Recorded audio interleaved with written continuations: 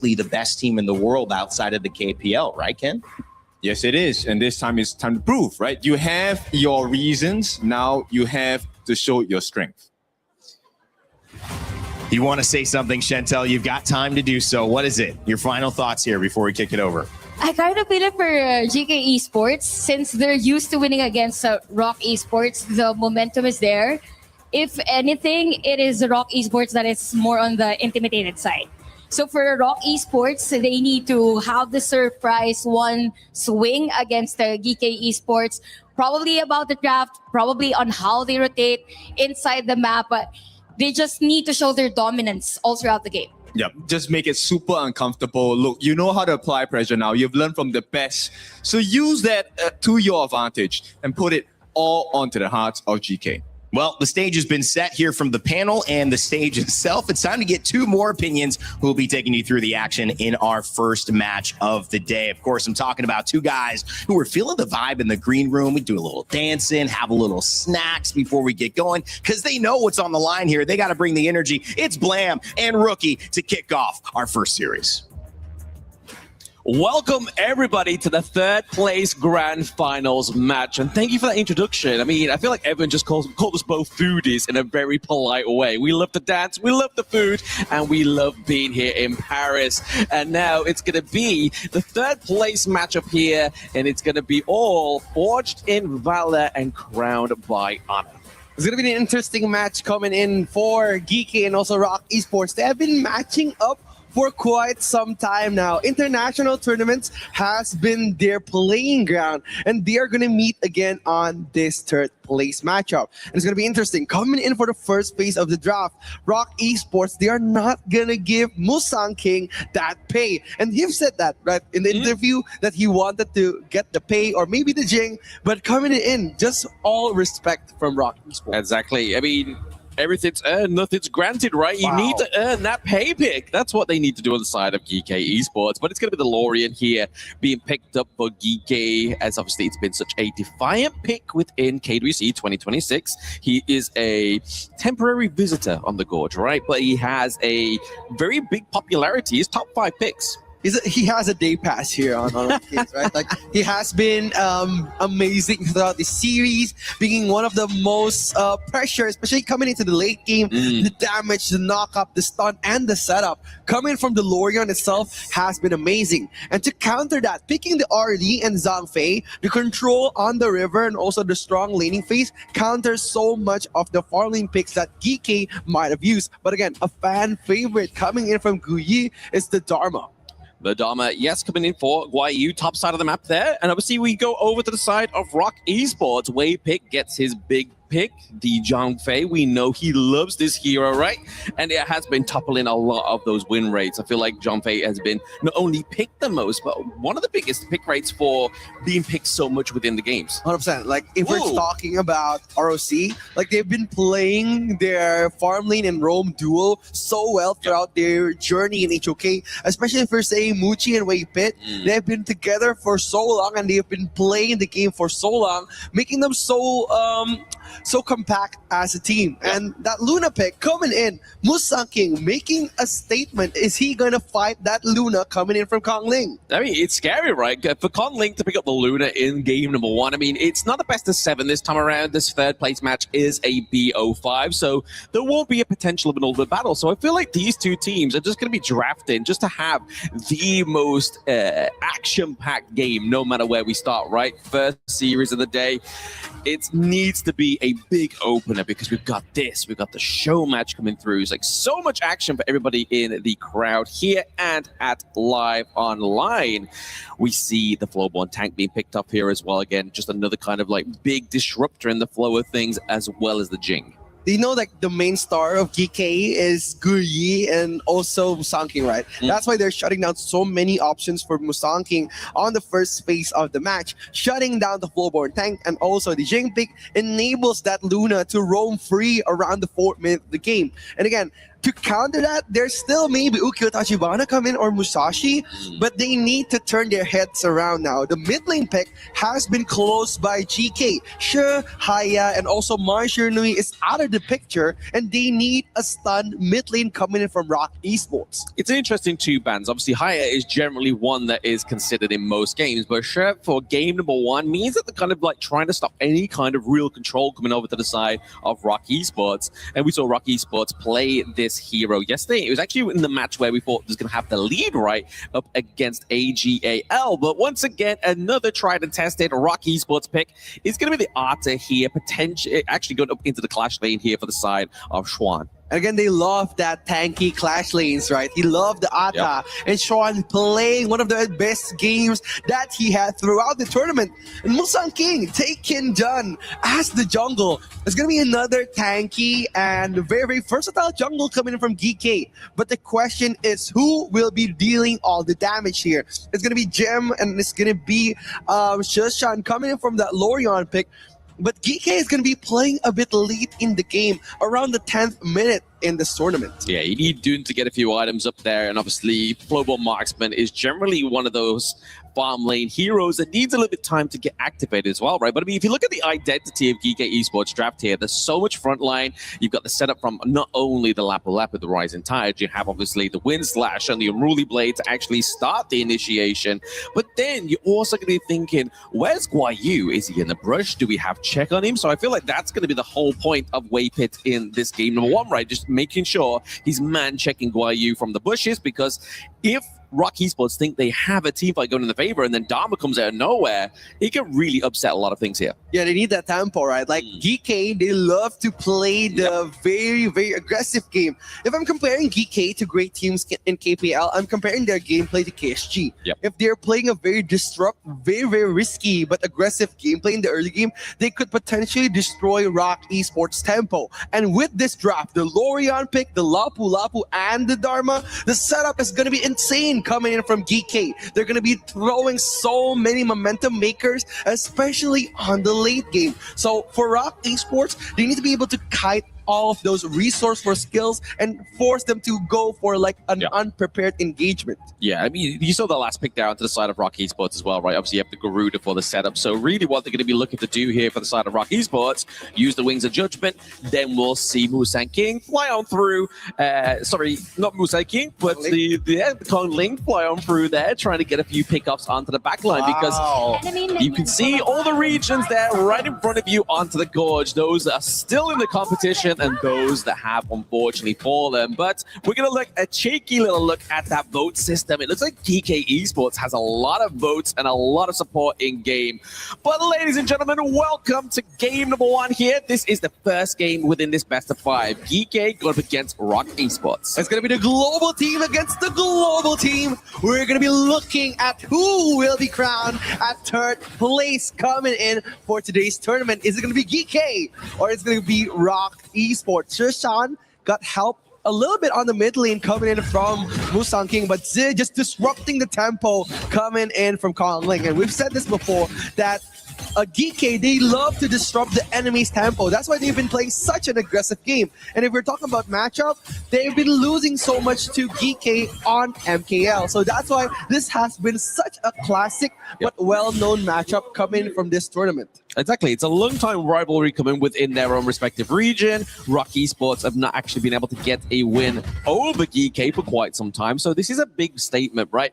Is the fact that Rock Esports, this squad, or at least lineup, got the third place last year at KWC. But what's more important is the fact that they yet to win a match against GK. So there's a lot riding on the line. There's club membership points for GK. There is pride for the side of Rock. It's going to be very interesting, especially this Luna pick. We're going to see how Kong Ling would disrupt the tempo of GK Esports, because now, if you're talking about Luna, it's a bit mid to late game hero. She needs the item. She needs those magic penetration and magic lifesteal, because it's very vulnerable for an assassin jungle in this patch. Yeah, she's just very agile, right? Like, she's just there to get into the back line. You're not really going to be hoping to meet Dun into the team fight. You're not going to be able to shred that down unless we see the Conlings able to get sort of a very stable and very like solidified gold lead in his favor. But speaking of which, gold lead right now is over to the favor of GK Esports just briefly as they are looking to maintain their farm, maintain an early game lead. It's all about control, like coming in from GK, especially like if we're talking about the first few minutes. Yep. They've managed to gain control over the farm lane, getting the Firehawk, gaining those bonus gold points. That's why they were able to secure quite a lead in the first few minutes of the game. But if we're talking about GK and Rock Esports, they're both a very disciplined team. That's why we have seen so many counteract team fights coming in from Rock Esports. They don't want to be bullied coming in from the first 4 minutes of the game. Absolutely. You can see Moochie there. He knows there's a lot of dive potential onto him, so he builds, obviously, the physical defense boots as well, rather than just going for attack speed, trying to be that carry or into the early game. He knows he needs to survive, because if we see Moochie fall, that's a huge chunk of damage potential for Rock Esports falling down. What's interesting is that Kongling was brave enough to just dive into Musang King's jungle, eating up so much of his resources. Now, Musang King just getting only the Azure Golem for his own gold lead. But Weepit coming in for that setup. Coming in for the setup, the Wings of Judgment has been placed the Wind Slash as well, just to keep that minion wave being cut down. We do see the Ghost Ship once again, just trying to split apart the whole team of GK, but this is the point of having the Unruly Blade. You can traverse that Ghost Ship. It was almost perfect, right? Like the setup was almost perfect. If Kongling were appearing into the clash lane, it would be trouble coming from GK Esports. But again, they don't want to risk it on this first phase of the game. Waiting for the first phase Tyrant coming in for the big objectives. Yeah. But right now, they're just going to try to fast clear the mid lane, open up a Vision Wave coming in for Rock Esports. I think it's just Rock Esports, Kongling, just knowing that he knows the limitations. We know Kongling didn't have the Azure Golem, so he's not going to have the maximum impact as possible there with the Luna. Wendy just put in some shed there. Also, the Unbridled Outburst is trying to zone out that one, but it's still going to be GK picking it up. And now Kongling finds himself in a hard situation. He has very low health bars, but onto the side of GK, they're running down the health bars of Rock Esports thanks to Gem. But now it's going to be the Parasol keeping Moochie safe. It's crazy, right? Like Gem, he knows that his power scales very, very late into the game, but he likes to force those risky early game team fights. That's why we are seeing Guyi now. Very risky indeed. Getting hit by the Wind Slash with the Unruly Blade. He's looking to commit. He uses it as a sling to get the kill onto Guayu. A beautiful play by Kongling. Insane, right? Like insane, absolutely insane. Musang King was vulnerable enough just to become the bridgeway onto Guyi, and Guyi getting picked off such at an early phase. This brings so much trouble coming from Rock Esports. Absolutely. We see a levitation here onto Rock Esports, just driving them away, making sure they cannot be too safe within their T1, just reminding them how aggressive GK Esports can be. But I feel like Kongling should change his in-game name to Tom Holland. And why is that? Because he swung like that, you know? Like, that's a massive swing, man.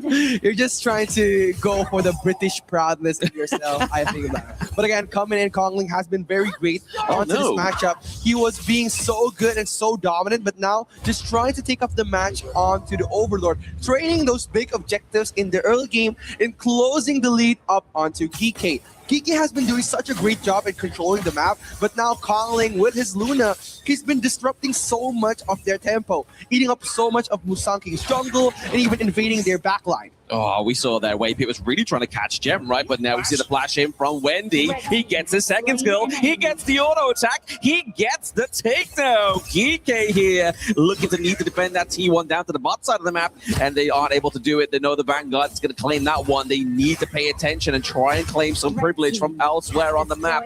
They're looking to just clean out their own midway, but now clearing shop is what it's all about. The theme here is looking to be the aggressor into the enemy jungle, using the Wings of Judgment here, keeping the pressure onto the side of GK. Now we see Kongling fly in. He gets hit by the Wind Slash, but it's going to be the Unruly Blade onto the back line. They are trying to jump down Musang King. They get the kill, but it means that Guayu has the passage here, and he gets the takedown onto Wendy. Oh, but look at Trishan, doesn't have to finish his game early. Tran getting trapped in the mid lane, but in the mid lane, they're punishing Rock Esports, just trying to defy their entry onto the jungle. The revenge is coming, Blam. The turnaround, right? Obviously now we see GK encroach onto the jungle of Rock Esports. They claim some more. Moochie gets taken down. Dude, they're like vengeful spirits. Like they know that they want to take revenge on that Azure Golem steal coming in on this match.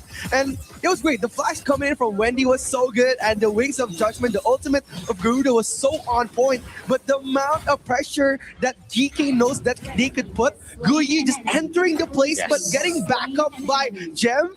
It was such a good entryway coming in from GK and punishing Sren, closing his exit way, and getting the Crimson Golem back from Rock Esports. It's all just a perfect fight comeback from GK Esports. Yeah, I don't know what's worse, being levitated in the air and being pounded by fists, or just generally being pounded by fists there that we saw from Guayu. Like, he had the beautiful use of that flash. He was able to, like you said, get the pickup onto Wendy, and that was a big denominator within that team fight. And GK, being the vengeful spirits, like you mentioned there, was able to obviously help themselves to the enemy jungle. It's really slowed down that rotation, top side of the map there as well. But Jer is just going to be there to soak a lot of that damage. We do see a formulation around the side of Rock Esports. Musan King is looking for a denial of excess out of this one, but into the backline once again. Schwan takes a levitating flight lesson, and now it's going to be the takedown of Muchi with on the run. It's Waypit and Schwan. Wow, the targeting of GK has been so good. They closed out the entry coming from Shren and also Muchi trying to poke some damage, and Guyi got that Truth Mantra, the ultimate of Dharma, at the perfect moment, denying his exit out of the team fight again. Rock Esports, even though they're trying to get out from their comfort zone, being aggressive on the first phase of the game, they haven't been doing well at answering the revenge aggressivity coming in from GK. Yeah, I mean, it's taking GK quite a bit of time there to actually get the takedown of their structural field in the mid lane, but it's a big opener once again for the side of Rock Esports, because now GK's already found themselves inviting themselves into the enemy jungle. Now that they have that, they're trying to test the Azure Golem. The Azure Golem goes over to the side of Musan King, so Conling is not going to have a great time without that blue. It's all about the micro movements coming in on HOK, right? Like, we're doing so much on every team fight, but what matters is those micro movements. And what Musan King did really well is he timed his Wind Slash, his first skill, onto that Azure Golem and smite it at the perfect time, making Kong Ling doesn't have his ulti and smite on point. That's why the Azure Golem going into the dun is going to be very important later in the mid game, because Kong Ling is going to be using so much mana, trying to dash in, dash out on those big risky team fights, and without the blue buff, he's going to extort so much mana. Yeah, I don't think those physical defense boosts are really paying much means onto the side of Muchi, but we do see Schwan into the backline there. He's able to claim onto the wall, but it's going to be the levitation taken once again. Another aviating lesson onto the side of Rock Esports. It's just Gem putting the pressure onto the backline. Like, they really can't do much here. It's just GK forcing them into a defensive position. Yeah, it's all about the trade for GK Esports. They have been doing so well, especially getting so advantages, like on every team fight, getting the Crimson Golem and the Oh, Guan Yu with a double catch. It's not going to be turned around by the rising tide, but all tides levitates these ships onto the side of GK Esports. They are really putting pressure onto Rock Esports this time around. Yeah, it's all about the GK special here, especially Guyi getting so much out of that Truth Mantra flash coming in on a team fight, and it's very difficult for Rock Esports to deny that entry while they don't have a very big stun CC hero. Like, for example, they have that Zhangfei and Shren with the mini knockup, but it wasn't enough to stop Guyi for entering those team fights. That's why GK has been excelling at initiating the team fights onto Rock Esports. And on the other side, Rock Esports, Kong Ling have been denied entry on his Azure Golem twice now. So it's going to be very painful for his mana resources. Well, it's one way to shut down the Luna, right? Like, if you're able to just completely contest that Azure Golem, she becomes basically a minion at that point. Like, you can't dash around as much as you want, right? A minion? A minion, yeah, exactly. I mean, you might be a cannon minion at best, right? Like, maybe an enhanced cannon minion for a little bit of damage, but you're not going to have the pizzazz that you need. Yeah, it's going to be very difficult, especially coming in from Kong Ling in the 12th minute of the game, whereas the objectives are going to be very important. But look at Guyi trying to open up a setup here. The Flash is ready, trying to find a pathway onto the team fight. Rock Esports looking for an entry. Kong Ling trying to get ways to come in. Okay, getting pinned against the wall there, but what's one way to take a piece down is make sure his feet are off the floor. That's EK with the levitation once again for Wave Pit, and now Schwan falls down. Kong Ling, he's dashing across the gorge, but that's not going to stop Musan King picking up a double kill before he falls. But the problem is they lose 2 for 2, but EK gained so much more with those vanguards. It was so good, right? The outburst for Wave Pit at the perfect time onto the red buff, and also Kong Ling just finishing almost every kill that he initiated. Like Shren did a very good job at tanking so much damage, but they just melted him, especially Gem, have been getting so much out of those gold gaps from that farm lane farming phase on the early game. Gem was so good. He had his gold spike, he had his power spike, punishing Swan every time he's offside, and making him 0-3-1 is an amazing feat by himself. Oh, absolutely. Schwan is not having a great time on this Arthur, right? Like, we know that Arthur's going to be the kind of one of the main engagers. If it's not going to be Wave Pit landing the Unbridled Outburst, you're really hoping that Schwan is going to be able to open up some kind of access onto the backline. But when you do that, when you look at Rock Esports comp and you do that, you open up your own backline. And we've seen time and time again already from GK, as they're obviously 9 kills ahead of the side of Rock Esports. Oh, so it's going to be Kong Ling trying to get a sneaky backline push coming in from the bottom lane, but it was good enough just to pressure Gem coming into his lane. But right now, Gige's focus is to lure and to bait out Wave Pit's outburst, coming in for those big risky team fights. It's starting to be here. You're just looking to just get the poke and prod here, but it's Musan King that's taking a lot of those wings of judgment, and clearly he's a guy that can take a bit of judgment there. He's not going to be worried about his health bar anytime soon. What's worrying here for the side of Rock Esports is that T2 takedown into the mid lane. This is more of a problem for Rock than it is for GK. It's going to be hard, right, to focus with that cute panda on the screen here, especially with the very, very handsome cameraman just holding that cute panda. But coming in for this team fight, Rock Esports, they need to get ahead on the setup, because Zhe and also Sishan is going to be very dangerous when they get the crucial catch onto Shren. Speaking of crucial catches, Wendy takes, Sishan takes a lot of damage, but it's going to be obviously just a dive and separation of that team fight once again. They know how impactful Schwan can be in this one. He catches 2 with the Unbridled Outburst. Wave Pit is on the run. He lives to see another day. It's so hard, right? Like on almost every team fight, like we could target Shishan, we could try to take down Musan King, but to reach Gem, it's going to be another feat on itself. Absolutely. Like, for example, Kong Ling, he needs to use all of his skills just to try to kill the farm laner of GK Esports. And they haven't been doing that, right? Like, it's very hard to reach the backline of GK. That's why Gem has been performing really good, especially at pressuring Shren and also pressuring Wendy onto those big risky team fights. Shren being the respectful gentleman that he is, buying a physical defense item just to make him safe onto those long range. Exactly. Like they've really been struggling here to actually get the lockdown of Gem, but Gem has been phenomenal with those arrow storms as well. If they get the tag here with the Rising Tide just to keep him away from that minion, it's not going to be enough time to get that T3. However, Gem's still going to think, you know what? Let's get the enhanced basic attacks. Let's get the takedown. Now we look to move that focus to the mid lane. T3 once again being run down here. Rock Esports looking for a kind of Hail Mary play, just trying to clutch onto their pearls, and there's your golems. 100%, right? Like, we've seen control, we've seen dominance, but GK, they're just stating a statement right now. They're gonna push ROC to the back of their base now. And look at the setup, the 4-man gang on the mid lane.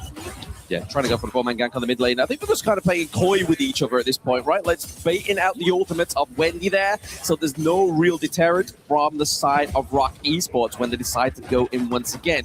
Why are you just stalking around there, just trying to get that vision up for themselves at that blue buff, stop and cut the minion wave down to the bot side? It's all about the macro play, right? Like playing the long lanes, playing the far off lanes, making the enemy as uncomfortable as possible. And now with Kuyi playing it on the opposite side of the Overlord, DK, they have bigger space, and Shren, he needs to fight. He needs to fight, but he uses the ghost ship there. You can't catch a Guayu. He has quite a few dashes. He still has his flash available as well, but he doesn't really want to be exhausted in that one because it leads up to such a crucial combo within these team fights. We do see the minion wave catching down top side there to stop that T3 takedown for the side of GK Esports. It's all just playing the waiting game. You're coming in for Gem. There is a big waiting game. It's a lobby at the hotel. Gem is going to be checking out first. He gets taken down by Conling, but on the back line, it's going to be Guayu. He manages to run Wendy down so much, he has to go back to base. Conling once again, sling it across the gorge.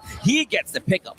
Dancing around the gourds, Kong Ling. What an amazing play coming in from the jungle of Rock Esports. Now Musang King just trying to gather up courage, trying to contest that Overlord Trishan coming in for the Starry Night. Oh, they're trying. The Sage's Sanctuary is not going to come down long enough, so he cannot hit that smite. It's going to be the Overlord once again. Go to the side of GK, the first Shadow Overlord taken in this competition so far between these two teams. It's so risky, right? Like Kong Ling, he tried to get the solo Overlord, but he didn't check the map at all. He didn't even check the bush on the river. Yeah. It's very crucial, especially if you're coming to fight a team that's big as GK. GK has been doing amazing on those big team fights, and Susan playing the Lorion, getting those risky burst damage and knockup was so good coming for GK. That's why Rock Esports, they haven't been able to answer those risky fights. And Wendy coming in for that Garuda pick, he could only do so much damage until GK decided that they wanted to engage in a full-on commitment onto the fight for Rock Esports. Exactly. I mean, you were looking at Shishan, and I was looking at Shishan as well, right? Because we were talking about Gem literally moments ago. Being hard to get picked off there, but obviously he did fall for the second time, finally on the side of GK. But if you look at Shishan, KDA 307, there's moments of time where we almost got slung onto by Conling, but he's been playing this Lorian so well. Yeah, it's going to be scary. It's all about the orbs here, especially when he utilizes the Dark Knight Falls and also the Starry Night. It's going to be very interesting looking at this final push. Yep, they're pushing. They get the final T3 here from the side of Rock Esports. Busan King's just doing what he needs to do. He's looking for this one, but now they're just trying to get the backline access once again. Schwab, but that leaves open the side of Rock. A double win slash gets knocked up there. Bullet in for the Stampede, but it's going to be Zhe putting the pressure on as the Crystal falls in game number 1. GK 1 point up. It's a clash of the global team, Rock Esports and GK Esports. GK asserting their dominance once again, predicting a predictable fight onto the first game. An amazing setup coming in from the Malaysian team. Absolutely beautiful there. I mean, it's definitely not so dominant that it got to the point where we thought it was just going to be a quick, clean match here for GK. Rock Esports were trying to do what they could best, right? Obviously, there's many times within this match where Conling definitely lost that Azure goal, and which completely mitigates any kind of impact that he can have onto this Luna. But you saw towards the end, when he's able to get it, the impact is maximum. It was so good, right? Like the dashes coming from Kong Ling, just trying to pick off whatever he can, trying to get Gem, trying to pick off Guyi, but it was so hard, so difficult just to reach the backline of GK. Like all the setup coming in, and also my partner playing in with the cameraman on my side. It was so good looking at GK Esports. And Rock, they haven't been able to turn the tides around. Absolute domination on the late game coming in from GK. It's clear that it's been so long I've been at school that I can't even remember a pitter-pat, right? So, but no, the pitter-pat definitely took place within this one, but we're going to get a bit of breakdown from Coach Kin and Coach Chantel. I love it. I'm ready to listen to the coach here. Rock Esports found themselves between not a rock and a hard place, but a rock and GK Esports, which yet again finds the win over them. This has been 5 times in a row. Would you call this 6, Ken, or is this still not 6 because it's not a series? It's just one game, Okay, right? it's only okay, got it. It's the series that they've won 5 times in a row. Yes. That's still really impressive, though. But can you see why? I mean, what did you notice after that first game? Obviously, GK out in front and kind of kept that lead. I think it's more the draft. I mean, there's a huge difference on how things will go for both other teams. For GK Esports, there's a lot of different angles for them to set up a play. They're heavily relying on the AOEs. I think in one point of the game, even Rookie mentioned that it was kind of hard for Rock Esports to kind of even target Gem because of the natural structure of their hero composition. So if we look at it that way, you have heroes that could be up front. You have the Dun, you have the Dharma as well. So if you want to go and target Gem, it's really hard because the only option that you will have in terms of the damage would be the Garuda. But at some point, the Garuda's damage wasn't felt all throughout the game because you have the Belligerents right up front to soak in all the damage. So the lineup of Rock Esports kind of deteriorated in a way because there's no really much space for the Arlie to do those free hits. So we'll talk about the pain points for this and the strengths of the heroes, right? Yeah. If you pick a Dun on the side of GK Esports, the whole point is that you need to be tanky. All right, if you take a look at the damage that this guy took, he took up close to 200,000 worth of hero damage offered by the side of Rock Esports. And here's the other thing. Gem was completely free this game, right? So he actually was given space thanks to both his jungler and his clash laner. So Guyu and Musang King did really well in providing the space. So basically, the lineup of GK Esports was more about layered engagement, lockdown, and AoE punish. While for the other side, it's more an isolate, dive, reset, and do the cleanup. So it means that if you have longer team fights, it is GK Esports that will win that. But at some points of the game, there were a lot of moments wherein Rock Esports was just swifting away or just disengaging. Yeah. But you have the Flowborn dealing all the damage. So the discrepancy in terms of how they want to macro manage the team fight was very different. Although for Musang King and the rest, there were moments on that blue side, on their blue side, or red side rather, red side that they were able to win that team fight. It's just that you have the Dharma to cover other areas. That's right. And, I think that Dharma, that Lapu Lapu, that Lorien, there's a lot of crowd control in there. And the answers that we saw at the very end, it was the Atta that came out. And in that Clash lane, I've seen it lose twice now on the hands of Rock Esports. Of course, first time was AGAL, which you can't blame anybody for losing to them. Nobody was able to do that. But when you look at Rock, did they have enough answers? I mean, in terms of their draft, did they have enough answers? Obviously, execution-wise, it wasn't enough, but was the idea right with the Garuda, with the Atta? I think it was a great idea. Once again, this is an execution error because one of the strengths that you need on the side of the Luna is for her to have her blue buff, right? The Zero Golem. And multiple times throughout the game, you saw that GK actually entered the jungle on the side of Rock Esports. Right. Took not just the Zero, but took the Crimson Golem as well. And they placed it into the correct hands, right? So Gem actually gets the red buff and we have Musang King taking the blue, both of them which benefit greatly from the benefits of the buff itself, leaving Kongling pretty much exposed because midway through the fight you realize that, hey, this guy doesn't have any mana anymore. He can't dash and be the menace that he needs to be. And now that we've mentioned about Kongling, I think there was a great play around 16 minutes where he was able to zone out Guyu and the rest. They were able to manage to win that team fight. Although there was an attempt to take an objective, which is Overlord. But at the same time, at that moment, majority of the skills of the players of Rock Esports weren't available anymore. So it's a lot easier for the Dharma to take that objective. So it's more on the balance of the resources that are available at hand during those moments that mattered for GK Esports. And one more thing, check the brush. Goodness me, yes. I was like, yo, he's in the brush. Take a look. But yeah, you know what? This is what pressure does to you, right? Yeah. Sometimes your foundations might go missing because you're so stressed, you're so focused on that singular target. We call that the tunnel vision. Yeah. Yes. So I think they need to really take a step back and realize that, hey, let's get the foundations right first. We can do the fancy stuff later. With the Garuda, I was also interested in, and I'll bring this up again for those looking at it, because when you see this last pick situation, you want to get something that has an edge. And that's the only benefit of going last, because you don't get to pick first, right? So that ended up being something that they kind of knew the matchup going into. It was almost expected. You even knew the Garuda was coming. So is there more that needs to happen to create some more doubt on the side of GK Esports with what to pick so that they don't get this huge advantage earlier on? Oh, definitely for Rock Esports, they need to somehow help Schwan because there was a point in our game that he was taken by 2 players prior an objective. So the strength of Rock Esports heavily relies whether Schwan is able to do a flank play or maybe just have that clear vision wherever the players of the other teams are. Yep, they need to help out their farm laner, right? Muchi needs a bit more help.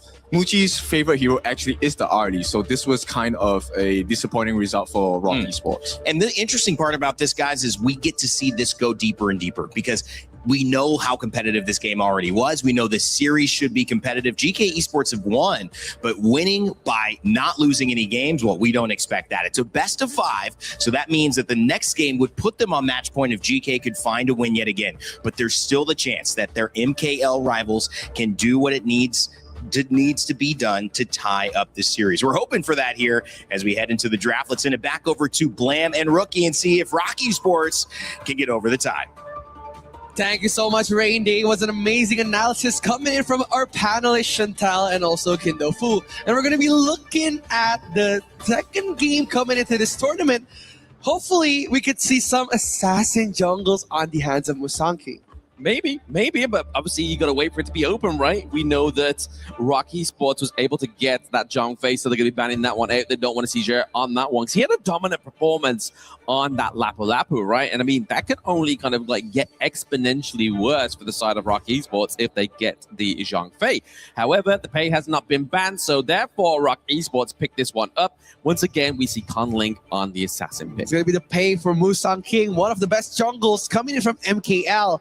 And we're going to see the matchup from GK. It's a possible pick coming in from GK if they want to play a bit of a pick-off. They could play the Princess Frost and Liang combo. Yep. Or maybe there's still Lapu Lapu, if I'm correct. No, Lapu Lapu was used by GK last match. Sorry. There's still the Guan Yi, of course, for Guyi. And also the Ao Yin, one of the natural counters for Pei, as he's very strong in single target damage. Yeah, absolutely. I mean, they were making a statement with this one, right? Obviously, Guan Yu's like, hey, I'm going to take the Guan Yu because then, if we really want to, we can just keep banning that off now because we've had the Zhang Fei. You're still banning the Zhang Fei here as well.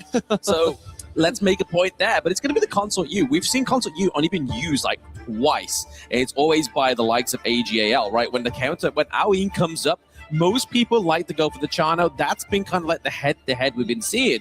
But Consort U also has a great counter action towards Ao Yin because of that second skill, right? Just eliminate any kind of physical damage. Obviously, you still get inflicted by magic and true damage, but it's going to mitigate that burst damage potential here from the side of GK Esports. That's really smart, right? Just closing in the natural counter for Ao Yin, getting the Nua pick for pressuring such a good high ground damage for GK. It's going to be very interesting because the counter for long has been picked, so the Nua is out of the question. So the question will be for Rock Esports, what mid laner will they use? Maybe a possible Xiao Qiao pick, but in terms of range, they don't have the Garuda. So maybe a Xiao Qiao or maybe something else we would like to see. Yeah, maybe anti-tap potential, maybe go for the Angela so it's not really going to be occupied by the likes of the Guan Yu. That could be a potential avenue there for them. But they're going to take the Dolia and the Deity off the board here for the side of GK Esports. So really, if they're looking at the tanks, they don't have anything they can kind of go to because they've used the Zhang Fei, Lian Po is onto the side of Rock Esports, and they've already used the Lapu Lapu. So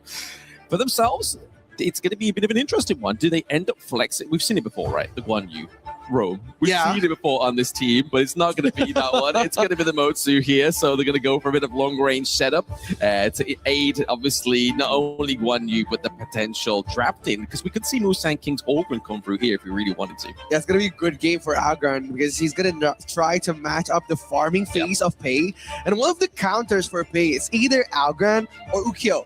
But again, in this draft, coming in for the first 2 picks from Rock Esports, I think Ukyo is going to be very difficult, especially when you have such a good stopper like Lian Po and also Consort Yu. And especially the last 2 picks coming in, the Xiang Yu and the Yuhon. It's very interesting. And as my future sightseeing partner said, Algren as the last pick coming in from GK is going to be an amazing addition coming in for this match. Absolutely, I saw that one coming. I knew it. I knew it, right? I knew that was going to be the potential here for the side of GK Esports. Musan King's one of his greatest picks. He was denied the pay once again. Igudo didn't quite match into this one because, again, they kind of need a little bit more of a front line here for the side of GK Esports since they don't have that tank support.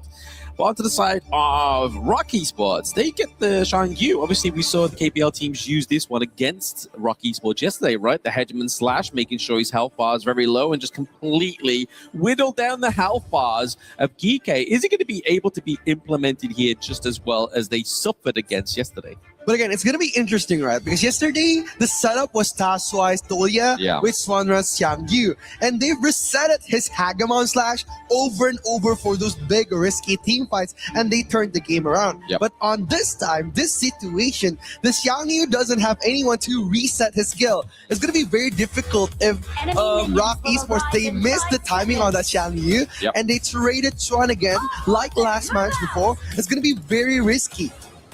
It is going to be very risky, but it is going to be Schwan piloting this one. So he may be able to find the right opportunity, make sure he doesn't need that reset. But what needs resetting here is the support for Rock Esports in-game. They're still behind GK as we enter game number 2. GK already 1 point up, already contesting the enemy jungle. It's going to be the clash of the Titans coming in from the MKL. Rock Esports against GK Esports. The fight for third place. Who will become the winner of this game? Exactly. The winner of that one in the bot side neutral objective is going to be Rock Esports. Able to get that one, but the Cannon Blast is going to still hurt Muchi here because, like I was saying about the protected wins, it's not going to protect you from Mutsu. Yeah, they just want to trigger it as much as they can, right? So Jim could possibly penetrate those strong laning on the early game, and it's going to be very dangerous if Muchi decided to go for more of like an aggressive approach coming into fight on Jim. And now look at the Guan Yu coming in from Guyi. Guyi's going to be probably controlling most of the laning phase, and Rock Esports, if they wanted to counter that Guan Yu, they need to pressure him since the first stage of the game. Exactly. Like Guan Yu's able to be a hero that can be up and down the gorge in a moment's notice and put that pressure on when you really need it, right? Down to the bot side, pressure has started to mount here for the side of Rock Esports.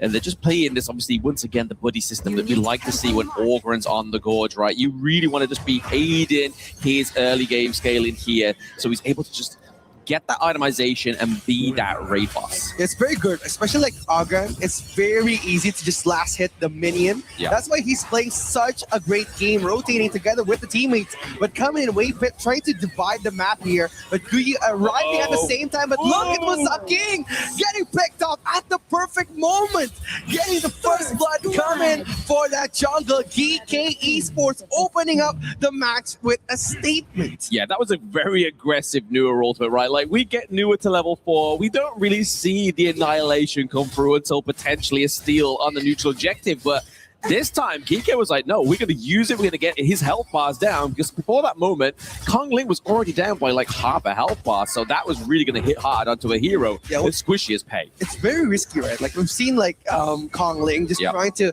get the last hit on the minion, and he wants to dip out after that. But Musang King just decided to close out the doors, encase him on those big risky team fights, and getting the first blood was such a good reward coming in. Yeah, I feel like his positioning was great, right? Obviously, he was situated around the wall and between the mid T1. We know that a path and passing can come through there like it did from Musang King. And then you saw that Azure as well as Shishan were already set up to actually just set that whole first blood up. It was perfectly done here by Geeke. Perfect is such a strong word, right? Like annihilation beam coming for Kong Ling, just dividing his defenses. And the first blood for the Algren pick is going to be very dangerous coming for the late game. But look at Musaki entering those big team fights. Sven trying to poke him back, but look at the slash coming in, wave hit, getting those stunts on the back line of GK, defending again the team fights. Rock Esports trying to bite back. we see that obviously Gem first bought the item Frost Guard's Embrace, right? So he's not going to go for the Eternity Blade. He's not going for that crit damage. He wants to be able to kind of slow down the enemy team, be a bit more of a bruiser farm lane potential in these team fights because he doesn't want to get run down by that Headman Slash, right? Like, he needs some kind of survivability, and that item's going to buy him that early survivability. Yeah, we talk about like the entryway coming from Strand. He just needs to find the perfect timing here. But look at Kong Ling trying to be poked back by that cannon blast. Musang King just asserting dominance on the Tyrant's Pit, trying to find and block all of the entryway coming in from that Pei. Wei Pit has the flash and has the Tremor Smash. He wants to contest this, but Zed's just waiting for the perfect moment. Guyi, he needs to enter, but look at Shrine just coming in, popping the ultimate, coming for the team fight. Musaki dancing around Guyi, trying to find the backline, but look at Wendy getting poked back. Musaki dancing around Kong Ling, getting picked off on one more. Muchi trying to assert help, but getting destroyed slowly by GK Esports. Beautiful setup there by Geek. It's like, yes, you can have the Tyrant, but we're going to take 4 of your members at the cost of neither of ours. That puts Musang King 3-0-1 within that KDA. Now the turrets have lost that turret blade. It's going to be easier, but look at this. You see Guan Yu just circulating. He's waiting for that moment, waiting for that CC immunity to come from Wei Pit as well. He's just putting the pressure on, driving away the heal in the tank away from Geek Esports, whilst Musang King is leading the charge. He was claiming kills, a double kill left, right, and center for Geek. Ryu was like, no, you can't join the team fight. No, I'm gonna push you back. Yeah. I'm gonna get you. Like, Wendy, you're not allowed to enter those big team fights. And when Kong Ling doesn't get the heal, doesn't get the support, he's left to struggle onto a very well-fed Musang King. That's why they've been punishing Kong Ling on those risky team fights. It's like game 1 all over again, forcing Kong Ling in an uncomfortable situation and then punishing him. Yeah, I mean, it's very hard to kind of make a comfortable situation for yourself when you currently leading, trailing behind by around about 2k gold globally. So you can imagine a lot of that gold's going up to Musang King, going over to Gem. Gem takes the T1 top side of the map, so really just, again, putting these pressures onto the side lane. So not only are they devastated in terms of these team fights, in terms of kills, the irreparable damage is being taken down in these side lanes. But the Shrine is trying to get the perfect setup for the mid lane defense, but they're not gonna let Shrine just drive around. Gem trying to poke on the side lanes here. DK, they're trying to mimic the gameplay of KSG on the last tournament, but now they're just trying to be more forceful, denying entry of Rock Esports onto their own jungle. Yeah, Shishan's just always in these brushes here, obviously, just centered around that T1 brush, just making sure that if they try and come out of there whilst they go for their enemy's Azure Golem, he can just push them back. He can put the creation blocks. He can basically put a stump in the road for them to overcome. And speaking of trying to overcome any kind of comeback here, Rock Esports lose their mid T1. Yeah, it's all about control here coming from DK. They're just very good at deciding where to pressure. And after they eat up the clash lane, they eat up the mid lane, and they're just going to continue to dominate all over the gorge here. Yeah, it's a domino effect, and it's definitely one way you really want to be the resilient domino if you are Rock Esports. You want to make sure that you aren't just being flicked down or following suit for the rest that are falling. But what isn't falling is that gold gap. That gold gap is increasing. Yeah, it's increasing, right? Because like the space for Kong Ling to get the farm has been enclosed so much, especially when he tries to play the macro game. Like Pei has 2 options when he's coming for the late game. It's either he joins those big team fights or he pushes the side lanes, pushing and pulling the enemy onto him. Exactly, just a big fight or a bit of a conflict here for that Crimson Golem. They're able to get the smite down side of GK. Shrine coming in, just wait for trying to fend off all the players. The German smash connecting Guyi. It's denied entry. Jam at the perfect point. Look at Shrine getting pushed back. He's in danger, but he's getting punished. But look at Jam driving away with the dragon. GK is denied entry. Oh, what you? He gets taken down. Obviously, the Aurora, the big CC there from Wendy. The Oak Bolt from Muchi was enough to run down Guayu. So, yes, they're able to get that T2 into the mid lane. But interestingly now, we're starting to see Rock Esports trying to fight back. It's crazy, right? Like, I haven't expected that Swan would survive that entire team fight. He was punished not only by Guyi, but also from Sishan and from Gem. And he did the Hagamon slash at the perfect moment here. If you look at the replay, Swan was trying to just pull them away. But look at Guyi. He punishes Swan, getting those immune. And the perfect heal coming in from Wendy saves him. Yeah, and even the Bastos as well from Gem. That was the thing that kept him alive as well, right? That was the only reason that wasn't a multiple kill and only a singular kill onto Guayu. But you have to look at the desperation itemization here from the side of Conling. Like, he knows he's not doing much damage. He knows he's not staying alive in these team fights. So the Purist guy here is going to be a means of just keeping just an extra little bit more damage here. Because if you look at Rock Esports comp, they are running kind of like a dual marksman comp, right? They're really hoping that Wendy can create the space, but also keep alive the tanks long enough for Kong Ling and Mooch to do the damage, but it just isn't quite happening here. They have to go for another kind of play, which is going to be the macro play style here we see from Kong Ling. Yeah, they're just going to try to pull away the GK players onto Kong Ling, but Kong Ling knows that he still have to teleport. It's going to be up until the 10th minute. That's why he's just basically trying to pull Guyi out of the image, and Rock Esports will gain enough breathing time to fight back. Breathing time? I mean, they need to buy any kind of time, right? I mean, yes, they didn't even get the T1 topside. This is the problem. Like, yes, we've gone for a bit of chip damage onto the structures, but at what cost? It was the T2 down to the bot side of the map. No one's going to be able to respond to this T2 being lost here. Rock Esports is like, right, we're just going to have to give it up.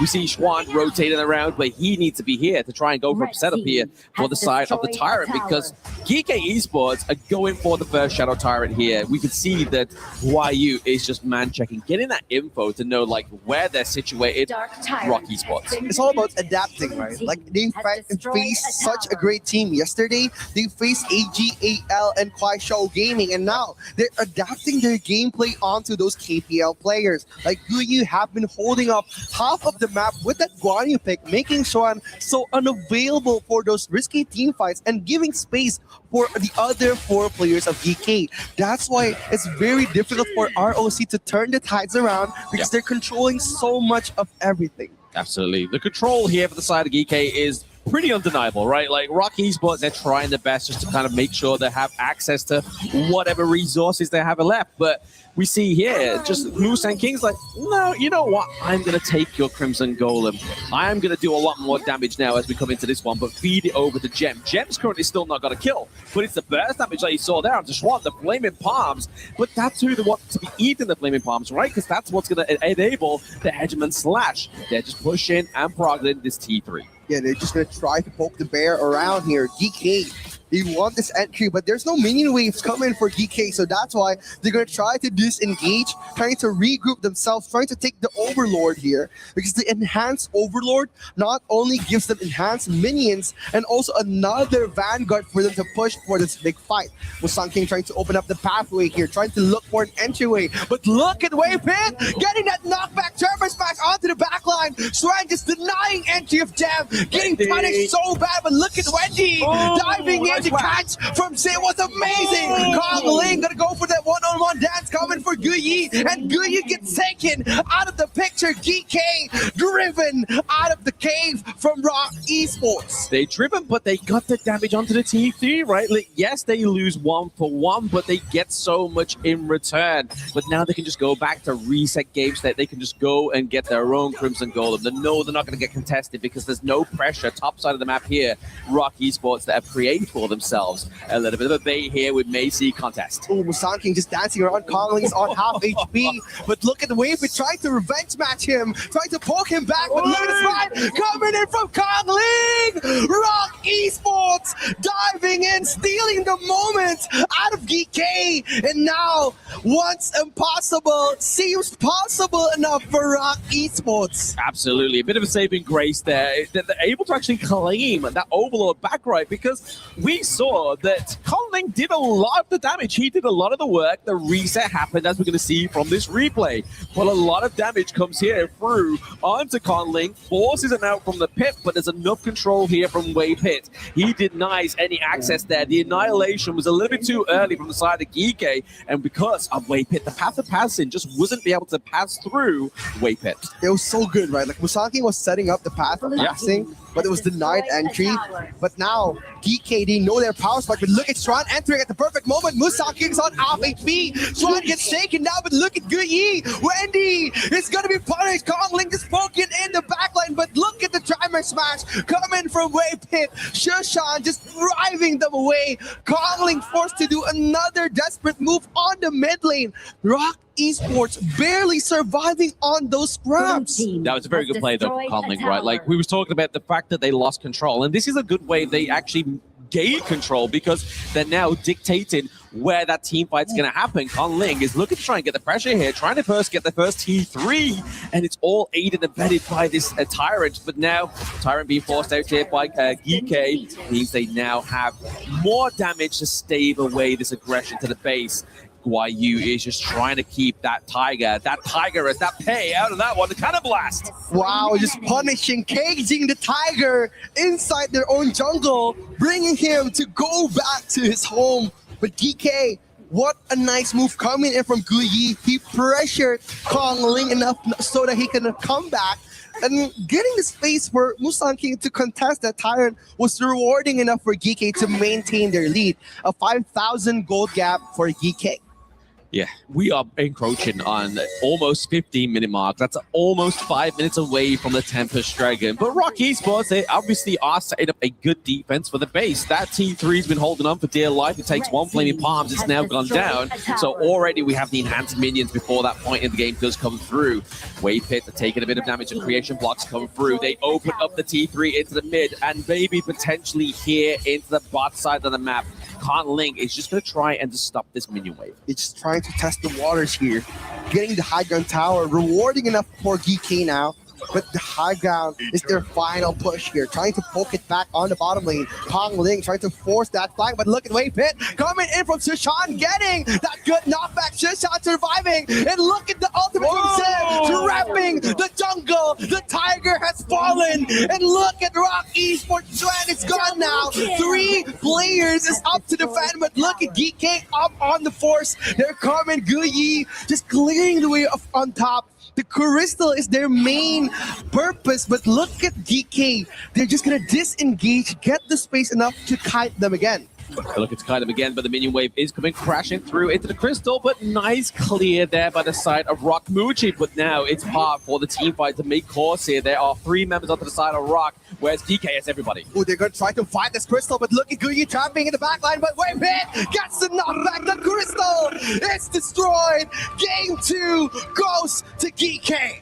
Geeky. But I have to give props over to Rock Esports. They're doing really good each game. They are looking to form themselves a bit of identity.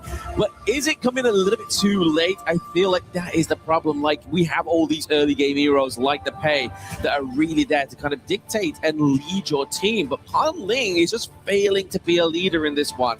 It's just not being as composed as it needs to be. It's very hard, right? Like playing the assassin jungle and not getting your farm in early game, and even losing the first blood onto Musang King disrupts the tempo of Nova or Rock Esports. That's why it has been very difficult for them to manage a comeback, because after gaining the advantage on the first phase, Musang King hasn't been leaving so much space for Kongling to invade the jungle or even take his own jungle. That's why Kongling has to farm, and he has to buy that Pure Sky out of respect. Exactly, out of respect, and it kind of almost a necessity, right? Because if he doesn't have that, he's just going to get run down a lot quicker in those team fights. But we're going to throw it back to Mr. Rain Day, Chantel, and Kin to give you the breakdown of game number 2. I love it. Holler, was that you? I saw that you were, LARPing as a DJ earlier on your story, but maybe you didn't bring that to the set. All right, GK Esports, do it again. Kongling being focused on as maybe not doing enough. Let's send it back to our panel. Rain Day here on the desk alongside Chantel and Ken. Chantel, GK, do it again. They're 1 game away from match point now. And I kind of feel like for GK Esports, they have this idea, they have this formula on how they really draft, because it's very evident on that game. They just need 3 points. You want someone up front, you need the range, and you need the AoE. Yeah. That has been the story from game number 1, also with game number 2. And I kind of feel like the sole hero, or like the silent hero rather, on that game was the Nuwa, because it was the hero that actually stops majority of the initiation of Rock Esports the entire game number 2. Yeah, for sure. And we will show you what we mean later. So, I mean, Shishan's performance was fantastic, but his aid in the form of the roam was also great. Zhe was doing a great job on the Mozi. And we'll take a look at the BP, right? And we can talk a little bit more about that because this draft by the side of GK was pretty fantastic. Yeah, definitely fantastic. And to add on the drafting, the Mozi pick for GK Esports was more like the safety pin. There were a lot of moments that the Rock Esports was able to penetrate the formation, but then again, you have the Mozi for the ultimate, then stops the entirety of whatever Rock Esports want to bring on that initiation. I love that hero. I mean, just the stun by itself is The so Peacekeeper. good. The Peacekeeper? Is that what it? Wow. Yeah, but wait, peace is the lack of battles, right? So, There it is. Yes, done. Let me stop you. Let me hold it down. You know, KWC continues to be a story of teams having the upper edge, and we keep trying to throw this storyline out, which is how does this team come back? But I'm not going to resist what's being shown to me anymore. I now want to talk about, and maybe you'll set something up else with the telestrator, but for now, why are GK just so good? So good, not in general today, but in this matchup against Rock. it's about the cornerstones, right? So Yeah. you want to have good foundations, and once you have those foundations, it's very hard to crumble a beautiful structure in that sense. Yes, we are in France, and the structures here are wonderful, Very as beautiful. well. Yes. So later on, when we really deep dive into the draft, I'm going to show you step by step how they formed this cornerstone in the first place. And We can the do it little now if you want. Okay, Let's jump in. shall we just I jump in? want to know. I want to know. Let's do it. Okay.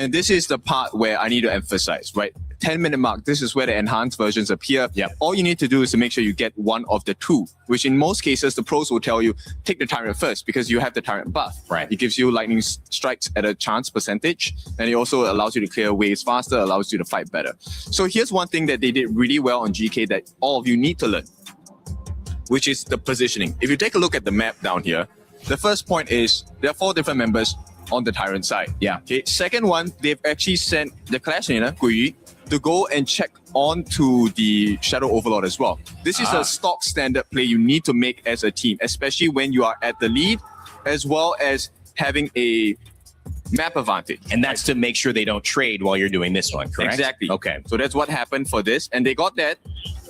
So now it's not all doom and gloom, of course, for the side of Rock Esports. Last one before we finish off. Now, Rock Esports, this is what you need to do to expose the weaknesses. This was the only time in the game that GK did not send someone to scout for the rest of the map. And what's the cost of that? You lose a Shadow Overlord. So this is one mistake from the side of GK Esports. Now, this means Rock Esports, there's still a chance. They are human. They make mistakes as well.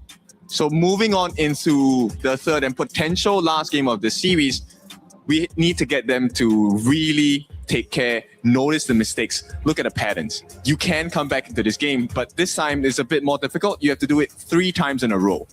I love it. I love the analysis as well. I also think your new subscription service should be a fitness program because you had Chantel doing a long armbar right now. Yeah. And Let me check my with her biceps and her form, they are going to be huge after this panel. Thank you guys so much for breaking that down as well. If you guys want to break down the action at home, well, you can join our creator program. That's a way for you to earn rewards while you do what you normally do, which is stream. Talk to your friends, talk to your family, talk to your community if you've already built one. And if you haven't, well, what a great way to start. You can scan this QR code, maybe kick your stream live. If you've been looking for a reason to go live and you don't know what to talk about or why, or, what's the point? Well, here is the point. You've got action, you've got commentary, you're learning things, and maybe you can even play along after you've downloaded Honor of Kings. I don't know, maybe you jump into the mobile stream. I love what mobile is doing as well. We'll come back in just a moment. Game 3, which Ken and Chantel had aptly mentioned, could be the end of this third place match. $80,000 on the line if GK can close it out. But in the meantime, make sure to check out the new Princess Frost skin, which is available thanks to EWC.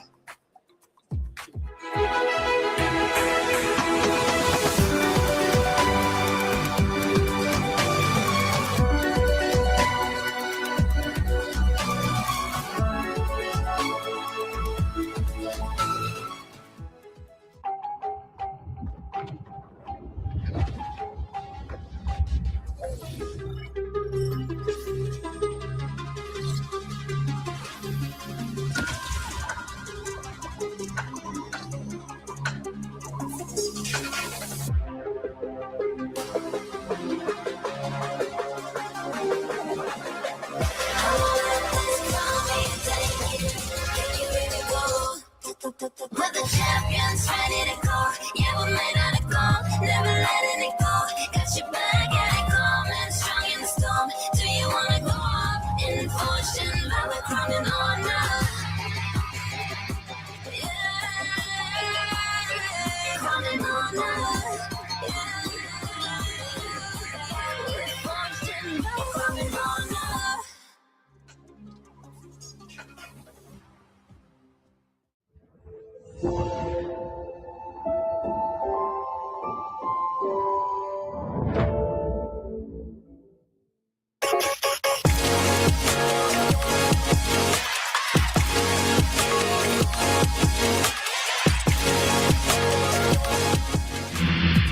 China is home to the best Honor of Kings players in the world. Pressure at its peak for AGAL. Everything comes down to their captain. I love you, family. He thinks he can come in here and play my game. He knows nothing but go! Tyler 1, you're done. Raw energy. House of pop and blow the house down.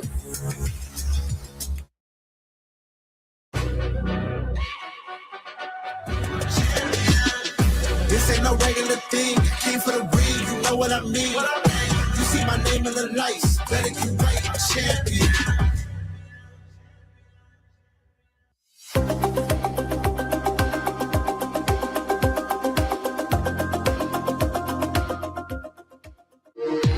We were there. For every click, every clutch, every respawn. We were there for the years of grind. And we're here.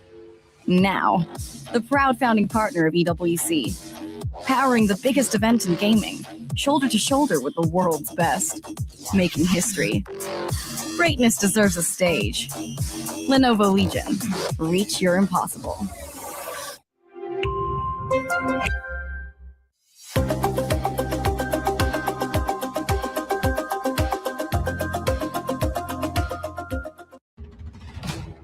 Welcome back to KWC as we enter into what could be our final game of this best of 5 series. Our third place matchup, the best in the world outside of the KPL. And if you've been watching over the last 5 days, that is a big statement because it was KSG and AGAL who sent both of these teams to this match without them even winning a game. Even though we offered them $10,000 to win a game against the KPL team and $100K to win a series. Couldn't be done. So now the statement that needs to be made is we are the best outside of that. But more importantly, Rock Esports trying to overcome a 4, 5, and could be potential 6 series losing streak in a row against GK Esports.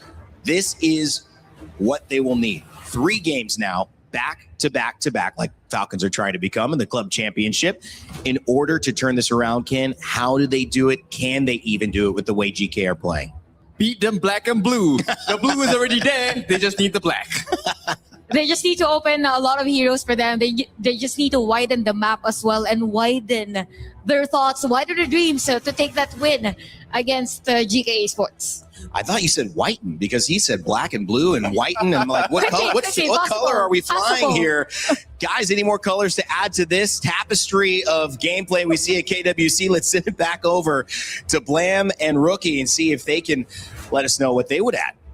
Dude, Hey, I don't see color, I just see impact. So all we need to see is the impactful fists of Rock Esports to get a victory from the side of GK. But looking at the drafts that we've seen so far, I don't feel like there's been, other than game one to me looked more of a steady draft than game two. Game two really needed to be a clear, decisive leadership from Rock Esports is Kong Ling, but we didn't get that.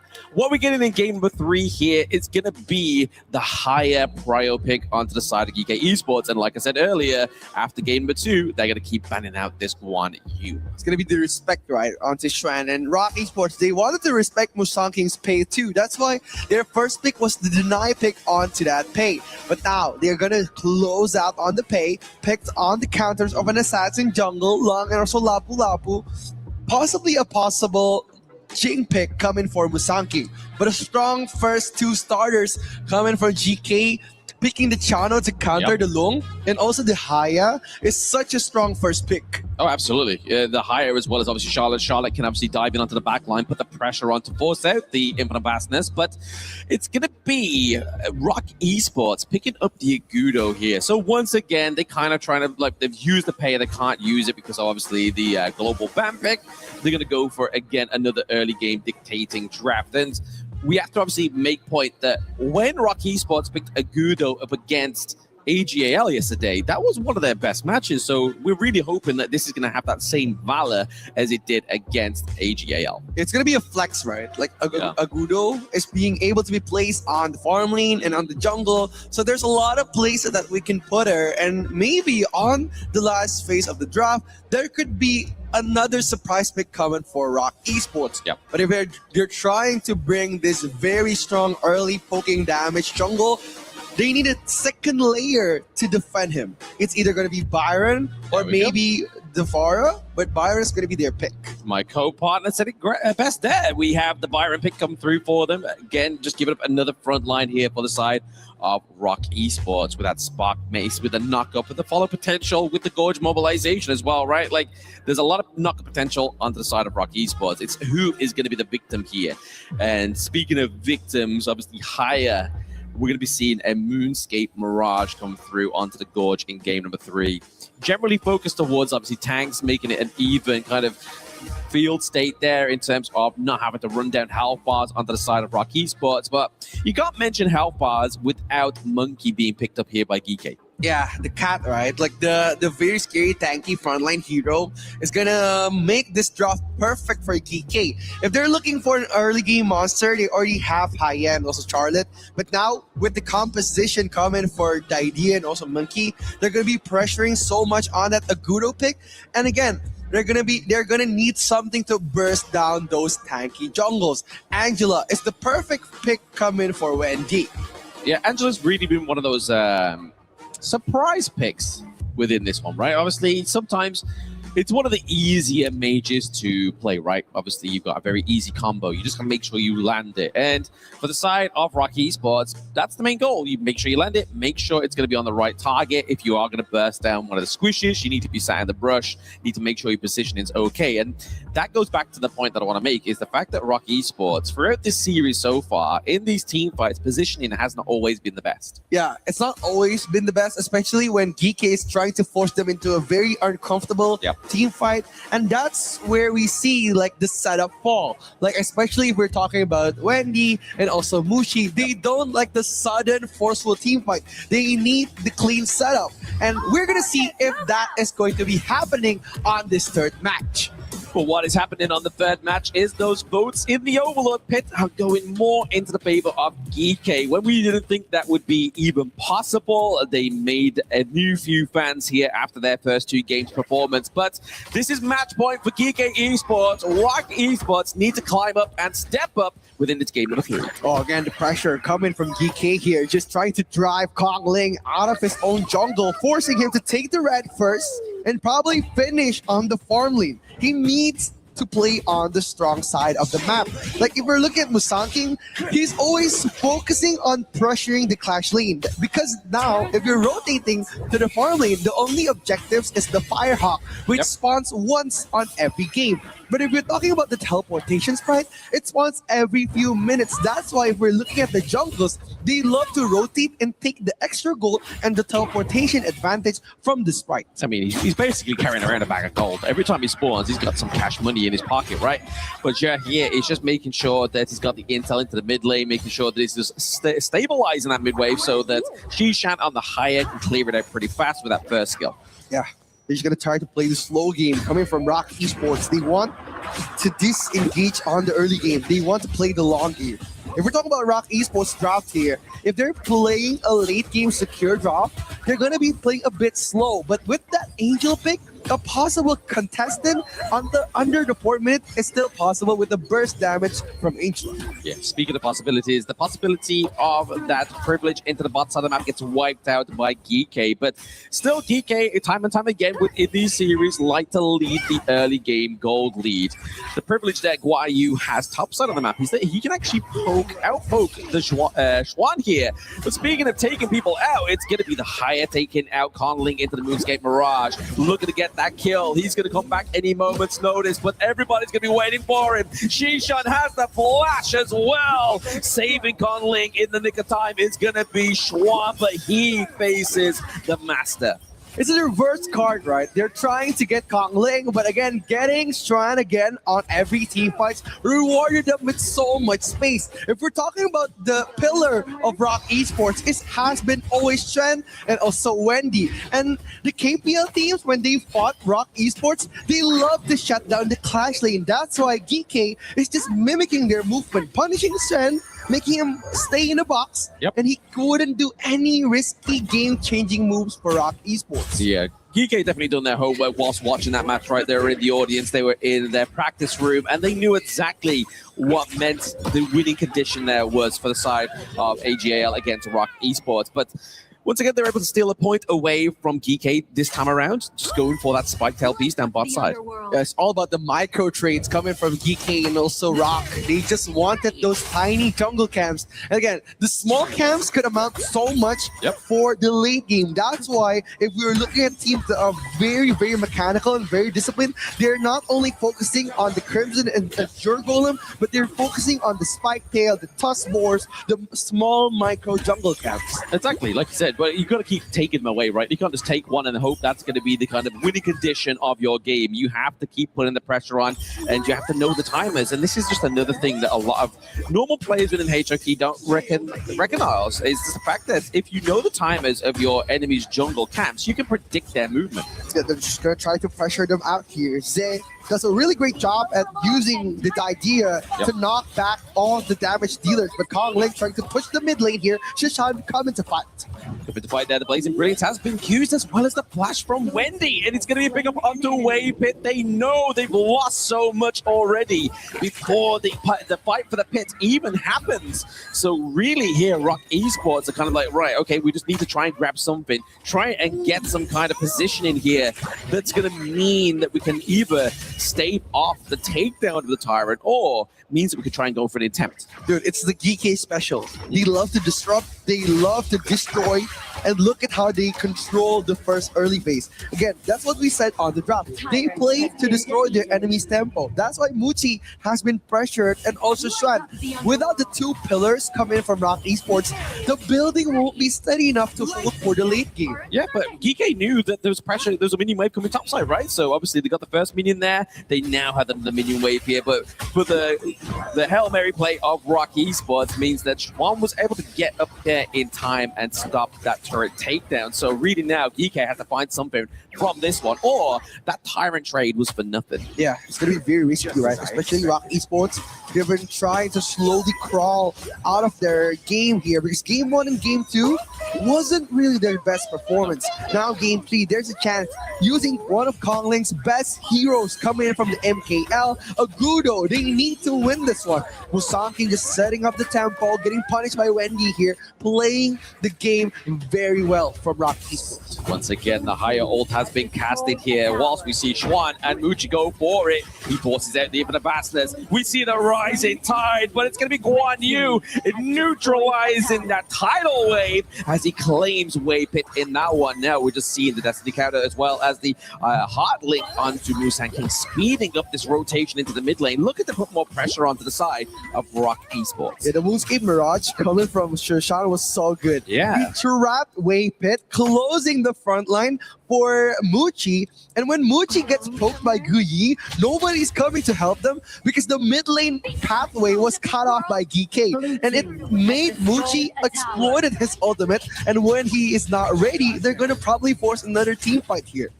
They are. I mean, right now, obviously, they lost T1 down bot side, so that's going to make it a little bit more accessible to get that Azure Golem onto the side of GK. But they're looking to play the top side of the map, right? Like, they put the pressure on there first. T1 fell for Rock Esports top side. We see just the relentlessness from Guayu to get even more here, but Wendy has to be absent from that mid lane. But they're able to wave clear it here onto the side of Rock Esports. I think like Rock Esports, they've been improving so much throughout the tournament, whereas like Wendy has been playing for so good for Rock Esports for so long, but now it's not only Wendy. That's why they've been coming for so far on this tournament, but now they need to step up.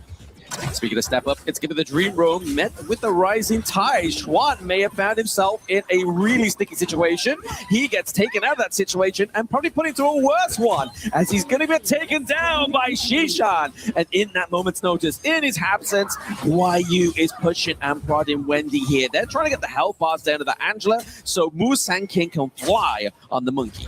It's very hard. They're sinking slowly. Rock Esports, they need something to come back with Gem. Trying to be set up here. Muchi getting the Howling power. Yeah, the Howling has been procced. They have their target in sight. It's going to be Gem get taken down here. But it's all going to be traded for Geeke getting that overload, getting that pressure into the top side of the map.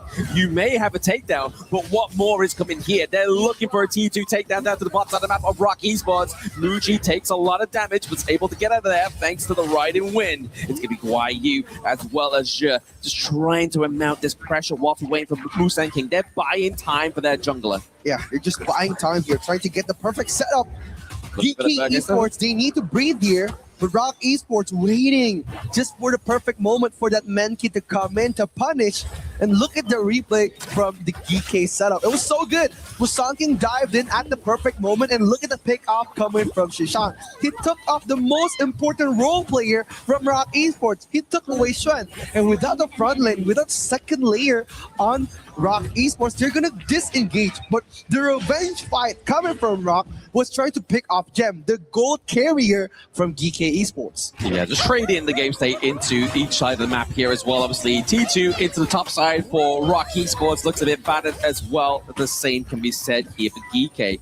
I feel like in this match right now, we are seeing a bit of an even game state in terms of structure. But once again, GK is showing where they are more dominant. It's in the farm. But here, we may see a bit of an overcommitment here from Jet as well as Moose and King. They're taking too much damage from Wendy.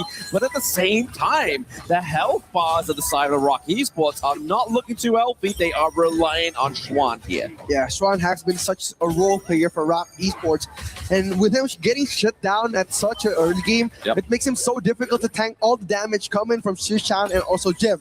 And I'm pretty sure right now, Shishan is going to be very painful against Xuan without any magic defense coming for his defensive stats. Ooh.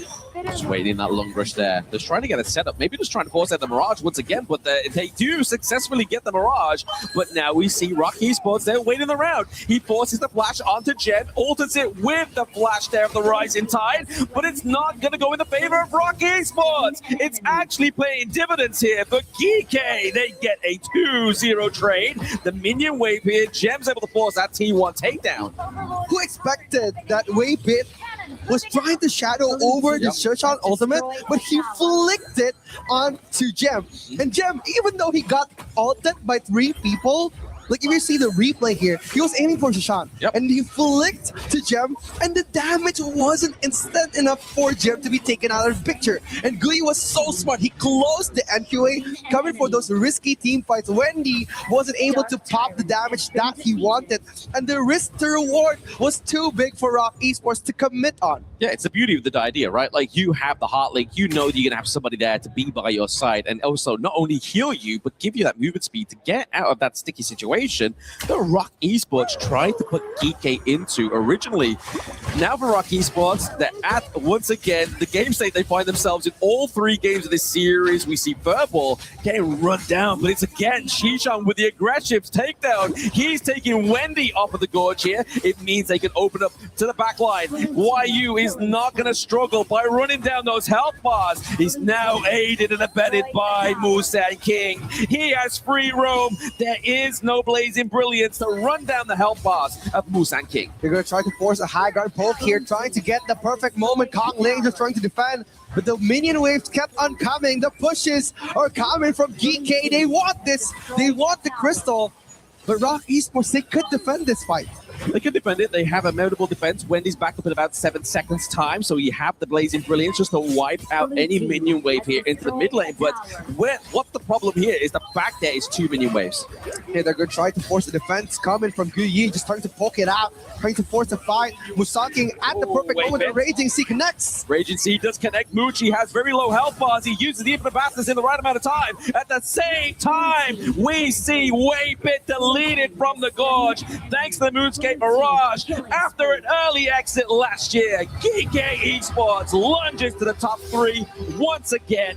The MKL representatives not only claims honor, valor, but also club membership points. Everyone join us in congratulations, GK at the 3rd place at KWC 2026. GK Esports, the dominating performance against Rock was their true purpose.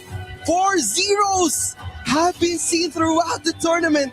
But who would have thought this Malaysian team, GK, have beat them on their own game? A perfect run coming from GK. Absolutely perfect run. But like they said in the introduction, It's been a hard task from Rock Esports to get a victory from GK for so long. And we put it into the perspective. They were fighting away from third place in the MKL Spring 2026. This time around, they are fighting to maintain that third place and also get $80,000 more into their back pocket. And it's going to be GK after a dominant 3-0 performance to get that position. It's scary, right? Like, we're looking at how DK is just controlling the whole game, pressuring on Shren and also Muchi, making them so unviable for those late game team fights. And after Musaki and also Tirshan getting those very good picks on the backline of Rock Esports, there weren't much space for them to just dive in on those fight again. But again, we're going to see the interview coming in from Sky and Mara. So let's go to the interview. And here we are from the winning team, Guiyu. Congratulations. Last year, your team did not make it to the playoffs. And this time, you've come in third. What does this mean to you? And what would you say was the biggest difference? I think is my teammate different. Your teammate made all the difference. Now, yesterday, you guys gave KSG a really hard time, and everybody noticed it. It almost went to 20 minutes. Talk about the growth that your team has had to have come that close that you are now the best global team. We just reviewed last match with KSG, and we learned with them. I think when they team fight, they always in good condition and they play very well. Now you finished third. What are you feeling right now? What do you want to tell to everybody? Next year, maybe we will be this. Next year, maybe you will claim the trophy once again. Job well done. Congratulations, ladies and gentlemen. Let's give GK Esports a big round of applause. Congratulations. And now we're going to head back to the panel. Lead the Gorge. Thank you, Mara. Appreciate it. And great to hear from Guiyu, who grabs the attention on stage as he deserves. 4 times he had to go against KSG and lose, even though 20 minutes is what they pushed who would be our grand finalists to the test. But this game, they only go 3, and it's in their favor. They take down Rock Esports and claim the title of the best team on the globe. Of course, in the global competition, the KPL kind of stands on its own right now, but they certainly, I think the question we asked was, can you take something from your losses? Both teams faced the KPL team, and GK did take something from the loss, and they took it in a way that was so convincing against Rock Esports. You understand whether it's the history of losing 4 times, 5 times in a row to them, or just the fact that they're just playing at another level this tournament, that they weren't going to be beat. Yeah, definitely. They just work around the strengths of their team. Even during that interview, Guiyu said that it's because of his teammates. They had the difference on how they approach things. And I mean, even also on our short interviews, they're really confident up against Rock Esports, given the fact also that they won in majority of the other international tournaments that they faced together. Yeah, but they made a mistake though. They got like 1 death. I'm just kidding. So, I mean, at this point, yes, this is really a vice grip, I would say, in this particular series. There really was little contest coming up from the side of Rock Esports. They did try, but the gap was just too big. Yeah, I think also the gap, it goes beyond the knowledge on how the other teams play, but more on how they play or create their draft. Because their draft was too strong against the play style of every individual from the side of Rock Esports. Schwan was on check. Everyone was on check. Even the rotation of the jungle of Rock Esports was on check. So it's really hard for Rock Esports to bounce back on games number 1 and even game number 2. Now, I don't know if she's been sitting next to Inua's family, but she's been in a different cosplay outfit every single time. I don't know if that's related to Inua or not, but certainly some very familiar faces who have been in the stands. We mentioned Indicus, who is joining us on stage in just a moment. That show match coming up. We've revealed the talent. We haven't exactly revealed what's happening yet, so stay tuned. Even though this one's wrapping up, still much more KWC here on the Lenovo Legion Gauntlet. But let's take a look at the telestration now, because we may not be able to learn any more from this, but people at home can certainly learn about what went right, what to do in their games, and obviously what you took away, Ken, after a really dominant performance from GK. Okay, I'm gonna add more subscription fees for this because Yes, please. I'm gonna give you Let me flex. yeah more lessons. she Yeah, needs to there it pay is. for Is that for the right extra technique? weight Is that carry. the more squeeze on that curl, Chantel? I'm getting in on this. Okay, so let's run through what the strength of this draft was, right? Coming in from the side of GK. They made sure all the win conditions were there. So first and foremost, I want you to pay attention to the channel against our in matchup, right? So naturally in a 1v1, it gets a bit more difficult for the side of Muji. So in order to make this happen, they actually place more focus onto the side of the mid laner Shishan, who was using the Haya, right? So as we go into the later parts of the game, you realize that yes, there is a clear goal gap, but this fulfills the condition that Rock will not be able to come back into this game. And it came in many different forms. Number one, you could never get past the wall that is the Mankey. Yeah, right? And secondly, if you do make it past the wall of Mankey, you don't get the damage because the heals are coming out. Yep. Right? And it's always a unfair fight because you're fighting with 4v5 potentially if the higher wins in that Moonscape Mirage, which is exactly what happened. So let's go into the first clip here. Now, this is a very important portion of the game because at this point, Chantel, keep your form. Come on now. There it is. Sorry. You can't be giving out on me yet. So at this point, catching Kongling was a great idea, right? I think the execution here from the side of GK was, let's try to get the jungler out of the fight, right? Give the level lead to Musang King. But here's the fun part. Locking Kongling in was great. They didn't get the finish, but here comes the second part of the fight. So I want you to pay attention to this thing. When you are in the Moonscape Mirage, everyone's focus is on 2 points. The first one is, I'm going to be looking at my teammate. Where are they? And the second point will be, where is the opponent that uses the Haya? These will be your set fight. This is a guaranteed hit once they come out, right? So this is where teams are fighting for position, jostling for the correct skills to be thrown at the right time. But who comes out worse? It actually is Xuan. And knowing Xuan, we know that he likes to flank. Yep. We know that he comes in with the stuns, with the flashes. And with this first blood onto Xuan, it just crashes the game out for the side of Rock Esports because that flank opportunity and that turnaround no longer functionable. And a good point that you've mentioned about Xuan also, because either way, either Kongling or Xuan, it's a viable target already for the Haya. That's why for Ken, he mentioned earlier that it's always going to be 4v5 for every setup plays on this match. Yep. And, you know, at this point, they already had a 4K goal lead. Once again, a catch, I believe, on to the clash lane, which is Xuan once again.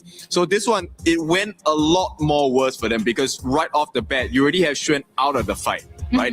And at this point, if you take a look at the skills already used from the side of Rock Esports, they have very little offer. Xuan does have the flash, doesn't have his ultimate anymore. Wave Pit is gone because they isolated him right at the get-go during the moment where they set up the Moonscape Mirage. Oh my goodness. Yep. So he's caught in You can take as long as you want. Chantel could be there all day. She's fine. I mean, yeah, actually, we just I'm playing around relaxed. so that her muscles get to work. Wait, it's just the left side. Let me do the right Yeah, as you well. need to, right? you want to here. Hold on, Chantel. Go to the host for a second. Let me take this. Please. Let him finish. Go over there. Thank you. I mean, I can't. I have to get Okay. involved. I'm here Yeah. to cheer instead. Let me. There Okay, you you can go. cheer. To be clear, Do you need 2 mics? We have a gym. We can get all of us. additional subscriptions. Whoa. That's a bit too much. But in any case, all right, I'll let the Let fight me wait. hold this for you. There you go. Yep. So with that, they actually built such a huge lead, and this is like a 5K gold advantage at this point. And as we know, history has already stated, this is the 6th time in a row that GK has taken a series of Rock, and to do it on the international stage, what a performance! Well, I There you thought have I'd be here longer. Okay, Yeah, all I right. thought so It was too. just at the wrap up. This is a trial period, right? When you go to a gym, there's a trial class. Yes. So this is the trial class. So how We're do like the how do you spotters. find it? Well, at No, least. we're the spotters. Oh, you were the spot. Exactly. Yeah. This is the support you would get at the subscription service of Ken's online gym. I hope that you take us seriously because I think he's really coming out with that. You're feeling it, right? Yep, feeling it. Oh my God. You know, if we had an opportunity to go even longer, Ken, I would, because I love the way you're breaking it down. I did have to step in for Chantel, though, because, of course, it's, I don't want to watch you just. No, it's okay. If it was on your right hand, I would allow it. But your left hand, it's just getting too strong. I can't allow it. We've got a chance to speak with our interview of the team that did not make it. Of course, that's Rock Esports. However, they still claimed, I believe, near $200,000+. So should be happy with that takeaway. We'll find out what else they took away after their loss here. Hey guys, we'll be having Whippet from Rock Esports join us for the post-match interview. Thank you so much for your time, though. I believe you have a very impressive journey here in KWC. So looking back on all the things that happened here in Paris, what will be the most valuable thing your term has gained from all the experiences you have here in Paris? I think in Paris is a different experience for us. I think because this first time we come Paris and play KWC. Yeah, because you have gone up against with so many different and strong teams from different regions. So what will be the thing that leaves you the most impression, and who will be that particular opponent you're looking forward to see in the future? I think it's AGL, I think. EJL? Do you still have so many memories looking back on yesterday's matches? They just play very well and win us. I think although it's very hard, I think we still need to try to win them in future. Yeah, I think more detailed should be improved, and then you will become stronger in next year if we have the chance to see you guys, and believe we will. And actually, 4th place is a very good run, though. So what will be the things that you are most proud of that your team have accomplished here in Paris? I think it's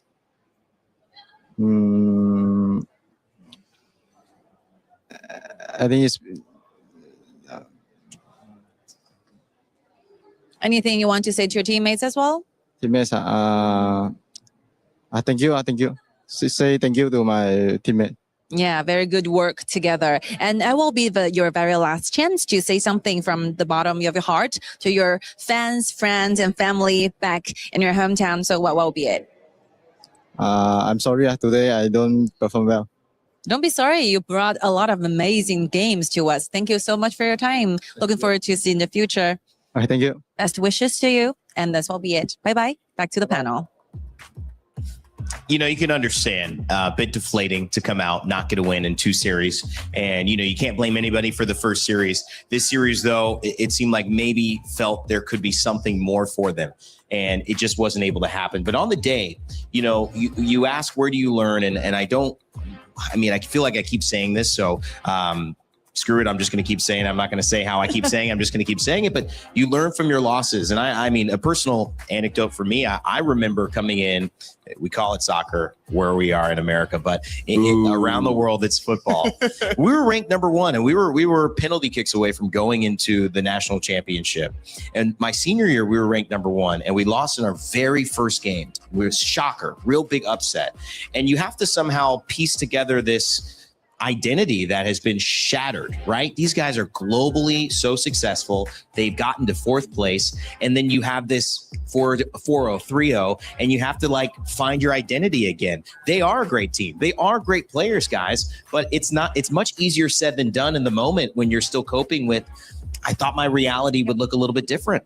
Definitely, and this type of moments are like reminders for these players that everyone is just trying to improve everything that they've got, or just want to show whatever it is that they can improve for the rest of the tournament. And what I gotta say is that for Rock Esports, there's nothing to be sorry for, because they were able to manage to defend or to defeat the champions of the region. So that alone says a lot about how they prepared in their journey this KWC. All right, so I'm gonna go with football, right? Yeah. Okay, football. So American football, right? No. This is why we say soccer, because it's confusing. Yeah, but in any case, I think one of the life experiences we get from so-called being defeated at the top level is that now you get to see actually there's a whole new perspective into how far I can go in your professional career, right? So I would go on to say that this actually could be very inspiring and very exciting, because now there are new levels to go to. and you see that it is possible because someone else has done it. Right? And if it's not done before, you are going to be the trailblazer. You're going to be the first one to do it. So I think, yes, you can feel sad. You can feel better for this time being. But in the next few weeks, when, you know, the next part of the season, pro leagues are coming up, it's time to step up, shine. You know, you get old enough, you get to a point where you kind of feel like I don't have time to process, right? We're talking a little bit on the bus as well, just getting to this idea of it's rare that you take a day and you go, you know, I'm not going to do my work. I'm not going to do my laundry. You know, it's the only day I have to do it. I'm just going to think about how did I handle that loss. But, you know, have you had any moments, Ken, and I'm just a quick thought, if something comes to mind, where you've had something like this happen and then you've had to just readjust quickly? How did you get over that? I mean, I take a look at what I've done. Right, and write it down. Point, where is your starting point? At some point of your life, you will reach a stage where you realize, you know what? 2 years ago, if I take a look back at where I was, this is where I dreamt of being at. I may not be at the best position now, but I'm here, and this is my chance because I'm already here. It's time to put the work in, right? Yeah, it's the same case for me. Every time that I'm feeling down, I always keep questioning myself, why am I even doing this? Why even I started this type of job? Something like that. So it's more of me thinking of my sadness into diverting it into an inspiration just to keep moving forward. Something like that. The opportunity to be on a stage making hundreds of thousands of dollars for an hour and a half of a game that's played on your phone that millions of people around the world enjoy, that's where people dream to be. They had the chance to be there. The perspective shift is needed. We appreciate you, Rock Esports. Congratulations to GK Esports as well for finding your place into third. Now, of course, our grand final is coming up, but before we do that, we have a few fun things today. It's our Team Valors versus Team Kings show match. It's a best of two, meaning we will get at least, well, definitely 2 games. There's really no 1-0 that's going to end it there. So 2 games. We will have a lot of fun with that one. You see the stands are already getting packed. People are waiting to see some of their favorite players and personalities from HOK in the building. That's coming up immediately. AGAL and Kuaishao Gaming, that will be our grand final. That is expected to go the distance or at least close to it because both of those KPL teams are fighting for legacy and a big prize of $600,000 to the winner. Coming up next, we'll have more of that show match info for you, and we'll also let you know that there's an awards ceremony coming up, the annual HOK award ceremony. It will be on right after this. But until then, enjoy some info about the new Dan to Dan crossover in game. Play is in our DNA. Whenever we let it out, it becomes our superpower. Now imagine an entire city being built to supercharge it. Kadir City, powered by play.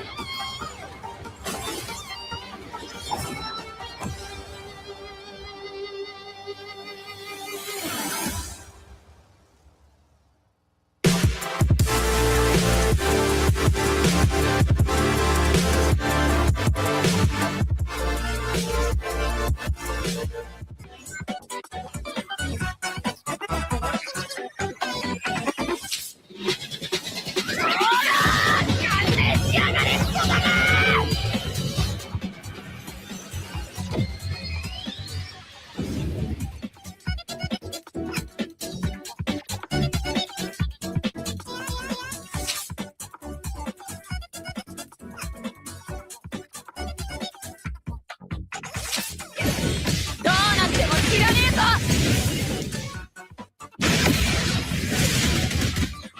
らせね邪魔すんな行くよ行くよおりゃ行くよ頑張れやらせねてめえはうちを怒らせたぜどうなっても知らねえぞ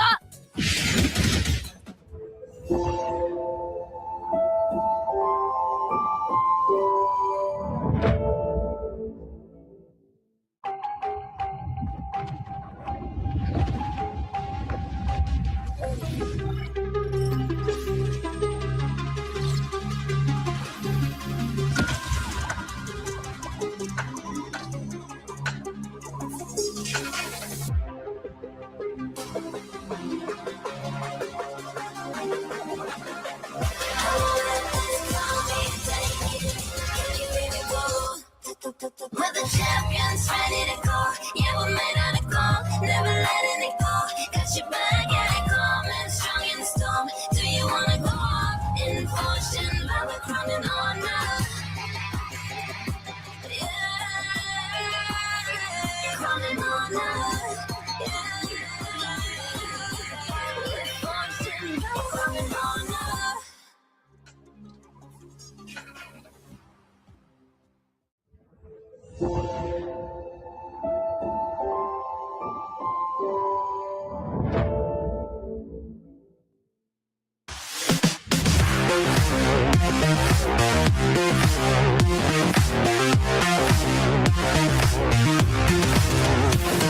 He thinks he can come in here and play my game. He knows nothing. Let's go! Tyler 1, you're done. Raw energy. House for powerful, blow the house down.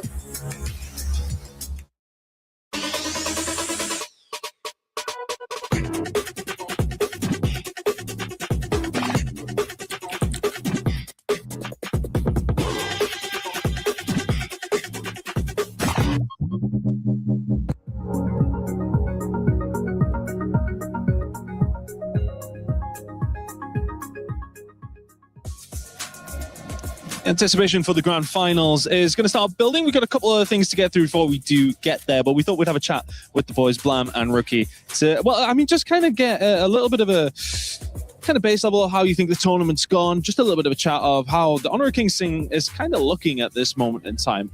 Coming in as an outsider, looking into this game, and obviously seeing the domination that we've seen from the Chinese teams, as we have done over the past week or so. Rookie, I'm going to start with you.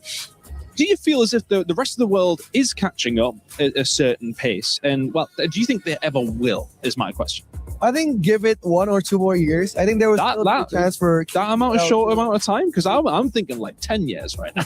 I don't think so. If we're talking about like years, like we have seen KSG and also AGL, they were pretty frustrated after like game 3, especially when they're going up against teams that are very aggressive like GK. And we've seen like there was like in a point where they would be able to win the game, but it was so close. But then again, only the discipline of the KPL teams were managing for them to get the win against the global team. So again, it's all about discipline for the global teams. I'm glad for you. I think, we talked about discipline, we talked about mechanics, and just their experience of the game. Do you think there's any other particular area that the rest of the world really needs to work on to catch up?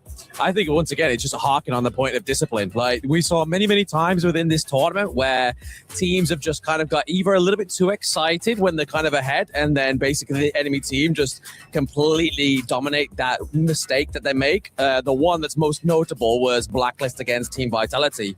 Blacklist was in the lead, match point, and then they made a point problem at the Tyrant pit, right? And then that's it. It just went all south. So for me, I'm going to be more of a cynical Brit and say it's going to take at least 3 to 5 years for people to catch up. Yeah, but I think as well, for me, just working in esports for so long and seeing so many different industries and games, for us in the game that I participated in, we were at a stage where European teams could not even touch North American teams. And then it took for those teams to start playing up against these teams more. I think, the saying of a rising tide raises all ships is really, really apparent when it comes down to Honor of Kings. If we are going to see these teams compete more, these teams will get better. They will start to understand more, because you can only be as good as who you're playing up against, right? Yeah, of course. Like if we're talking about like progress, they're catching up now. It used to be like KPL teams could play with anything and they would win against the global team, but now they need to put in the effort, the drops, and the outplays, or even playing a bit more harder. Like we saw yesterday, like the mid lane from AG, he took off his jacket just to play a bit more serious, kind of thing. He took off his jacket, starts to like play a little bit more serious against the global team. So the threat from the global teams is coming, and give it a couple of more years, maybe we're able to catch up. Like what we're saying, do you think we should start the UK team? What you're saying? You think we can do it? Start up a UK roster? I mean, I tried. I was the coach of Team GB, you know? My jungling's not looking too bad at this moment. Yeah. It might just be in goal 2, right? But I'm doing all right. Yeah. Wait till you get into like your Grandmaster, then we'll see. We'll see. We'll go from that point. You get Grandmaster, we'll get you into peak tournament, and then I'll assess your playability. I believe in myself. I truly do. Look, I mean, it's been a fantastic week, of course, across the board. It's been a fantastic chat with you guys as well. Thank you very much. But now it is very much time to get on with our award ceremony. Ladies and gentlemen, welcome to the 2026 KWC Awards Ceremony. Tonight, we honor outstanding talents and players voted by fans from all around the world. We will be presenting 3 fan-voted awards. They are Fan Favorite Voice, Fan Favorite Team, and more to that, Fan Favorite Player. The votes are officially in, and the results of these awards came directly from the Honor of Kings community. So to everybody who voted and showed your support, this moment is yours as well. And to help us present the award, we have Mr. Herman Zhao, General Manager of Regional Publishing Level Infinite. And we begin with a voice that captured the attention of the fans throughout this tournament. Your fan favorite voice goes to Sagi! Congratulations to Sagi. So many love and respect from us. Sagi, you can stand here, over there. Let's take a picture together to memorize this very epic moment. Sagi, give your best smile.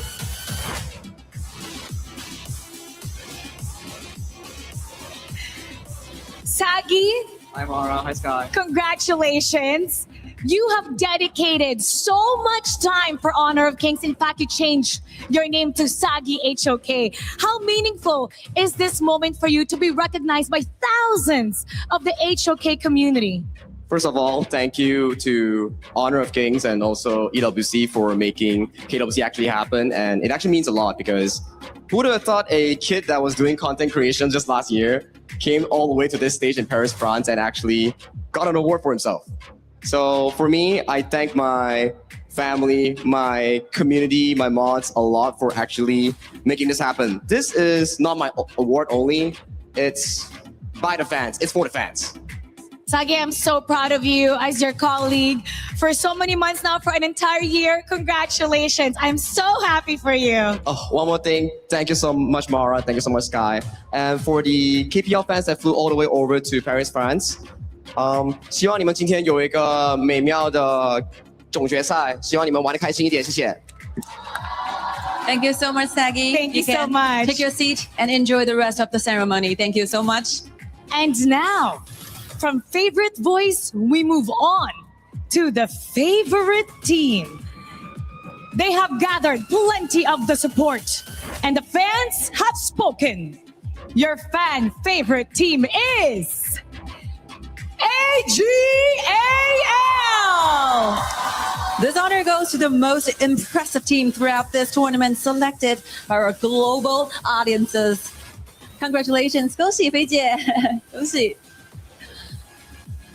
Let's take a picture to memorize this moment together, shall we?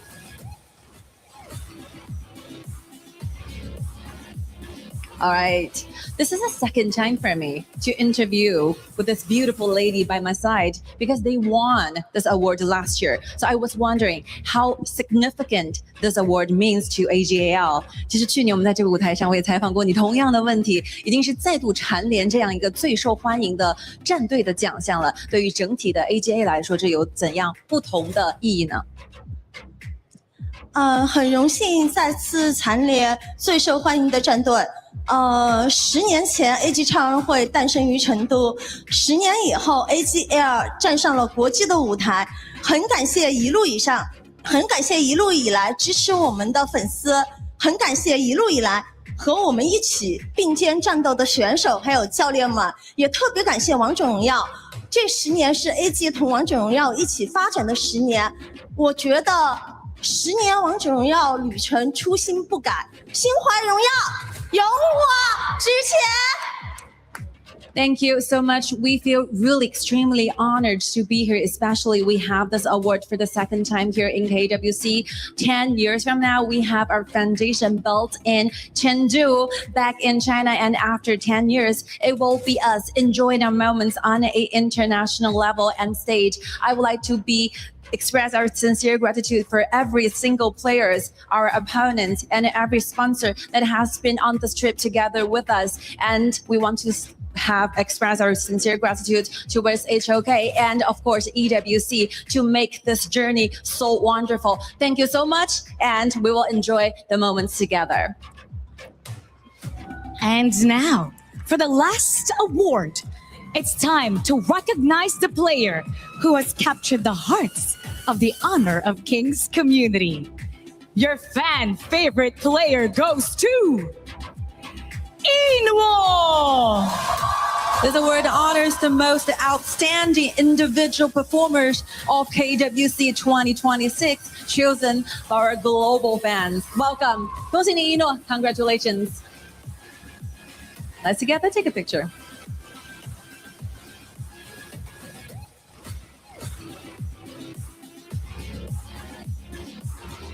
Congratulations on this well-deserved honor. I was wondering, how do you feel? What does this award mean to you? It should have a very deep meaning for Inwo. 又是第二次获得这样的奖项，刚才我们也听到了 AGAL 也再次获得这样奖项，所以蝉联这样的荣誉其实是涵盖着所有全世界喜欢和支持你的粉丝的。所以这个奖项对于Inwo选手有怎样特别的意义呢？感谢王者荣耀和 EWC。给我提供这个舞台，感谢大家给我投票，我很开心。Thank you so much, Honor of Kings. Thank you so much for EWC. I won't be standing here on the stage without your help and support. And lastly, I feel extremely happy to be here. Thank you so much for my fans, supporters all around the world. Thank you so much. Congratulations. 恭喜Inwo. Thank you. And this will be it, please. For all of our winners, come on up. Sagi, AGAL. Now we're gonna take our final photo.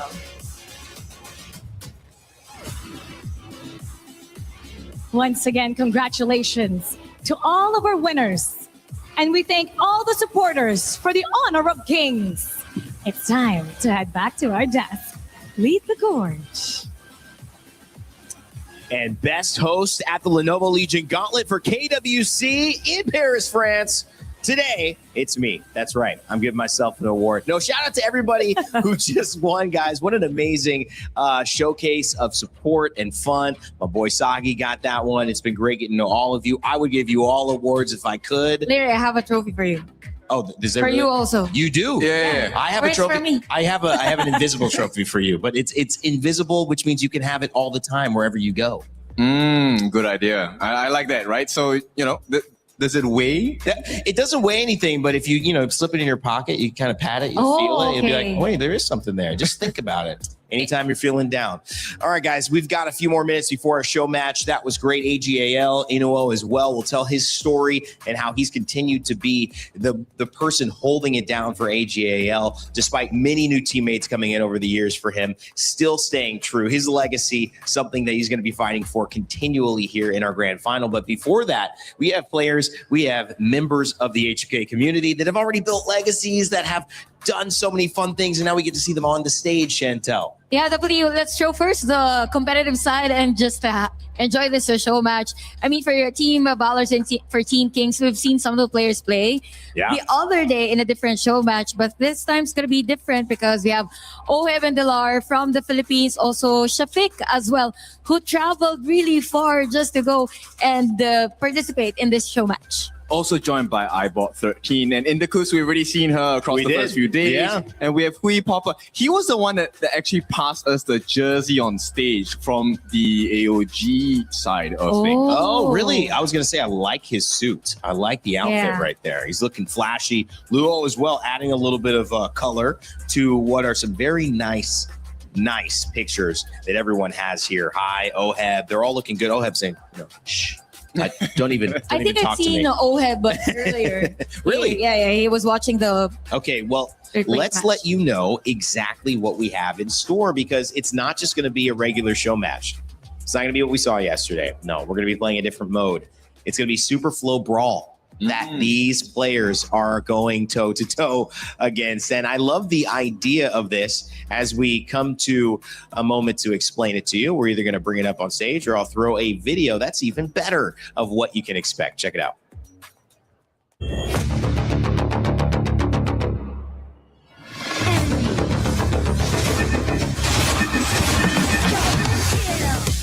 HOK's new mode, Super Flow Brawl, arrives with a bang. Break fixed builds and experience true combat evolution. Whenever a hero reaches level 1, 5, 10, 15, choose one of 3 random talents to enhance yourself. The higher your hero level, the stronger the talents you can obtain. 10 major talent paths, freely combined to create endless strategies. Preview talent effects in advance to fully prepare for battle. Or adapt on the fly during combat to unleash unexpected power. This isn't just luck. It's a true test of strategic mastery. There are no fixed answers, only infinite possibilities. The most powerful and mysterious builds await your discovery. The new mode is coming soon. March 14th, write your Super Flow Brawl legend.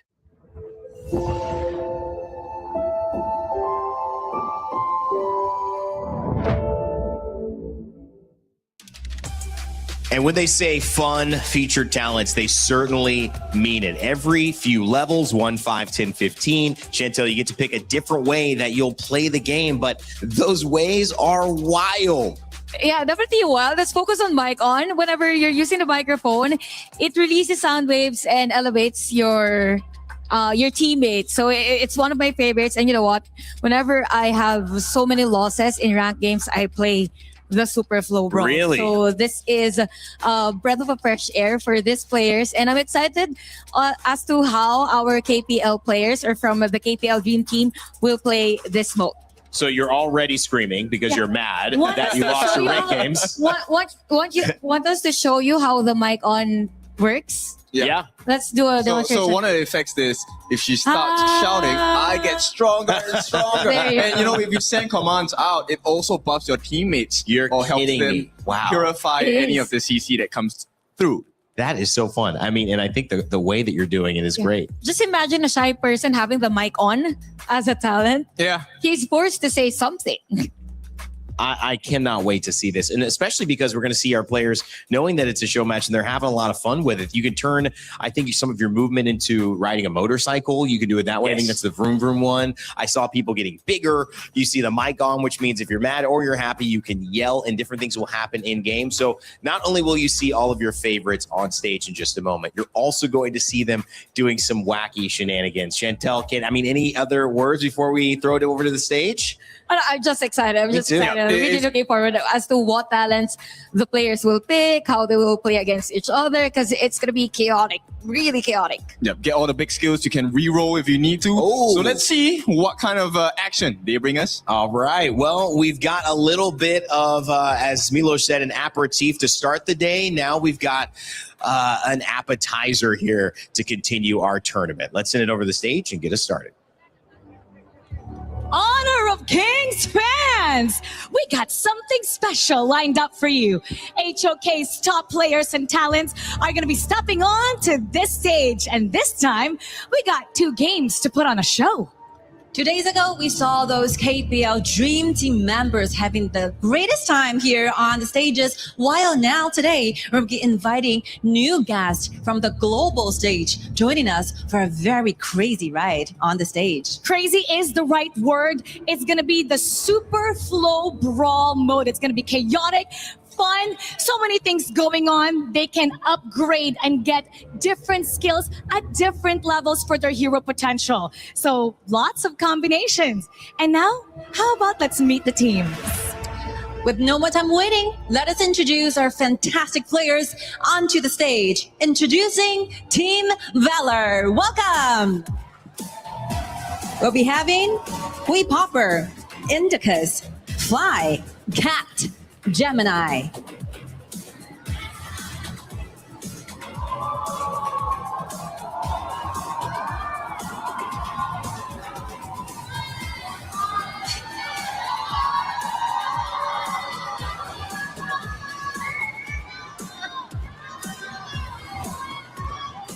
Have fun, boys.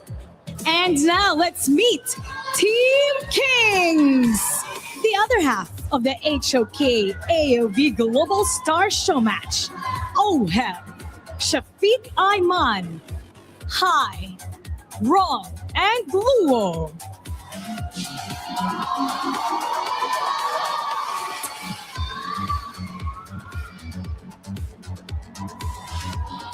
Good to see you guys. Can we hear one more time shouting to both teams? Hope you guys are ready for this. So we have familiar faces and we have new friends over here. These are Team Valor and Team Kings. Okay. Hi, Ron. You may take your seats. KPL Dream Team members, you can take your seats first while we'll have a little bit chat with our new friends here. 我们梦之队的成员呢，可以快速的准备去进入比赛了。我们和新朋友呢，先来这边聊聊天。Hi, nice to see you. Nice to meet you. How you feeling standing on the stage right now? Hello to everyone, to every audience around the world, to KPL audience, everybody here. I'm Hui Popper, and actually I'm a AOV caster, but now it's my first time in Paris, and it's actually my first time in Europe, so everything feeling new to me. The audience atmosphere, the weather, everything feels great, and I really want to give all my best, my effort to bring to you guys an amazing so match for today with our friendly teammates, inductors, and many MVP by KPL right here. Thank you. It will be a celebration for both AOV and HOK. And on this side, we have Oheb from the Philippines. It's your first time here in Paris, representing Honor of Kings. You have all this crowd with you. What can you say to everybody? And how happy are you to be here? Hello, everyone. I'm so happy to be here again. It feels amazing. Everything is good here. The scenery, the food. I love it being here, and I'm very excited to play against them. He's excited to play against you. Of course, how excited you are. So nice to see you. So pretty. So what will be the message you would send to the global fans here? Maybe I would introduce myself first. Hi, everybody. I'm Indicus. 我是印尼歌手. So, hi. Also, when you guys watching here from house, so I'm so excited, of course, for today. This is also my first time coming here, and I'm very excited and also nervous at the same time. 太紧张了. What will be the thing you want to say to your opponent anyway? Sorry? What will be the thing you want to say to your opponent? Oh my God, I'm so ready for the fun match today. Also, 老师别太冷了，我太紧张了，我怕. Thank you. Thank you so much. How do you respond to that? We have Shafiq Ayman from Malaysia. Shafiq, what can we expect from you and your team today in front of this global audience on the stage in Paris? Hi guys, I'm Shafiq Ayman from Malaysia, and I'm very excited to be here today and playing with my friends from Vietnam, from China, and from Indonesia, and also my new friend, which is from Philippines. And I'm very confident with my team. I'm excited to play today, and let's go have some fun! Ooh, we are definitely gonna have some fun. Players, you may now take your seats. Go ahead. You can join your teammates. And Sky, for sure, this is going to be very exciting. So how about let's get this started and head to our desk. Lead the gorge. Thank you, Mara and Sky. What a fun time. The audience. Hello, everybody. You guys are amazing. You have been here enjoying the action from early on, and now we have more in store as teams join up who have maybe met for the first time today. As you can see, Oheb And Shafiq, yeah, and Shafiq having fun with that one, and some people we've seen like Indicas throughout the day. I mean, I love what we're able to witness here, Chantel. I just hope that for Indica's team, she gets the mic on because she's a singer. Yeah. Right? It would be lovely for them to just hear her sing all throughout the game. So something like that, hopefully. And I'm just really looking forward as to how the pro players will pick the talents on whatever hero that they will choose on this game. I feel like this is gonna be super crazy because in this mode there's so many skills to choose from. You know, you can actually get a permanent red buff and a permanent blue buff in one of the talents. So you don't need to have mana regeneration. You will have it the entire game. And also there's this talent that gives you 2% HP regeneration every time. Yes. Oh, man. So it could be a long game, could be a short one, but definitely a fast-paced one. I'm going to love seeing how the talents, whichever one you pick, goes against the talents of the other person in lane or that you run into. How much will a damage buff mean against somebody who has repeatedly more HP throughout every second that you're fighting them? How much will singing into the mic distract somebody from fighting when the other person just jumps on a motorcycle and runs away? It's going to be fun too. Different levels. Former ex-pros. Indicus, I don't think she's an ex-pro, but will certainly be a talented player. How will the teams mesh? Will Gamini be MVP yet again? That's what I'm trying to figure out. Even the heroes that they will choose as the starting ones on this, because it will depend on the hero whether you choose this specific talent, something like that, because there are mages that are very different from the usual ones in this mode. The Dolia machine gun build, this works here perfectly. I love it too. And the other cool aspect to this is the atmosphere people are appreciating being in Europe, sometimes in Paris for the first time. These are, major celebrities and people of, idol status, and coming here in Europe, just not necessarily something that's been on the bucket list or necessarily been on the road to that success there. So seeing them navigate not just a new game with wacky talents and stuff, which is super fun for me to see, but also being in France. Definitely going to be quite an experience for this KOLs, for this pro players, and even ex-pro players. It's something that they will always remember that I once played on stage in a super flow brawl mode. And I was able maybe to defeat Gemini, Cat. Those are like superstars when it comes to HOK, and playing against them in a show match, it's something. Yeah, you have to clip those moments. Save it. Whatever platform you're watching on, save that moment where you got the kills or even outsmart them. That's a rare occasion in the professional world. I feel like there's enough cameras out here to where we'll get clips no matter what. Are the lenses here already? They're here. Oh, yeah, they're here. They here. started with Saki. It always starts with Saki at this point. So it's going to hopefully end. Will we see him on Grand Finals cast? Maybe, but right now I'm more focused on this cast. We got two guys ready to bring you all the action. It's Rookie and I believe Holler who are here to kick off our show match.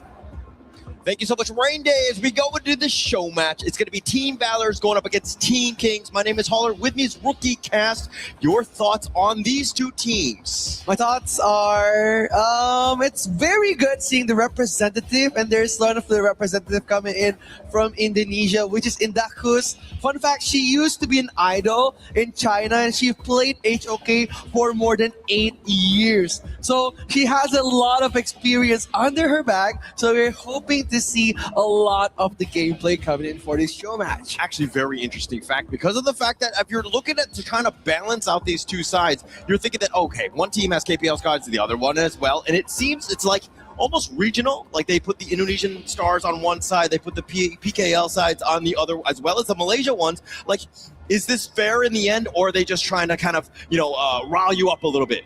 I think it's fair because I think last time PKL and IKL matchup, it wasn't really fair for PKL. So that's why we're not seeing them on the Too same soon, man. team. Too soon. It's just the clash, It's just the region going head to each other. But if you're looking at the draft, it's very interesting. Finally seeing Kat playing the Princess Frost again. Yeah, bringing it right back into this one as we go into the game. And I did check out all the heroes, but if we're talking about the Super Flow Brawl, this is a funsy, right? I love this mode. It's so much, way more casual. It's just kind of like you can kind of like roll into it. Sometimes I think Chantal was talking about the fact that when she is, tilted a bit, she'll kind of roll back into this. Always. But if we're speaking about Super Flow Brawl, it's such a refreshing game mode. Last time I streamed the Super Flow Brawl mode, and I was cosplaying Dolia, and I used the mic on talent, and I was just going on and on and on. I'm just screaming the whole game. All right, pause. Is that the reason why you didn't want to be on cam today? Because you've got the Dolia cosplay right back on? No. Don't make them turn their heads into the caster desk.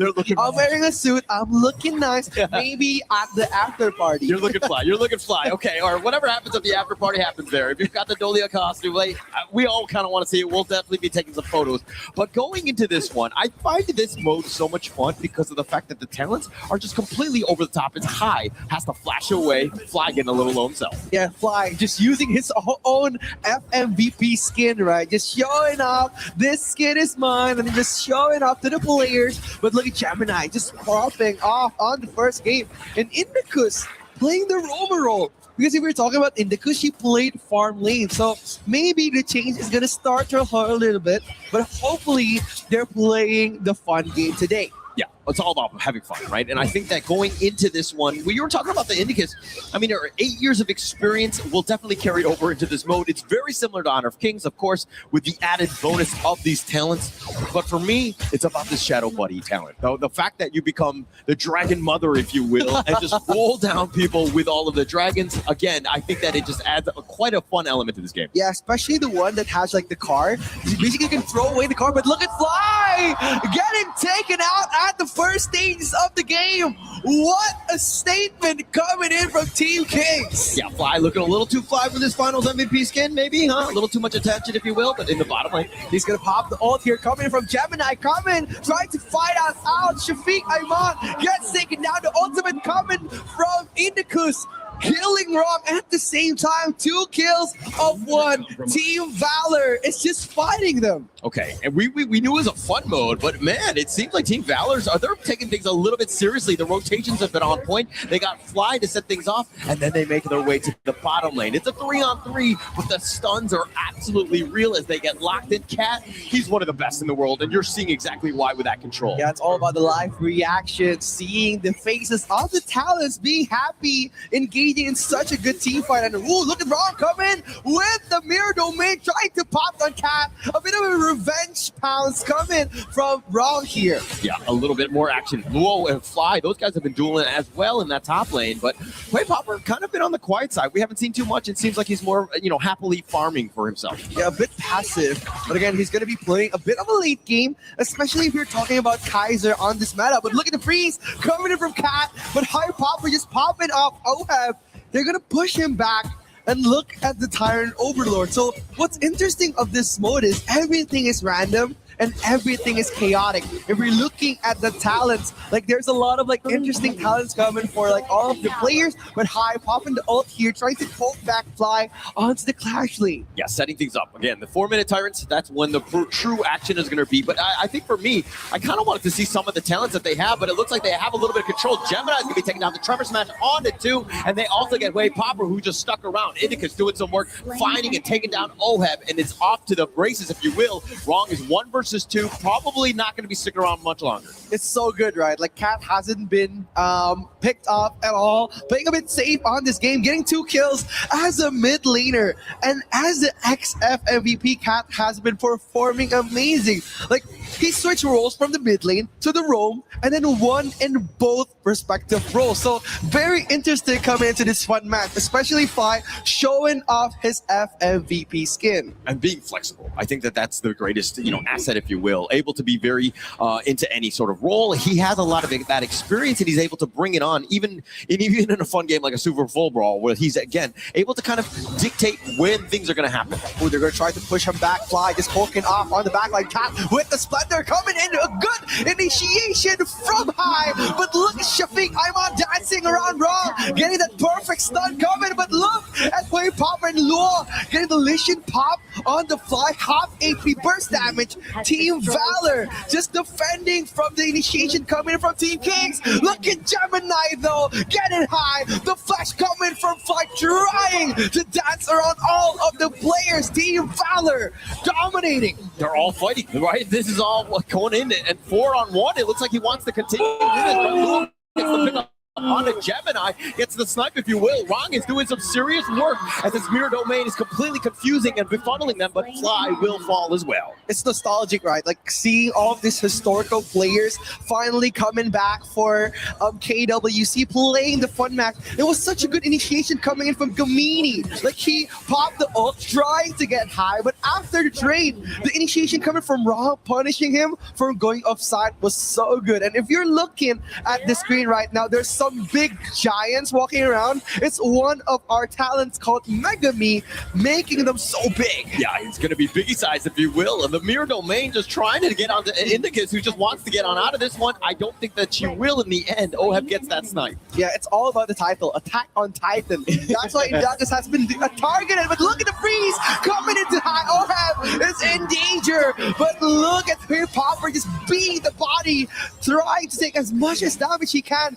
The mega big wrong gameplay has been punishing them. Yeah, it was all about that bulking up, but Oheb, he's going from legend to king to now dead. I mean, Oheb here, he's looking down from the grave, if you will, be completely focused. Team Valors, it looks like they're focusing the right guys at the right time. Insane.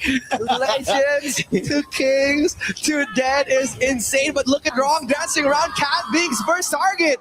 Gemini trying to protect his teammates, but again, Cat can do so much with that Princess Frost, but with the setup coming from Team Valor, they're trying to engage in another team fight here. Yeah, it's again, it was Cat was flexing a little too much, right? The Frigid Prisons, all of that control, and now he's died twice, but he still does have 4 kills. He's been able to, again, make a mark on this, but Team Kings, I love the way that they're able to fight back, and of course, it's because of Wrong, who's been tearing it up with his 5-1-3. Yeah, look at the Lianpo from Shafiq Ayman. Just being so big, but look at the Trevor Smash coming in. Gemini popping off in the back lane. Oheb gets taken down. Shafiq trying to dance with Team Valor, but he falls high, eating up so much damage. Cat getting the perfect freeze onto Lure, but Lure just dancing around all the players with that leash-in. Gemini popping off. Wave Popper gets taken down. He wants more, but he gets no more.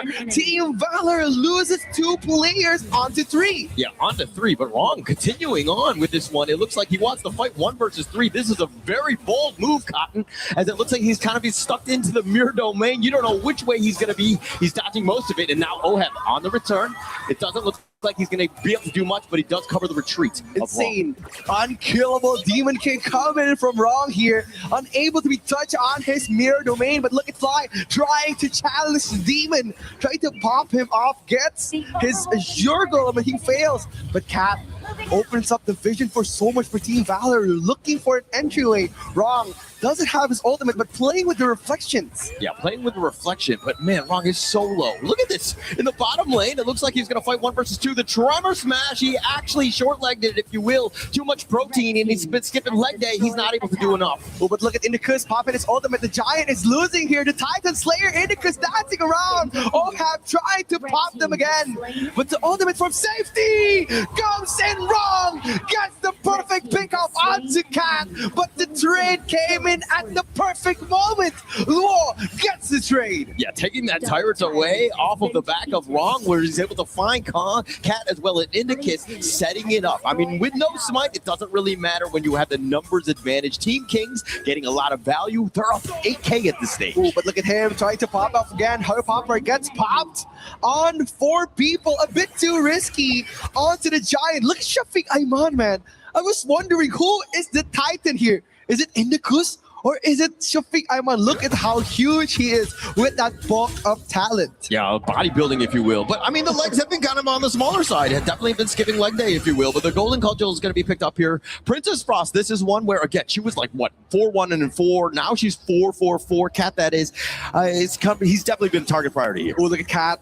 Just waving around the giant, trying to pop a defensive move, but look at Gemini dancing around high, gets taken down, and Daku's getting that trade, but the Tremor Smash connecting on for the player again. Oh, just giving so much damage, but it's not enough to destroy the Giants. Team Valor, they need something here. Hui Popper gets chased around Lord just once more. The Legion play happens so scary coming from Team Kings. All of that space being taken away by Team Kings. This is all about that map control. This net worth lead is starting to get a little out of control. We're at the 10-minute mark, 10K lead. I mean, this has been all in favor of Team Kings thus far. Yes, has been so scary, especially Shafiq Ayman coming in with the Tremor Smash. Very big knockup, but connects to nothing. Indicus Thompson on their way, Fly is dancing around the FMVP. But look at Indicus tagging so much Gemini popping the ult. Rom dancing around the mirror domain expansion, if you will. I feel like we need to get Indicus a little bit more in terms of the protein bar, if you will, because Shafiq has been outclassing, at least from the roam, when we're talking about the Zhang Fei versus the Lian Po, has definitely had an advantage in this one. Ooh, but now look at Cat, he wants more here, trying to dive in, Lord is surviving, but look at Cat getting the perfect kill off, and now he wants more. Shafiq Ayman gets a double knockup. Ohab finishing dinner like it's supposed to be an ace to Team Kings. Indicus surviving at the right time. They want this crystal, they want to defend, but again, Fly and Indicus, the FMVP, he needs to do something here. The crystal is open, but now Team Kings diving around wrong, dancing, popping off on Fly, gets the crystal. Team Kings gets game one. Very clean game by Team Kings in the end. I mean, wrong with all of his plays, just being able to just jump onto the back line. Nobody was safe from him. I think that if you're talking about the control as well, Shafiq, with that bulk up, you could see the size. It's very intimidating also in the game. It's very big, right? Like, it's very scary, especially if we're looking at Lian Po, who focuses on like area stun damage. He just leaps in, being a giant. It made Team Valor ran away in an instant. That's why they weren't able to dive in. And also the support coming from Gemini at the early stages of the game, it was so good. He dissected so much of those big, risky team fights. And there were a lot of team fights, let's be very honest. Yeah. This Flowborn mode is all about just creating havoc, if you will, with all these crazy talents. And look at these freezes from Cat. Man, he was on point though. Cat, he just like, it reached to a point where like he's getting better, even though he's not playing at the pro scene anymore, but he's getting so much of the frost, getting so good, catching so many people off guard, even though that he's being picked on almost every team fight, but there's always a crucial freeze coming from that frost. Yeah, and also, you know, Luo here, he had some amazing plays as well, but the Tremor Smash, look at this control from Shafiq, and the fact that he survived this team fight. Look how low he is, and somehow limping away. But again, we're gonna see the interview coming in from between the match, so let's see the interview after the first game. Superflow Brawl mode. We've seen how exciting it is. Team Valor versus Team Kings. And now it's time to talk to the players. Here with me from Team Kings, we have Wrong. Congratulations on a great game one, but we noticed something. Normally, you play the mid laner, but today you played the jungler. How interesting was that for you, and how did you find it? 恭喜青荣啊！青荣呢，通常我们都知道是玩中路的嘛，但是今天在这局比赛玩了打野，哎，为什么要做这样的选择？这个过程快乐吗？这个过程怎样跟我们分享一下什么感觉？我觉得在这的打野，在这的位置上，我一直有一个梦想吧。整体的游戏的过程怎么样？就我觉得打野这个位置还是非常好玩的。I always had a dream when it comes to jungler. I have my personal dream on it. And personally, I think, the game experience is super interesting. I love to play jungler in here. Wrong. Hen how. 很好 Very, Very good. Now we're here with Luo. You got game 1. What can you say to challenge your opponents and tell them how much fun you're having that you're beating them? 其实刚才这一局小洛的个人表现非常的出色，你现在就坐在你们对手的对面，而且我们今天还是一个 BO2，还会有一局，你想要和你对面的对手说些什么呢？下一局逮捕一下那个 Cat 跟 Mini， 牛哥避一下锋芒。Okay, so next one game to my target will be Cat and Gemini right here. As for Fly, you can save it for. And watch out for that. Now, what's going on there, Sky? Yes, I'm so curious. Okay, no more discussion. 不要再开小会了哈。飞牛，玩的怎么样？游戏的过程开心吗？跟我们分享一下。我游戏的过程非常的开心，我一直在研究这个天赋啊。我开局的时候我就把我的精力把内全花光了，然后换了一个没有用的天赋，导致我后面的雪球越滚越大。It's really interesting playing in this mode. Actually, I think I spent a little bit too much initially choosing the skills and talent I went for, so I was quite suffering all the time because of that wrong choices. But you got it. 下次选得好一点，再玩得开心一点，好不好？ We were wondering how you guys communicate during the games, Gemini. Can you demonstrate how you do it? 我们真的非常好奇，我们在刚才进行的游戏当中，你们是怎么沟通和交流的？可以复刻一下你们刚才的沟通吗？我们这位小姐姐她是会一些中文的，所以我们沟通起来还是比较方便。但是更多的人就只要打赢了，我们就 nice。So because like Indica speak a little, very good much of the Mandarin. So actually, whenever it happens, we just say nice to each other. It will be one good way to encourage our momentum. All right, and we still have one more surprises for you guys because there are secret weapons for both teams. So please make some noises to our new guests joining to the stage. Welcome, Ebot and Dilar. Ebot will be replacing Indicus, and Olham will now be replaced by Dilar. This is the HOK and AOV Global Star Show match. Super Flow Brawl mode. It's time to get this going. Casters, lead the gorge. Thank you so much as we go into, of course, the second game. We had a little bit of a sub.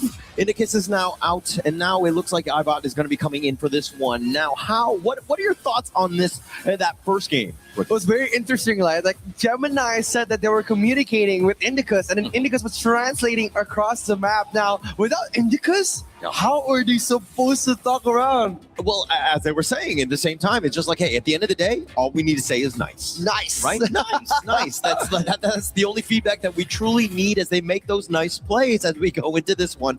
But again, not every game is nice, let's be honest. And that's why we're going to play the Super Flow Brawl here. As again, it's all about the talents. It's about more of a casual experience, if you will. Yeah, it's going to be very interesting, especially if you're seeing all the KPL players. They're playing really seriously, right? Especially Cap playing that Princess Boss, catching so many of the enemy team off guard. It's interesting, like, seeing them still being so good and in their prime while they're playing the show match that was supposed to be fun. Yeah, it's still very serious in that sense, right? You can tell that, like, hey, they actually don't want to lose. They're looking to shine, and they're creating so much havoc with their plays, and they're able to just kind of, like, you see the micro plays. I kind of want to see them playing on their phones because I want to see, again, like how a true maestro will kind of navigate through all of the different buttons. Yeah, it's going to be very interesting, especially like how they control the game. Like Cap using that Princess Frost, he was just roaming around, opening up the vision. Like, he's not even playing in the mid lane, he's like playing a roam role. He's just opening up the map, trying to contest Shafiq Ayman, especially like setting up so many good team fights, trapping high in such an uncomfortable position.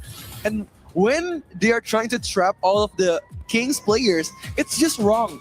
coming in, trying to get the setup with that Jing play, just diving, swinging around on every map. That's what made them very strong. Yeah, made them very strong, but it also started with like the mechanical play. The hero actually, the draft was actually pretty solid, right? It was very balanced. It had almost everything that you wanted. I mean, Safik, for me, he was like the all-star because he was like the biggest character. Like I couldn't see anybody else because he was so big on the screen. It's very scary, especially like Yanpo, the Earthshaker. Yeah. His main focus is actually just to get so much of the CC, right? Like when he's like applying the Mega Me talent, it makes him very scary. Like he's popping his ultimate, shaking the gorge, just catching out so many people off guard.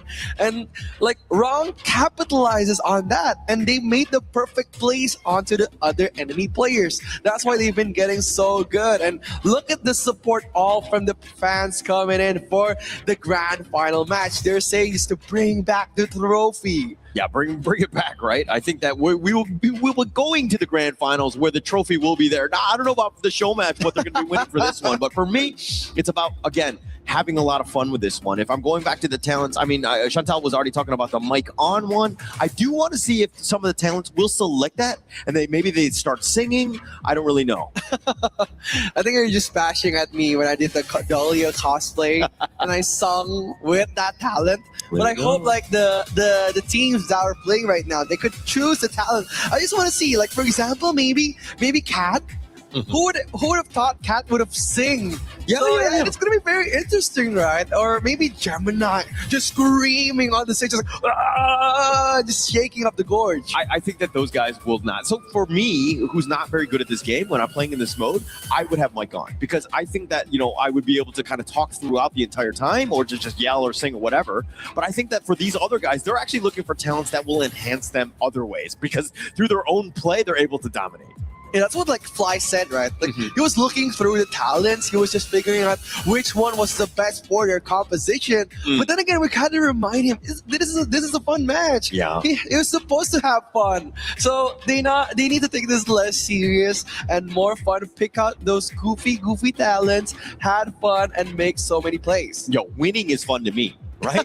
If I'm losing, I'm not having fun. It doesn't matter what sort of game mode it is. Obviously, there's a lot less. There's no like rank, D rank, if you will, if you lose on this one. So for me, it's about just making a statement. Hey, you're playing on the stage against some of the other ones, and some of those other KPL members, as well, PKL, IKL, all of these guys, you want to make a statement. 100%, especially if we're looking at how they're performing on the first match. It was like they're having fun and still being very good at the same time. And if we're talking about like stage presence, like these players, they have like an aura to them, like especially like where the fans are cheering on every kill, like they're supporting their favorite players on stage. Yeah, actually a lot of respect, if you will, right? And I think that going in, a lot of these people, a lot of the influencers, a lot of the players, of course, have a huge fan following that's just going to be there. And that's kind of why, again, these guys are legends, right? And being able to play onto the stage and to have them as like a dream team, if you will, between Valors and Kings, this adds an interesting element and makes it very spicy on a grand finals day. Of course, it's the super flow brawl mode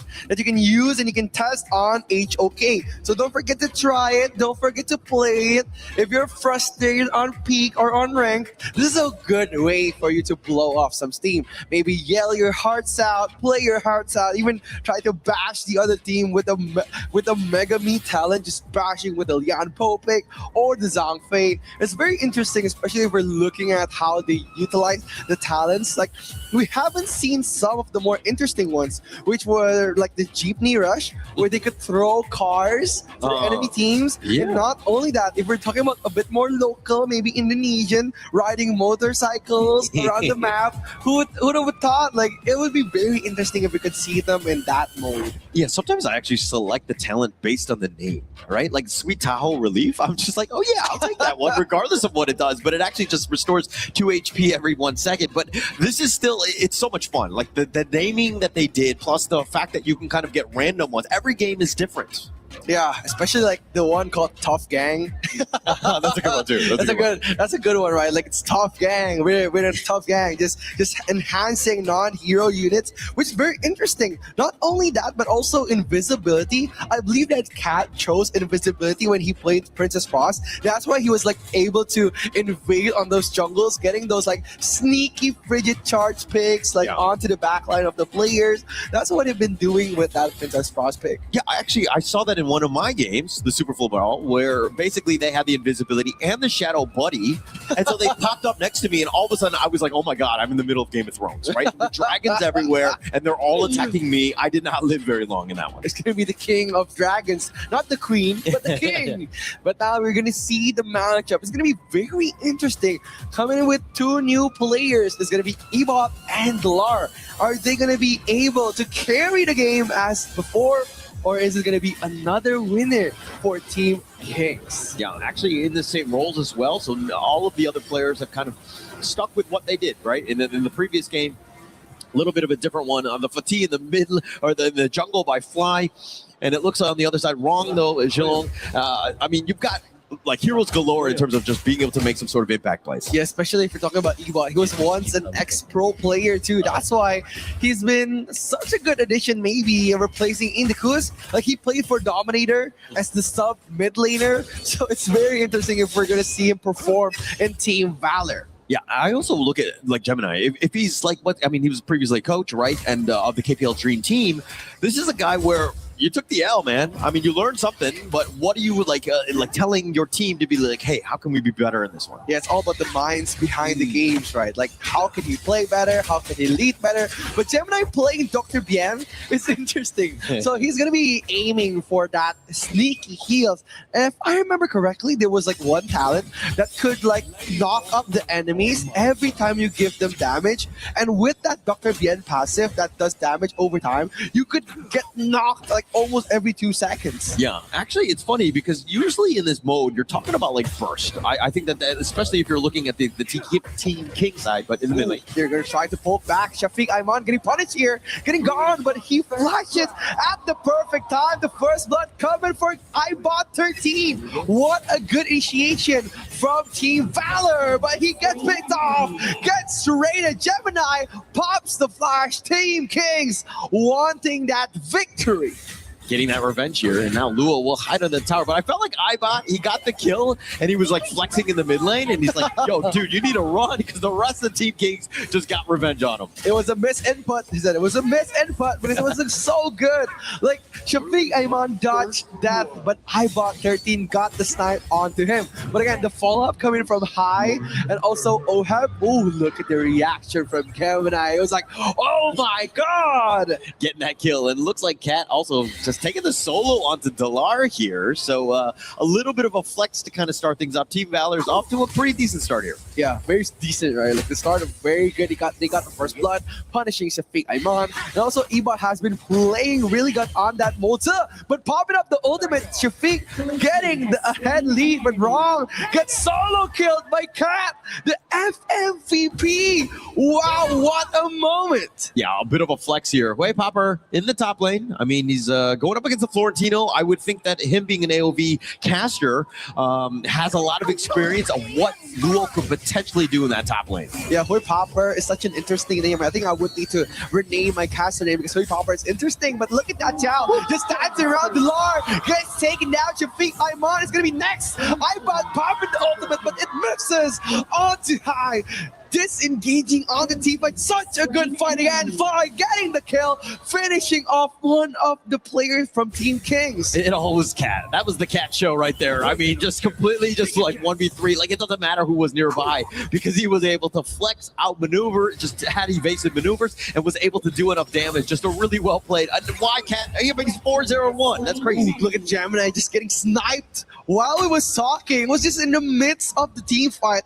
And High playing aggressive. He knows that the power spike, including with the super flow brawl talent, makes him so powerful. But look at Cat dancing around. It's going to be 1v4 coming from the mid lane in Rome from EGAL. He's going to be dancing again, trying to take that one in. But Cat misses, and he didn't get to finish anyone. I feel like Cat is in the Matrix right now, right? And like the way he's moving is unreal. Obviously, it's within the game's structure, if you will. But Cat has been able to just dodge everything. And Team Kings are like, actually, we can't fight a 4 versus 1. We need a 5th member, maybe. Yeah, they need something because right now Cat just dominating the whole team fight, popping his ult every 2 seconds. Shafiq Ayman forces the ultimate, but look at Cat! Gets another one! He wants one more! Delar getting that shutdown! An amazing initiation from Cat! All right, I don't know if Delar got the kill. I mean, he will get credit for it, but the tower did most of the heavy lifting in terms of they were able to snipe it out. But Cat, now playing with his food, if you will, dodges the Shafiq umbrella outburst as well as the Stampede. He just sidesteps most of it, tried to go for the lash out on Delar, but the tower was just too much, and Delar will survive. Well, again, Gemini just reacting honest to his teammate, like, oh my god, Cat 老师你很厉害. He said, like, so good. So good. I would just say nice at the end of the day. I think that it was definitely a nice one, but Cat is back up on this one. Still 5-1 and 1.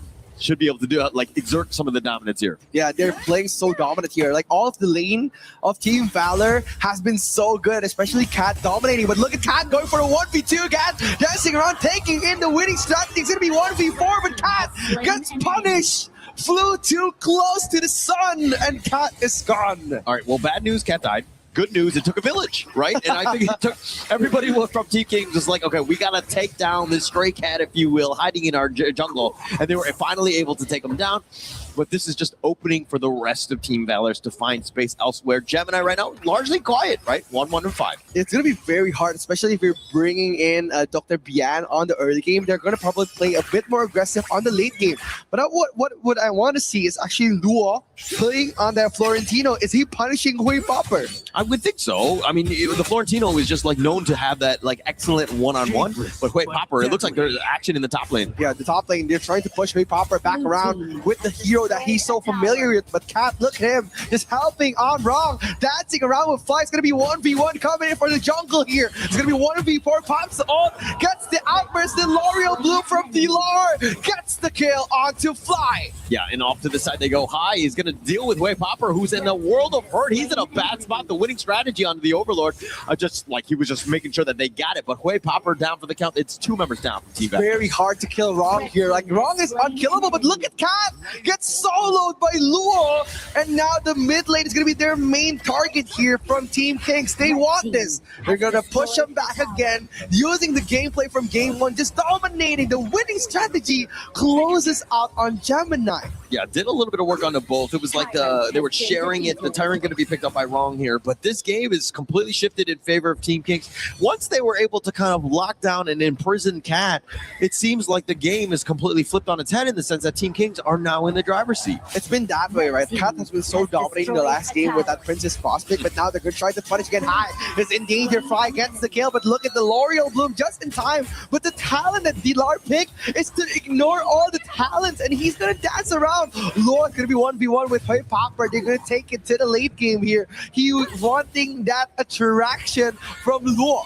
Yeah, Hui Popper and Luo have been going at it. This is a better love story than Twilight, if you will. And it looks like Ibot on the run. The chase is on. Gemini getting a little bit low, but Ibot gets popped on this one. And now they find Hui Popper. They've gotten a 2 for nothing thus far. It's going to be that gentleman's duel coming in from Luo. Look at him dancing around. The double kill gets rewarded. But Delar, he needs to disengage. Look at the damage coming in from Fly. He wants that. He wants more. But look at Luo being the gentleman that he is. It's going to be a 1v1, taking it to the next level. Fly against Luo here, the FMVP. They're going to be dancing. But look at Luo surviving, eating so much of the damage. But it's not enough. The shutdown goes to Hui Popper. Wow, Fly just barely hanging on that one. I mean, Luo, that was a one-way ticket. There was no exit strategy, if you will. There were no rescue helicopters on the way for that one. Not going to happen. But again, it doesn't really matter in the end. Yes, the kills are fine. But if we're talking about the overall net worth, you have a 5K lead for Team Kings. It seems like they're just more about the objectives here. Dude, look at the damage. The triple threat coming just from that Florentino, just poking the Fly.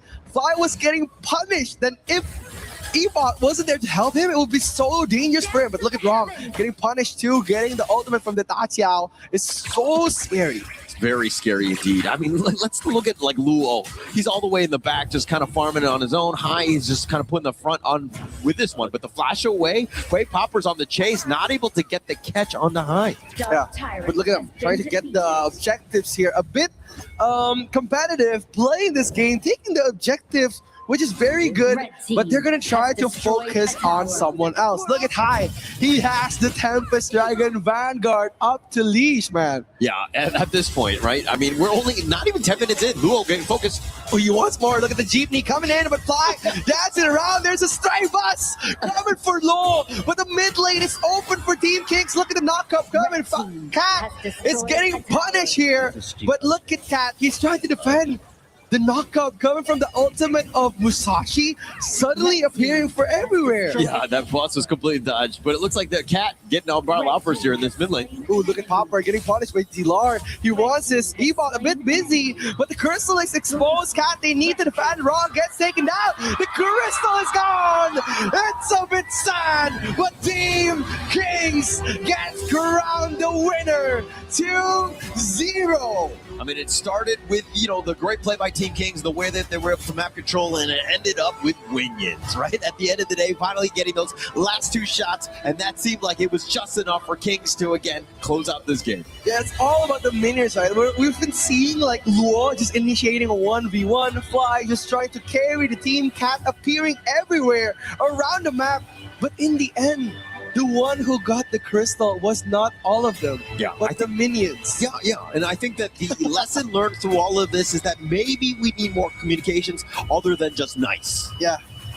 Maybe nicer or good, better. Better? Yeah. Or bad, maybe going in. I think that we need to protect ourselves as we go in. But it looks like, Team Kings are going to be jubilant. They're going to enjoy this win as, again, this is just a show match for and representing the Super Flow Brawl mode here. Yeah, it's going to be very interesting. If you guys are interested to play this game mode too, please try it on our game. It's a fun game mode. If you're stressed, if you're burnt out after playing peak rank, it's going to be a very interesting mode for you to blow off some steam, but it's gonna be interesting what we're gonna be looking after this. The grand finals is ready. It's around the corner, right? But of course, I think that we're going to have a couple interviews before we do end up going to that grand finals. But I think everybody, and you're seeing it here, the audience enjoying it and seeing some of the incredible plays from the players here. And I mean, we've been very happy to have this one. But again, let's see what the winners on the stage have to say about this one. Ladies and gentlemen, let's give our players a big round of applause. Team Valor versus Team Kings. Sky, that was intense. That was a lot of fun, and we heard the audience roaring with that. What a time.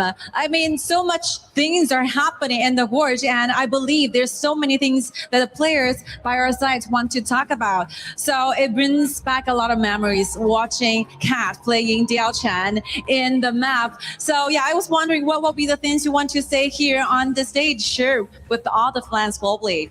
其实刚才看到 Kat 晚上貂蝉这个英雄，真的让我们觉得爷青回找到了很多年轻时候的回忆啊。在这样子的舞台上，有没有什么特别的感受可以跟我们一起分享一下呢？能有机会和其他赛区的选手一起打游戏是件非常有趣的体验嘛，就是每次和其他赛区和我们语言不通的选手去沟通的时候，都会觉得非常有趣。然后我们刚才也是因为内通，大家的沟通就非常开心，大家都在那里笑，一直在笑。It's very interesting experience for us because every time we have this chance to standing on the stage, playing with players coming from other different regions, different countries, it was such a interesting experiences for us. Actually, during the game, even though we lost, but this doesn't matter because every one of you, the players on our sides, are enjoying that moment. We're laughing together. So good to be here. Thank you so much for EWC giving us this kind of opportunities so that we can unite it together. Everyone as well, we're laughing together and having fun. Hi, you won today's match. It was a 2-0. Tell us how much fun you were having there, and also invite the audience to play this new mode, the Super Flow Brawl mode. 其实刚才的比赛呢，我们的队伍也是2-0拿下了比赛的胜利。汪海可以跟我们分享一下比赛的心情、你的过程，包括也可以和所有正在收看我们目前的这个游戏直播的召唤师们推荐一下我们这个游戏模式。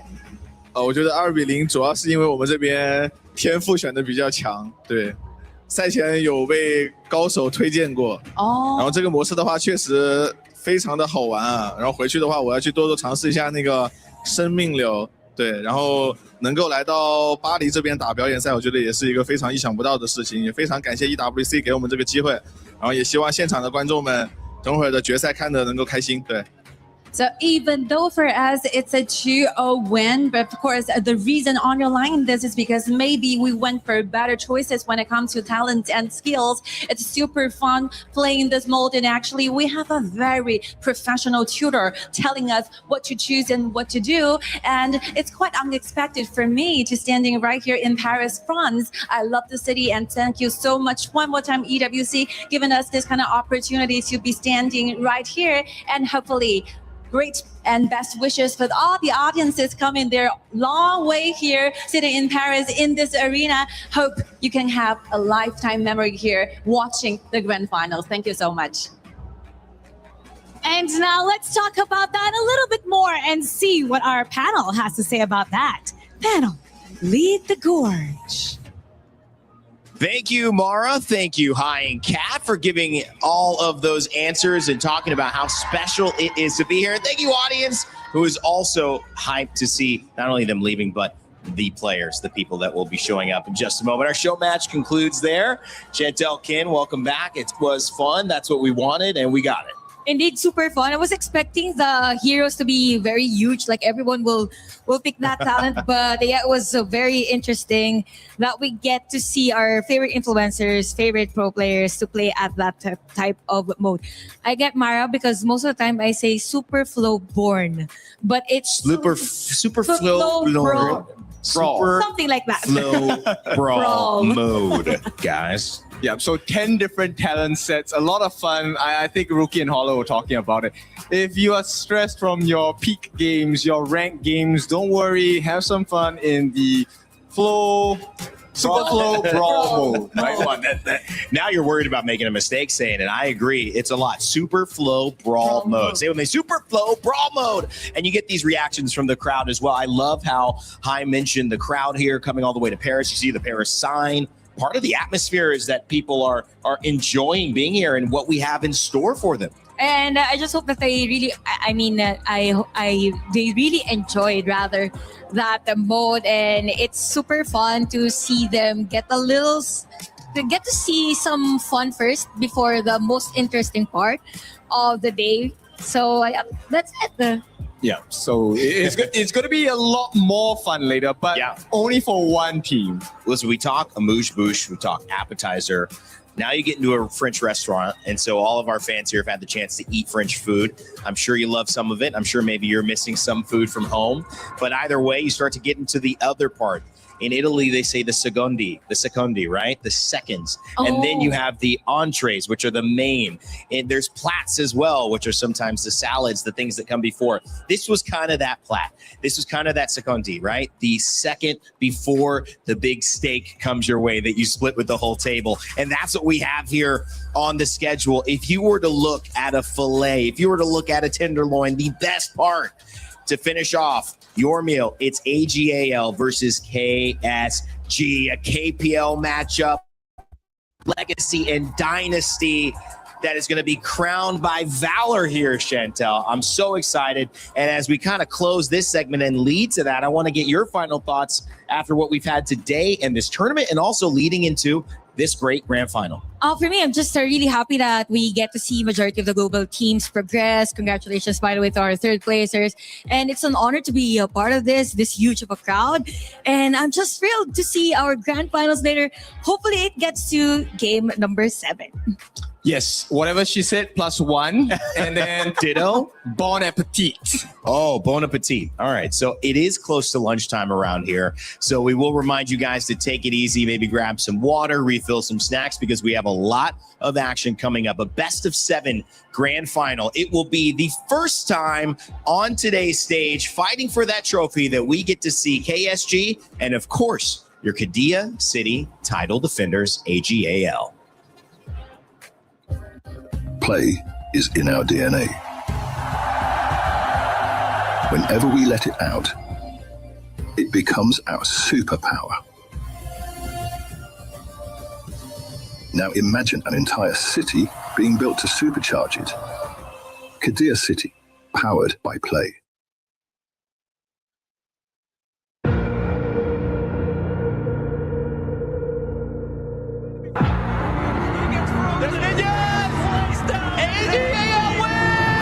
Takes the KWC Championship.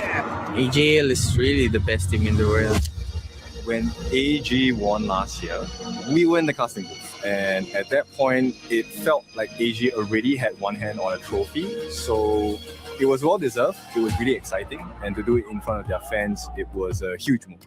It was very tense and dramatic last year in the final. From what I've seen, how AG has performed since then, not as good as what I think their fans would have liked. This year, they're facing some troubles, like some rotations have been made, and also they are trying to find some kind of different play style. So yeah, I'm a little bit worried about them, but I'm sure that they can put themselves back. So I'm really looking forward to seeing them play in EWC again. 这是时隔1年又来到这片赛场，还是比较兴奋的吧。又能和各个国际战队交手，我觉得他们这次准备的也很充分，因为我们跟他们打了很多场训练赛，觉得他们相比于去年进步非常大。I think from the game last year, we are not doing the best in game. We are because we are a little bit afraid of them. But this year, we will try our best. AGAL is a team that is strong in China, and they are the champion. I think it's an opportunity to show that Malaysia team can beat all the China team, including AGAL. 我们会先做好自己。AG this year needs to show how resilient they are. Their current performance, they have had games where they lost to comebacks. So it's very important this year, especially on the international stage. They have to keep cool and show the rest of the world why they are defending champions. 我们尊重每个前来挑战我们的队伍，但是这个冠军我们没打算烂船。He thinks he can come in here and play my game. He knows nothing. Let's go! Tyler Wine, you're done. Raw energy. House for powerful, blow the house down.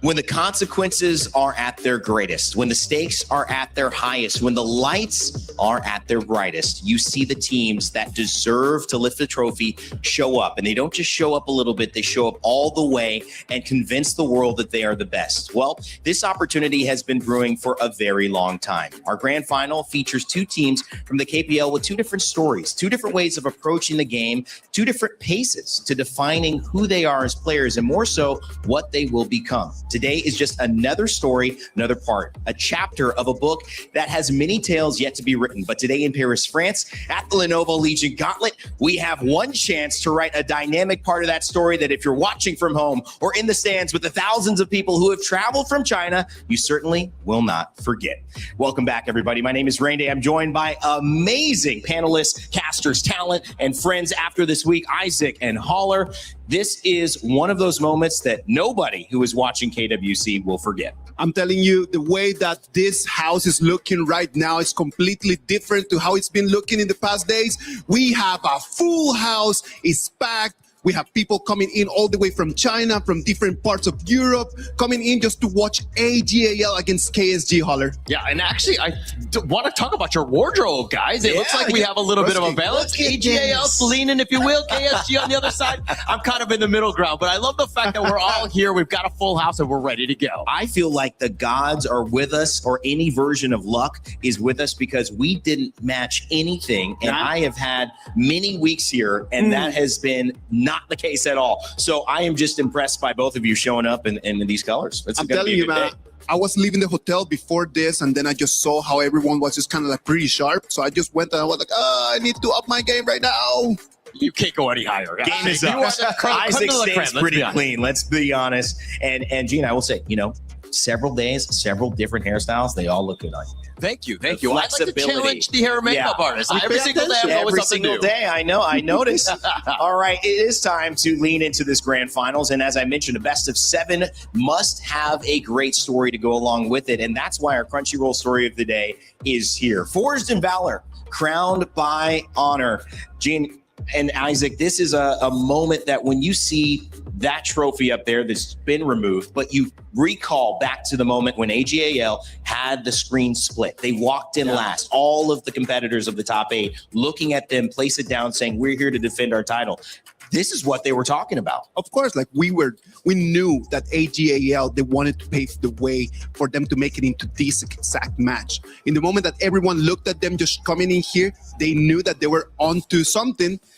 It was just going to be who was going to be here against AG, and against AGAL is going to be KSG. And they proved it day in and day out. Every match that they had, whether it was KSG or AG, Gene, they found a way to win, but not just win. They win convincingly and proved that there was really no one who could test what they were putting on to the table except their counterparts in KPL. Yeah, actually both of them, right? Undefeated throughout, running the table, if you will. It's going to be a clash of the Titans here. Basically, who blinks first in this first series here? Let's focus in on these teams walking through today, because KSG, they were in our green room a little bit getting ready. AGAL, which many people think, I'm voting for. I'm not voting for. I just happen to be wearing red. That's all I'm saying. I just happen to be wearing red. Focusing on them, you can see that I'm not the only one wearing these colors in our crowd. If you just zoom out a little bit, which should be pretty easy to do with the high-tech cameras that we've got all around here in the building. It is all AGAL representing, and the amazing part about that is they know how good they are. Yeah, but it's a special member that, to me, I think is so important, which is Inoue. He kind of precedes this team. His reputation goes ahead of him. And Isaac, why is he just so important to this squad and its journey? I think that when we talk about Inoue, we need to spotlight his story. Like a lot of people that are new to the game, they're like very happy about the way that Inoue plays, and they're like, oh yes, just a man of like great mechanics. He does amazing with the early. We always hear about this, but we need to go back a lot of years behind. Inoue started right over here with us in 2018, man. And then after that, his first trophy over here comes in 2019. And it was the first trophy that AG got over there in KPL. But then after getting that first trophy, then they jump into 4 long years where they did not win anything. And that was really hard for Inoue, because he came into AG, he saw that he could actually get trophies, and then everything falls apart. 20 different players changed in between that last trophy and the next one. Wow. And Inoue was the only one that was standing over there. Crazy. And kind of what we expected, right? The guy, the GOAT, if you will, he's going to be standing alone. And I think that with him just kind of letting things like evolve, if you will, with the different players, finding the perfect, teammates for him is why this team has continued to win championship after championship. Their strategy is understanding the greatness of Inoue. And when you look at this team they've built clearly around him, Isaac mentioned 20 different teammates from his journey from the last time he lifted a trophy, that championship, to now. But can they do it here? Obviously, title defenders coming in from EWC last year. Inoue looks to repeat that with this squad. Let's listen to what he had to say heading in to this matchup. Hello guys, it's Sky. Good to be back. So I have Inoue from AGL joining us for the pre-match interviews. Please say hi to your audiences. 跟大家打招呼。大家好，我是AGL Inoue。This will be the last game here in Paris in KWC 2026. And so it seems for me that AGL seems to have hit your stride in the tournament as the time goes on. So do you feel actually your team have the best headings into the grand finals? 这是我们今天在 KWC 的最后一场比赛了嘛，这一次的旅程。然后我们感觉呢，其实好像 AGL 有一种渐入佳境的感觉。一诺会觉得现在大家来到了一个比赛的巅峰和最佳的状态吗？我们状态挺好的。We feel great when it comes to the matchups. Looking forward to your plays. And facing KSG in the grand finals, what do you believe are your team's key strength going into the series? 这场比赛呢，你们对手是 KSG， 其实你们非常的熟悉彼此。对比两个队伍的特色来说的话，你们觉得今天 AG 在这场比赛当中的优势会是哪些方面呢？我们会打得更加灵活吧。他们前期进攻会比较厉害一些。I think we are more flexible when it comes to gameplays. They really did well in early game aggressive move and team fights, and that will be the things we need to be careful about. And next, you won both best of 5 games against KSG back in KPL summer season.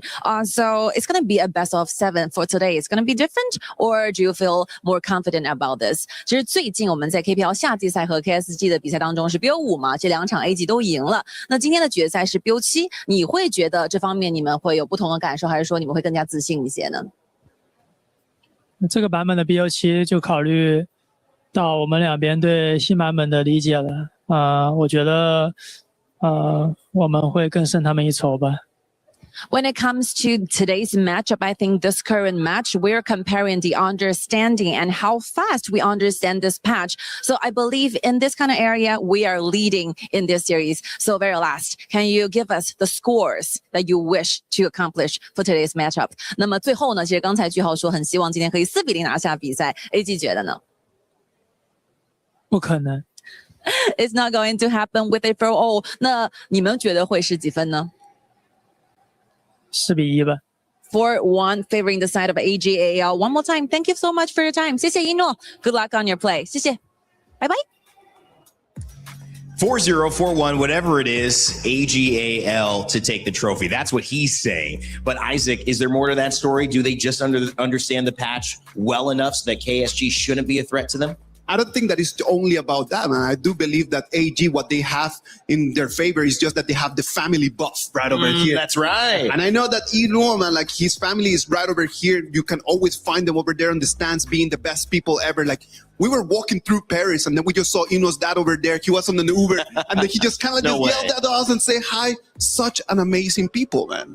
Yeah, actually everybody. I mean, the crowd is as well. I mean, obviously family definitely helps out. All that support and just getting us to the biggest stage here. But again, you know, he's reigning champ, right? And until they take away that trophy, I want to see exactly how KSG can play here. Yeah, and he's got to act like it, right? The confidence. Not only that, winning fan favorite organization of the year in the KPL, AGAL have a lot to represent. But of course, on the other side are our spring champions coming into this, winning that spring title 4-0, something that is very hard to do. And when you put it in context, no one was even able to take a game off of them this entire tournament. So the fact is they have continued that run. Can KSG do it though against their KPL counterparts in AGAL? Sky had a chance to catch up with them and see if they thought so. Hello guys, it's Sky. So we have Juhao for the pre-match interviews. Please say hi. Hi. Good morning. Good morning. Good morning. So you made it to the very final grand finals. This is the very first run in KWC. So in overall, how do you describe the whole journey here in Paris? 其实这一次呢，我们 KSG 包括句号是第一次来到 KWC， 然后也来到巴黎，所以今天做一个小小总结的话，会怎么样去形容这一段旅程呢？如果用一个词的话，就感觉奇妙吧，因为没有体验过就是这种出国打比赛的感觉，然后一些建筑包括景色都是平常在国内看不到的。I will use one word to describe everything we have experienced here. Will be like it was very dreamy and very fantasy because everything with the structure, the buildings, the atmosphere we saw were very different than the scenery that we're used to back in China. So yeah, it's a very beautiful trip and we really cherish every single moment here in Paris. So talking about the games now. You're facing a defending champion AG. So what will be the key strength that can help you take this title today? 那我们聊一下今天的比赛。那你们的对手呢是 KWC 的卫冕冠军 AG 啊。那对于你们来说，你们觉得今天在比赛当中你们的优势是什么？所以你们可以在这场比赛中获胜。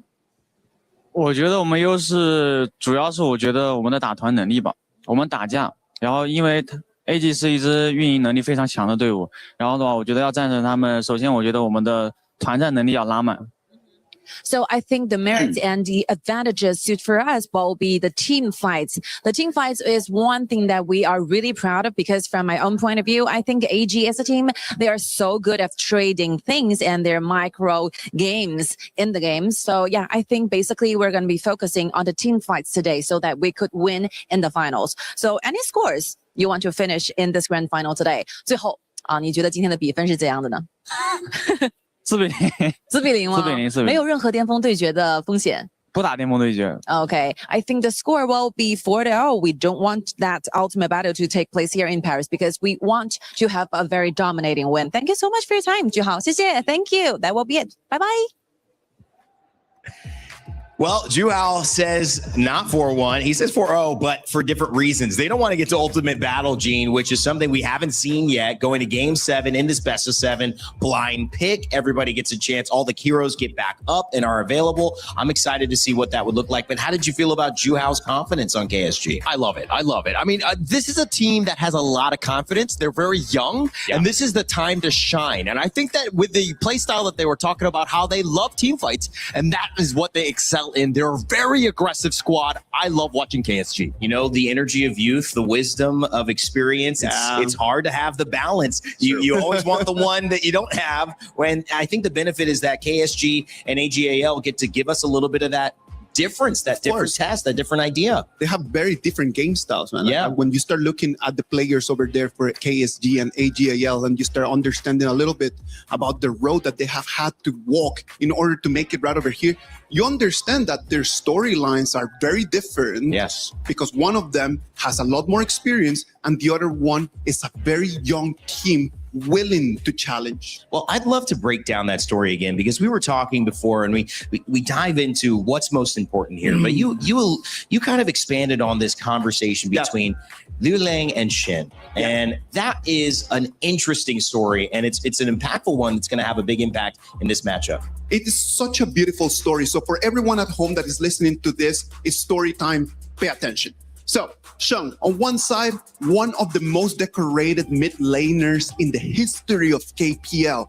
He's right over there trying to make himself a legend, trying to make a name for himself, fighting right now with Rome to see who is going to become the one with the most titles, top of the top. In front of him, Liu Lang. Liu Lang, the mid laner that for a lot of people in KPL, they understand is the ultimate grinder. He is the man with every single one of his heroes in national rank. Every single season he's making the top 10. It is crazy how hard he works. And the most important thing about this is not actually how good they are, but the relationship in between the two of them. Sheng and Liu Lang are best friends. Why? Because once upon a time when they were rookies, watching from the stands, just checking, trying to hope that one day they will be able to take on the stage, they helped each other out to make it all the way until right now, 2026 KWC finals, to be able to see someone that helped you over there in the darkest hours and be able to fight against them, gotta be the best way to become a professional. You know, you see this again, Gene, and kind of my mind goes to the NBA, and you look at almost LeBron and Carmelo and these guys who are coming in similar times, and you really only get to tell the legacy much later in the story because everyone starts out, everyone has their moment, and it's really the last kind of to survive that kind of gets to write the full story. So what is it about AGAL and this KSG matchup that reminds you of two teams vying for a legacy that they can't necessarily both have? What is that aspect to this matchup that's so interesting? Both of them want the same thing, right? Yeah. They both want to be champion. They want to be the top dog. But as to what Isaac was saying, the power of friendship at the end of the day, right? It's about picking each other up and making sure that, hey, no matter what sort of team we're playing on, we're in this together. And again, it's we might be rivals for today, but moving forward, we could be best friends. It's only on the 4 hours of the game, man. We're rivals only on the 4 hours of the game, and then after that, we rank together. I mean, most likely, we're gonna end up just having dinner together.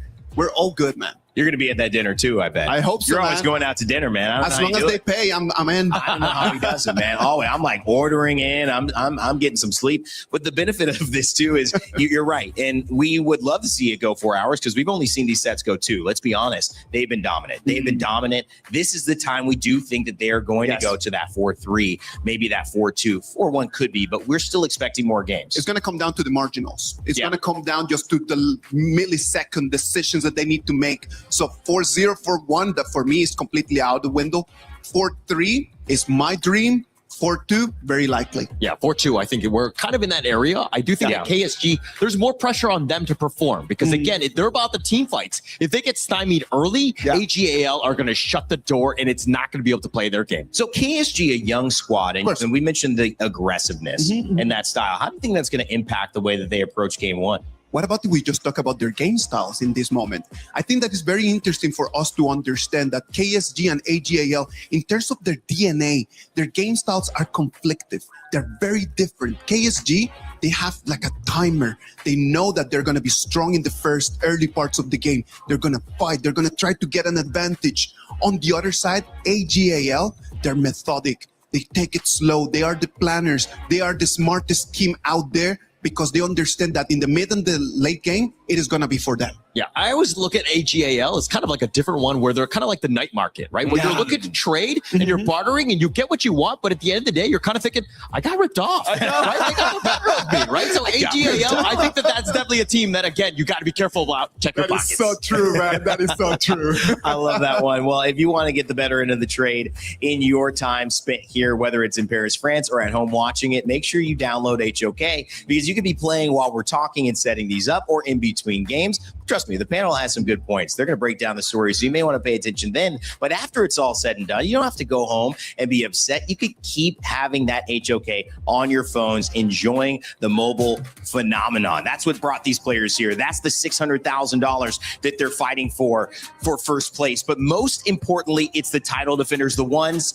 AGAL are trying to bring back that glory to the KPL when they return by having that trophy yet again. Back-to-back championships are on the line. AGAL has done it. KSG want to become KWC champions. It is going to come down to the destiny, to the milli decisions. And Holler, I am really looking forward for that. I'm looking forward to it. You can see the crowd has risen. They're ready to go for this grand finals today. 18 seconds left before we start to decide a champion. In Paris, France, at the Lenovo Legion Gauntlet, KWC comes to an end, but not without the brilliant flash of lights and the spark of a dynasty. 2 teams, 1 destiny, forged in valor and crowned by honor.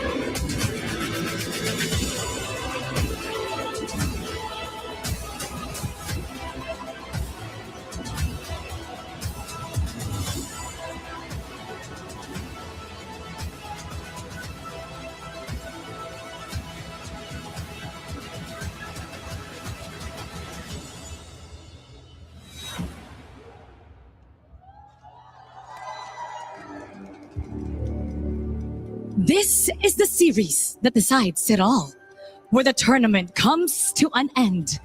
The final battle where a champion will be hailed, forged in valor, crowned by honor. This is the grand finals of the Honor of Kings World Cup at EWC. My friends, 2 weeks ago, 20 teams left their home regions and made it here, converged all on the City of Lights, Paris.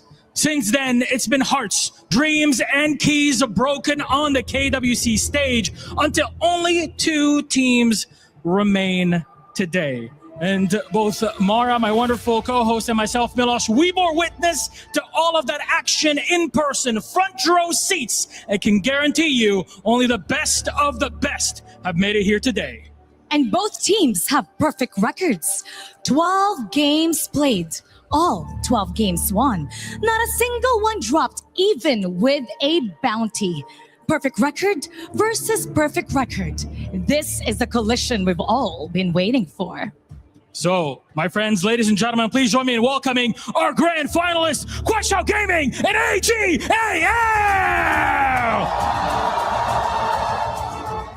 From Kwai Gaming, Silence, Juhao, Liulan, Yu, and LFF. From AGAL, Shuai, Zoe, Inwo, Shang, and Ran. 2 giants of KPL collide on the biggest stage. AGAL have walked into the stage a year ago with the Esports World Cup title. And now they're back in the grand finals with an opportunity to do it all over again. But they'll have to go through Kwai Gaming, fearless, ruthless, and ready to fight. Then, gentlemen, please, Kwai Gaming, please, AGAL, you may take your seats, place your keys for the final time in this tournament. And please, captains, don't forget to shake hands. A tense moment here has all been leading up to this. To you, my friends, either here with us today in Paris or watching from home, you are about to witness history. AGAL, Kwai Gaming, only one can become champion. Let the battle begin.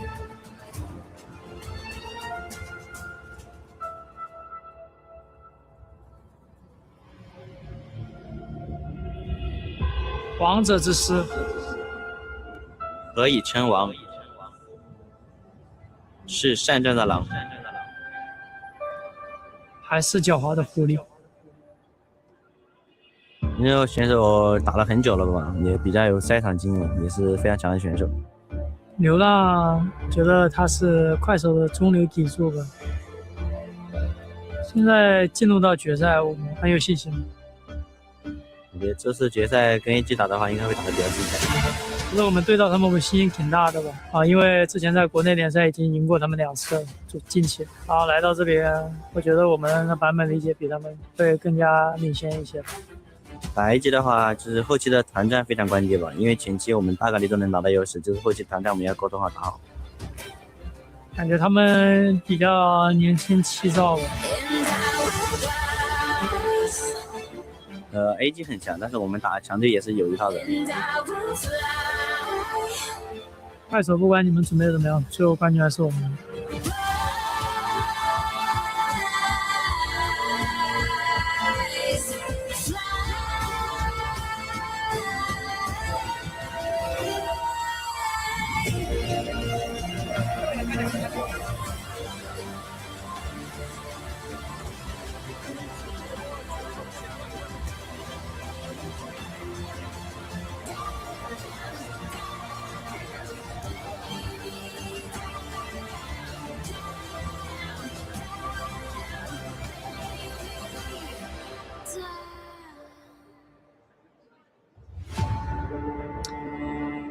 What did people say on the walls of Troy when they saw Achilles versus Hector?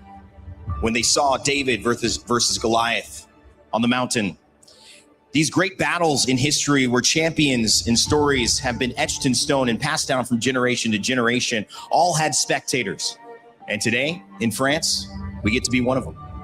The moment It's not wasted upon our eyes. The crowd tells you that they know something special is about to happen. And Isaac, whether you're a follower or work in the KPL, or whether you're joining us here from a different region, from a different part of the world, this is a spectacle to the highest degree.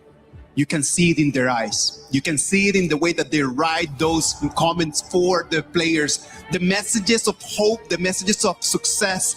You can see it that they are hopeful. They want to see the best of the best. And they have a ticket, first row, for history. And it's putting aside the words. Right now, it's all about the actions. The final moment, if you will, the setup for the grand finals here. The beauty of actions is that they speak so much louder than words. Understanding of the patch, KSG has mentioned it twice that they've got it. Excuse me, AGAL. And KSG have also mentioned that they know how to deal with their own version of tough teams. Part of what's made them special is they came out the gates blazing, and they've won and won and won again. And as our title defenders, the Kadia City title defenders, as we showed you before this matchup, AGAL have one job: lift that trophy one more time. They've already proven they can do it, Isaac. In front of them, KSG, they want to take the trophy from their hands. They came here with the dream of just being crowned by honor. They know what it takes. They have done it in the past, Holler. And I really hope that this day, we're going to be able to see 7 amazing games. I hope we go the distance. It's all about the ultimate battle. I mean, in the interviews, the predictions didn't go that way, but I do think that the level of competitiveness is so high that we'll probably be near that number. Wow. Rain Day, I'm telling you, man, I've watched so many finals through the years, and this one is going to be a special one. It's a matchup that you wouldn't normally be able to see, but because of what we've got here over these 7 weeks, of the specialness of EWC year after year, these matchups, I hate to say it, are becoming more regular as the best of the best travel and compete each summer to showcase what they have. And this is no different as we begin our final series, not just of the day, but of the tournament.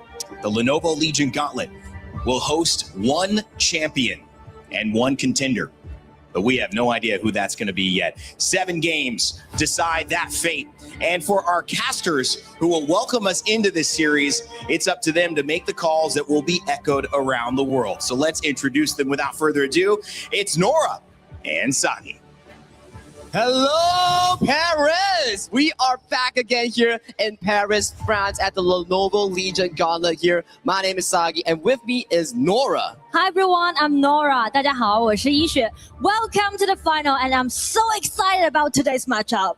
Today's matchup has been legendary. Both teams, like what the panel mentioned, yet to be defeated here, and they are titans of their own. Exactly, and in the past few days, we're wondering, we're questioning, who's going to be the Titan Slayer? But check it out, standing at the final stage, these 2 titans standing there, being undefeated.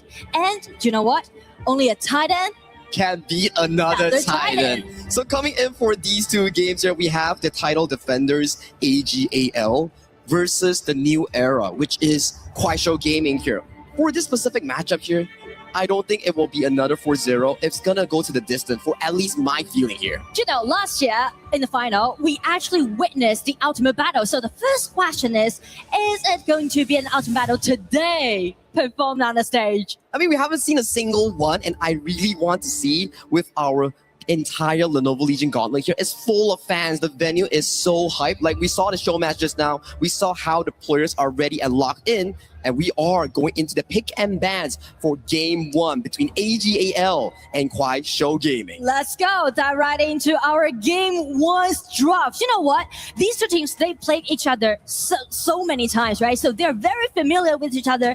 And because of the best 7, it's not new to these both teams. So game 1 playstyle, the strategy is quite different. Yeah, it's about stacking those heroes. Like I remember what you mentioned, KSG is all about the early aggression, and AGAL is about playing the mid to late game. So starting the draft, you see Ukyo, Diadia, the strong early game heroes, remove away from Kuaishou Gaming's pool, and they lock in that pay in that first break. Exactly, and the reason is because if they just ban away this Ukyo, kind of prioritize Zoe's pay, allowing him to lead the whole pace in the early game. That's true, right? And I like the counter matchup coming in from the side of Coach Zizi. We do have the Ying and also Lapu Oh. here. And we are getting a game 1 Zhuangzi here coming in from AGL. I think this is potentially the first one in our playoffs. I do believe that back into the pre-interview, he said something about the understanding towards this patch, right? Because of the best 7, you need to get all the cards you have. And since game 1, it already takes some of it. It reflects their playstyle, right? AGAL, slow, steady, mid to late game. We often see AG, the way that they play. Yes, you're losing in kills, but their goal is always higher than their opponents. We've seen it. Quarterfinals, semifinals, but can they do it against Kuaishou Gaming is what I want to find out, and I am loving that Florentino that will be going in towards the hands of Silence. That's what the first cheer from our crowd behind us for, right? The Florentino. I mean, like, Silence used this Florentino several times, and you can see Silence always going to be really silent in the game farming up, but by this Florentino, he just gonna shine at the late stage. With this specific matchup, right, go through with me how you feel about Florentino. It's an AOV hero coming in for this specific patch and going in against a Charlotte. We've seen a few of these matchups here. It's slightly more favored into the Florentino. What do you think? Well, I feel like definitely the laning will do well, but to the team fight, as we mentioned, it all depends on their pure mechanics and what opportunity they're going to find for them. Fully agree with you as we pace into the second phase of the pick and bans here. More of the remaining hero pool will be removed coming in for both teams. We have the Arlie locked away from Yimo and also the Haya removed from Liu Lang. I think you did tell me more history about Liu Lang here. He's been with KSG for a lot of years now. The only player remaining from the original roster. And also, you know what? Last time when these two teams played against each other in the final, that was back into 2024 KPL summer. And at that time, Liu Lang was there, and actually the team just regrouped with him years by years. And in this spring season, they finally got their very first champion in their team's history. Oh, that's just a very lovely story, right? Staying in one team, cultivating that winning moment, and getting that 2026 KPL Spring Champions here. But in front of them is AGAL. Can they do it once again? We have to find out as we jump right into the pick and bans. Before, Arlie, Channel, Mai Nui, Haya. So do you pick up a farm lane here on your first pick? The Aoyin is still available. Because you mentioned about the stay the longest time in their own individual team. And as for AG, definitely it's going to be Ino, right? Yeah. Played the longest time for AGAL. So that's the reason why you can see like AG, they're targeting at Liu Lang, right? The captain of KSG. And on the side of KSG, they're just directly targeting at Ino's picks. Yeah, and it further adds on to your question where they're targeting Ino. They're also saving the final counter pick towards the side of Yu in towards that farm lane here. So do we get to see something special here? Might be the Devara, might be Yu on his signature Baishi. Those things are pretty acceptable coming in from game 1 because in a BO7, we want to burn heroes slowly into the game 5 and game 6, right? And also because they are trying to play the game in totally different style. So as you can see, by picking this Garuda, kind of just prioritize KSG's early game using Lapu Lapu and In, and also this Garuda allowing them to build up the vision control for the whole team. Super aggressive picks here coming in from side of KSG. The final 2 picks will be the Concert Yu and the Yu Huan coming Classic in from AGL. pick. Such a safe composition. Their only early game comes from Zoe on that Pei and also Sheng on their Yu Huan. If they lose that 3v3 mid lane, this could be disastrous coming in from AGAL. But that's how AGAL always play, especially for the first game of their best of 7, right? Play it slow, steady, but nicely. They're very comfortable about taking those late game hero. The only thing is that will Zoe be under attack in the early game? Because just as you mentioned, right, he's the only powerful hero on the side of AG. If he falls, that could be a big trouble. And it's a reflection of their individual playstyles. AGL, slow, steady, winning the race mid to late game. KSG coming at you with strong laning phase, good mid control, and want to break you down in the first 4 to 10 minutes of the game. And speak of the laning phase, that's exactly what KSG tried to highlight for game 1, because on all 3 lanes, they're trying to build up the winning lanes on all 3 lanes. Yeah, win lane, invade jungle, go for towers. That's the KSG playstyle. So as the coaches shake hand, we will be going into game 1 in just a short moment here, Nora. And you know what? These two teams play against each other so many times due to their records. Actually, they played 32 times before. With AG a 68% winning rate, KSG 31% winning rate. But you know, this year they play against each other for 50-50? 4 times. That's a 50-50. Hey, it's a 50-50 win rate. One of them will have to suffer a lower win rate after today's BO7 here. So some records will be broken because these two teams yet to suffer a single loss here in the side of KWC. I mean, so far in KWC, both teams standing there with 12 wins in a row. And these two teams actually know each other very well. And I know KSG, they are known for their aggression, and AGAL, they're known for their microing. With that in mind, ladies and gentlemen, let's get into game 1 of our grand finals between AGAL and Kuaishou Gaming. Let's go! Who's gonna take the first victory, first win among the best of 7 in the final this year? Now, Nora, talk to me about the winning condition coming in from AGAL. Well, I mean, AGAL definitely need to make sure that Zoe need to farm up very well, and also they need to accelerate pace, farming pace, allowing them to back up for their side lanes. Oh, and towards early game, such an aggressive start coming in from Silence, taking a bit of a damage here towards this specific game. I like your analysis on AGAL's win condition, but it's the total opposite for KSG. It's about breaking that laning phase, winning lane, and then converting into jungle control. Yeah, and you can hear the rumbles right now from the crowd. You know, I'm gonna tell you guys who's watching the live stream right now, it's gonna be full stage here in the arena. I love it, right? The crowd is cheering, they're roaring, and the fans has been amazing here at the Lenovo Legion Gauntlet. So, in towards this early game, it's similar playstyle, right? It's about controlling that mid lane here. Zoe, still level 3, looking for that mid wave and then going in for that Crimson Golden Clear. So actually everything just went very well on the side of AGAL. The question is that how KSG is going to break the window for themselves, right? How they're gonna break the balance of all 3 lanes, because they need to do it. The time's ticking. Yeah, it's really difficult for them. It's about finding those opportunities here. So in the early game, we do see more of the gold sharing that has been a signature KPL playstyle. We talk about it, right? You said that the gold farming style originates from AGL debuting in the tournament, right? And also, it just allowing all those teams are very, very familiar with this kind of gold sharing. And check that poking damage, right? Liu Lang already makes some movements. Amazing damage coming in from Liu Lang, the captain of KSG. But I like the gold sharing method. Yes, it's a strategy that has been proposed coming in from AGAL, but teams throughout the 2 years of AGAL's winning spree, they managed to break it down little by little at the very least. I mean, break it down little by little, which means AGAL play quite comfortable during the lanes, just play defensively, make sure that those neutral monsters won't be, taken away by KSG easily. Try to make some trades, even at least HP trades. On top side, we do see the splash gradation landing on towards the side of Silence. Just a trade of ultimates here coming in from both teams. They're playing it safe, respecting that early game. But I mean, play safe can be good for AG, but as for KSG, they're waiting for Juhao, waiting for income for backup. Oh, Raging Sea landing on towards the side of Ron. Nice butterfly effect to cleanse it all towards safety. LFF going dangerously low.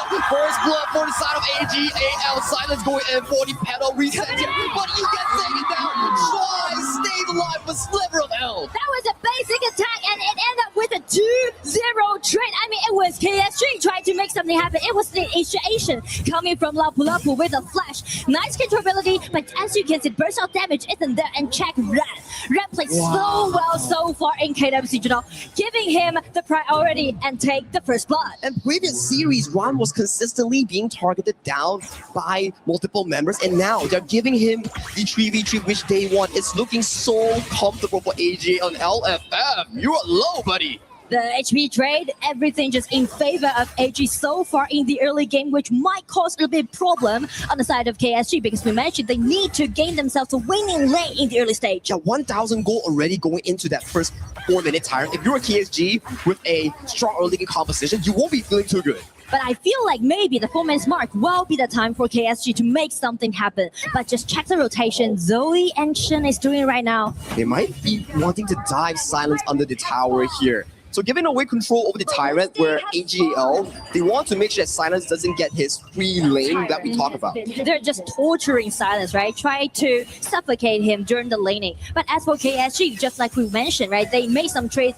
about that dragon. Oh, nice flash coming in for side of Sheng, dodging away Silence. Silence at full flash. He's almost getting taken down. Splash grenade finding Silence, and that is 3 kills into the backs of AGL. I mean, it hasn't been 5 minutes, but Ran already with the pure sky. As you can see, like how Ran is being so aggressive today. He's getting so much help from AGAL. They know how important that clash lane matchup is, and towards the bottom side, Yino might be in danger. Nice Spear Will landing on towards Yino, but the cavalry is here. Stride bailing his farm lane out of safety. And I mean, with a 1,000 goal lead, it seems like the balance is not there for KSG. They're trying to pressure at the bottom, try to make some laning trains since this Florentino is really being tortured. Now, I have a question. We know AGL, this specific roster, has been with each other for at most 2 to 3 years. Their experience in the world stage, last year KWC. So when you compare to KSG, a very young and rookie roster, does it mean that they are more stressful? I mean, speaking of the stress, definitely LFF is under huge stress. He's just been taken out by 3 members, but as Yolang is backing out with his ulti, trying to shred down the HP bar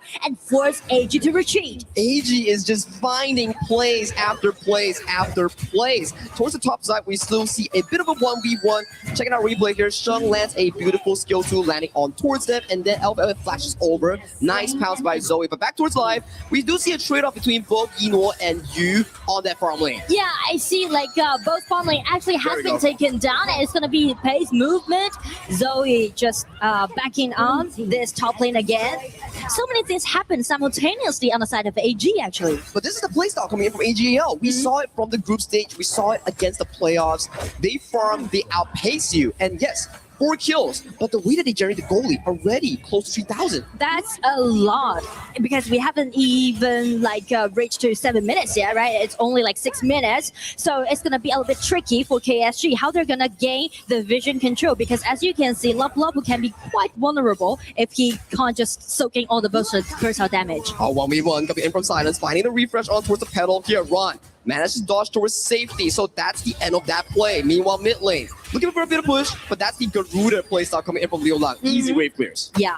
And I mean, the Garuda pick can be good if KSG just fell behind, because they can always rely on Garuda's laning clarity, make sure that the tier 1 tower in the mid lane is always going to standing there for them. Yeah, as long as the mid lane tower doesn't go down, KSG can still push the game indefinitely. So we look at AGL's draft. Yes, they're currently in the lead, but there won't be a lot of engaged potential because it only relies on Sheng on that skill 2. Exactly, because it's really acceptable for them to just farm up in this kind of speed. That's correct. Mid lane, a bit of a clear coming in from both teams. Oh, check Zoe's positioning. Yeah, Zoe is positioning himself in this half map. Might be catching you on that rotation. I mean, they are gaining all those vision control, and maybe the next target will be the invasion of the opposite side's red buff. Oh, it's looking so comfortable for AGL. Yeah. Every rotation coming in from Zoe, just clearing towers left and right. You already lose a tier 2 so early on into the game. It's only 7 minutes 30 seconds. And I feel like KSG, they are just trying to get into the mood. They are trying to make something happen, but the thing is that the rotation that AG moved is kind of be more flexible. Very perfect as of this part here. So let's go Melody. Has to be popped here coming in from the side of Sheng. A bit of a poke here. Ooh, he does go very low, but that's to clear the wave, right? You clear the wave, you rotate back into the jungle. Slow but steady for AGL. And as for KSG, actually, it's just allowing them to have a plan B, which will be fix the spot of engagement in the mid. Now, we talk about how AGL can win the game. Snowball Ron, Snowball Yino, Zoe doesn't die. Ron getting caught out here, has to pop the Pure Sky. Silence going in for that 1v1. But a good disengage coming in from Stride. Stride has been such a reliable role, just putting down those anti-CC. But I mean, nice catch. It's gonna be Zoe jumping in, getting his hand on this view, but he tried to make the tower not happen. You just denied that. That could be the game changer here coming in for the side of Quackstone Gaming here. Meanwhile, towards the bottom side, Jiha wants trouble with the side of Ron. Ron in 1v2. Gets tagged by the pedals yet, but nice refresh coming in from Silence. Silencing Ron in that play. I mean, KSG, they're just waiting for the right moment and try to make those pushback happen. It's just a blink of a moment and you miss it, and they found the outplay, getting Ron, getting Zoe, and that 3,000 goal lead, it has shrunk to merely a 2,000 for the side of KSG. And I mean, like, all of a sudden, you can see KSG at the bottom side, they already take 2 towers down, allowing them to have a winning lane at the bottom, and at the same time, they're less silenced to carry the red buff. I think we captured Kristen right now. I was saying that, oh, what does KSG need to do to win? And boom, Ron goes in, gets taken off. Zoe goes in, gets taken off. So not the most optimistic approach coming in from AG from that mistake. Yeah, I mean, because KSG's group hunt just take AG's members down one by one. Oh, Stry here being tagged on. Zoe gets hit on by the Blossoms here. The Blossoms are resetting onto a Stry. Stry will be the first victim to fall. That is going to be a big pickup here for the side of AGAL. It means they won't have vision for the 10-minute mark. Yeah, because we mentioned that once Pages fell down, they're just going to lose control of the threatening vision. It's true. So now, going towards the 10-minute mark, if just now AGL held their lead, maybe we see an AGL domination, but with the takedown coming in on Stry, the mid lane tower just gets exposed. I mean, the mid lane tower matters a lot, especially we're reaching to the 10-minute mark, and you can see the output damage from a Garuda, from Leola, really hurt in the mid stage. And LFF, such a smart play, marking Zoe, and Zoe gets jumped in. Lots of reset coming in for the side of Silence. Silence wants Zoe, but the job is done. They stop AGAL from trading that objective. It's looking so good for Kuaishou Gaming. It seems like everything just collapsed by around like 8 minutes, right? KSG just find one window open for them and keep snowballing the game. And they're not stopping here. Ron getting caught off here by the side of Jihao. Jihao goes in with the ultimate, finds a spot here, and he takes down Ron in that play. This is disastrous for AGAL. And I mean, just check the goal difference. AG is holding the goal difference quite well, quite decent, because it's still gonna be very even. But check the versatile damage coming out from Eno, just using his ulti with Shen's flash, gotten such a nice gank. Very good timing from Eno. He saw LFF leave his farm and immediately he's like, you're alone, and he gets taken down. This is the moments that you need here. So with that timing difference, maybe they can go for that overlap. But Ron, a bit over aggressive here, being punished heavily by the side of KSG. But so does Yu, right? The position isn't that comfortable. You can check his teammates are actually very scattered. Coming towards live Shong, chunks down Silence. Silence gonna be really low before the next fight. AGL, they have control over the Shadow Overlord pit. I mean, the accuracy with Shen's skill too is definitely there. Yeah. Yeah, going dangerously low. Both teams. Okay. They're playing with each other. Ran coming goes for in. the back line. Who gets the steal? It goes over the side of Zoe. AGL, they're backing up. They already accomplished the mission, securing that Overlord. Make the constellation effort happen again. A pretty classic AG playstyle. But on the side of KSG, since they already break down all those towers on 3 lanes, right? The tier 1 tower. So it's time for them to make some engagement happen on the red buff side. I want to give props to KSG. The way that they claw back in towards this game was just remarkable. They were like down like what? 3,000 to 4,000 in towards that early, and they just managed to find picks after picks to actually get back into a 50-50 with KSG. And right now, the top lane, you can see like these two teams are actually doing different accusations. AG is led Zoe to do the step push, right? And actually the Vanguard's really hurt. Oh, LFF, he's getting caught in the middle of nowhere. That's a nice chunk. He still saved his ultimate and also the flash. So that's an okay pickup here. And I mean, that's the microing we talk about all the time when we're seeing AG play, right? When they fell behind in the mid game, they're trying to figure diverse methods to, just trying to even the game up. In social media, there's a clip of Stry standing in the river looking in towards that bush, and then it perfectly just slices off that vision. It's really viral in like global social media. Yeah, and I mean, in that case, it's gonna give the pressure on KSG, and right now they're targeting at the tier 1 tower in the mid. Yeah, this was gonna go down pretty quickly here. Eno and Sheng just using their basic attack to chunk it down little by little. I think the game decider will be happening later on. Jihao gets caught out. He's getting really low. Really close. Nice 2-man stun coming in for the side of LFF. And Zoe, he gets taken down. Stry has no way to escape. That's a double kill going over to the side of Liu Lao. Meanwhile, Silence is holding on to member Sheng. Has to commit the flash, but the job is done coming in from Kuaishou Gaming. I mean, that was a really nice push back on the side of KSG. It seems pretty much like Jihao was the bait, right? Just let everyone get in, check the replay, check the positioning, right? Jihao has been taken extremely low, but after that, he survived, and with the Lapu Lapu with a flash getting in, and also Leona's output damage with his ulti, just use his ulti to land all those kills as a double kill. LFF has been amazing in this game. Yeah, he's 0-2 in the early game, but the way that he found engages after engages in the mid game is just superb coming in from a superstar new roamer. Because I mean, like, speak of engagement, the only engagement that you can see on the side of KSG will be Lapu Lapu. That's true, and he's managing to find all of those little plays on the map, which gives KSG back to control. 50-50 from both teams. But with the Shadow Tyrant, the next upcoming 2 minutes, it's going to be rather stressful for AGL. Well, you see, like, this is kind of like another class of playing, right? It's everything just went so 50-50, and you can see a lot of back and forth is going on. And even when we scrutinize about the goal difference, it's quite even. It's even. Like, it comes down to that one final play between these two teams. Yeah. If Yino dies or you dies, that could be disastrous for either of these teams. So you can see KSG are trying to push in a quite secure way, and AG is trying to poke in a bit more. The LT trade. Unending Despair coming in for the side of Sheng. That's going to be unavailable for the next upcoming minute here. But it's still all right.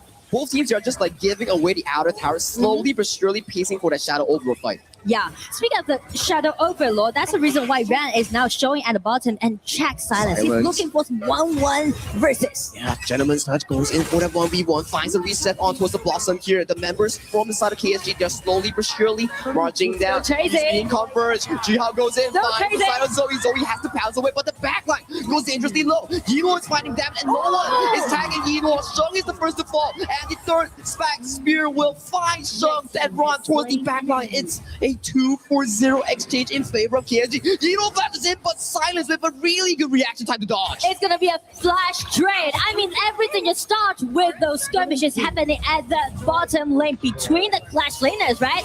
1 versus 1, and the team members is trying to back them off. But after this, check the controllability, right? Those stun just let KSG to make these things to be possible. This Spear Wheel coming in from Jihao was so clutch to pick up Sheng, and with that win, Shadow Overlord going in towards them, and the high ground coming in from AGL might be in danger later on. Exactly. I mean, after claiming that Vanguards, it's just allowing KSG to push in a more aggressive way.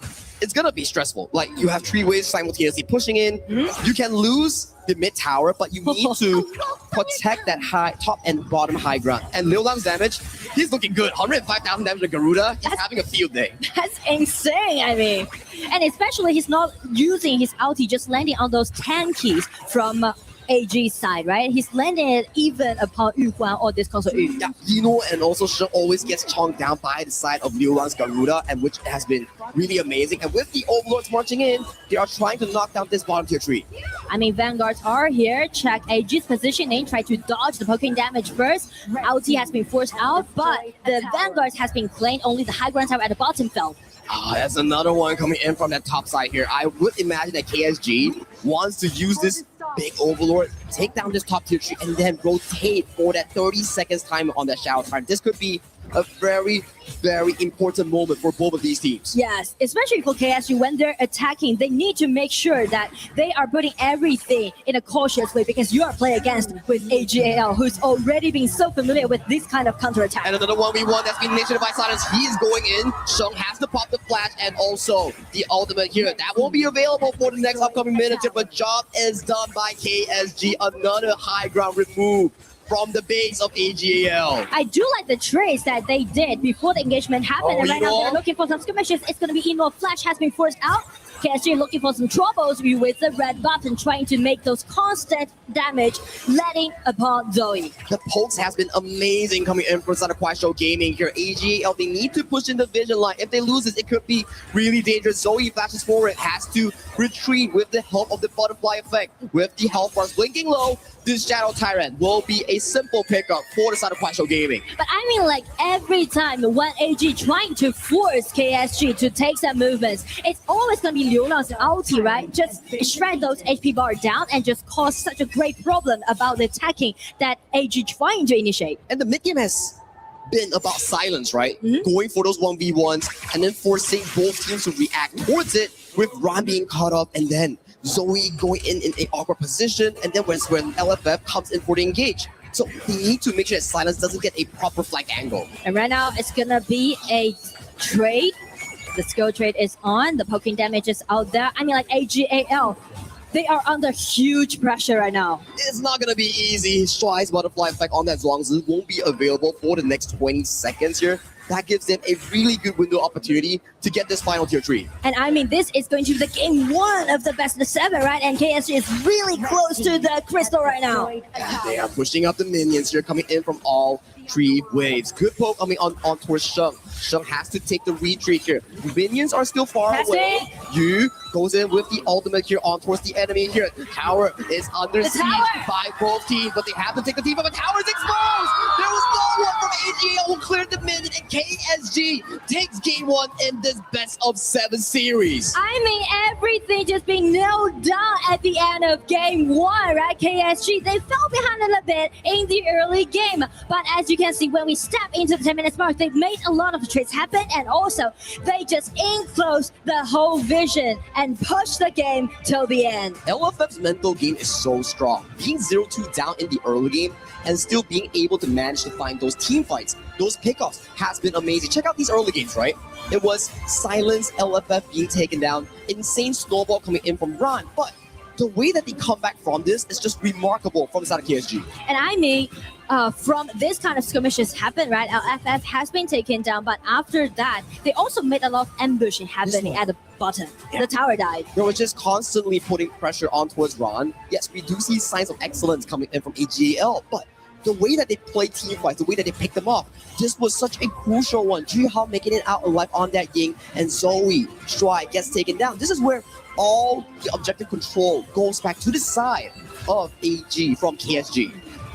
And let's check out with the panel to see what they have to break down. Rainy and panel, please do take it away. Well, you wouldn't believe it if I told you if it was any other day besides the grand finals, but a KPL team has lost for the first time in Paris, and it happens to be by the hands of another KPL team. KSG take the win in game 1 and move forward in their chances to debut here at EWC, KWC 2026, and take the trophy from the defending titles. Rainday, Isaac, and Haller back on the desk with you. Sagi and Nora just on the cast. Isaac, that was exactly the type of game that we expected to see. It did not disappoint. I never get tired of just watching finals, man, because the finals are just so interesting. 19 minutes, we make it all the way until there. And I'm just loving the fact that it's a coming and going. It's a ping pong match, man. Like, it's never for someone. A lot of people say like, oh no, it's already 0-2 for Silence over there. Take that, turn around, KSG win. You saw the playstyle of both of these teams as well. That's the craziest part, where, again, KSG were able to take those team fights. They could go aggressive when they wanted to. AGAL were looking to shut the door many a times, and they played their playstyle early. And I think that that's the main difference between having the KPL teams just fighting over there, right? Because they never put their hands down. They're always defense up. It doesn't matter if you start just losing at the beginning, they can always find a way to bounce back. But it also seemed like the bounce back was because AGAL were making some uncharacteristic mistakes. They were forcing things. They were getting caught out. They were trying to make some fights like 2 versus 5, and that's never a winning proposition. But you know what? Like, I do believe that KSG forces those mistakes out of AGAL because they understand something. They have the Garuda pick.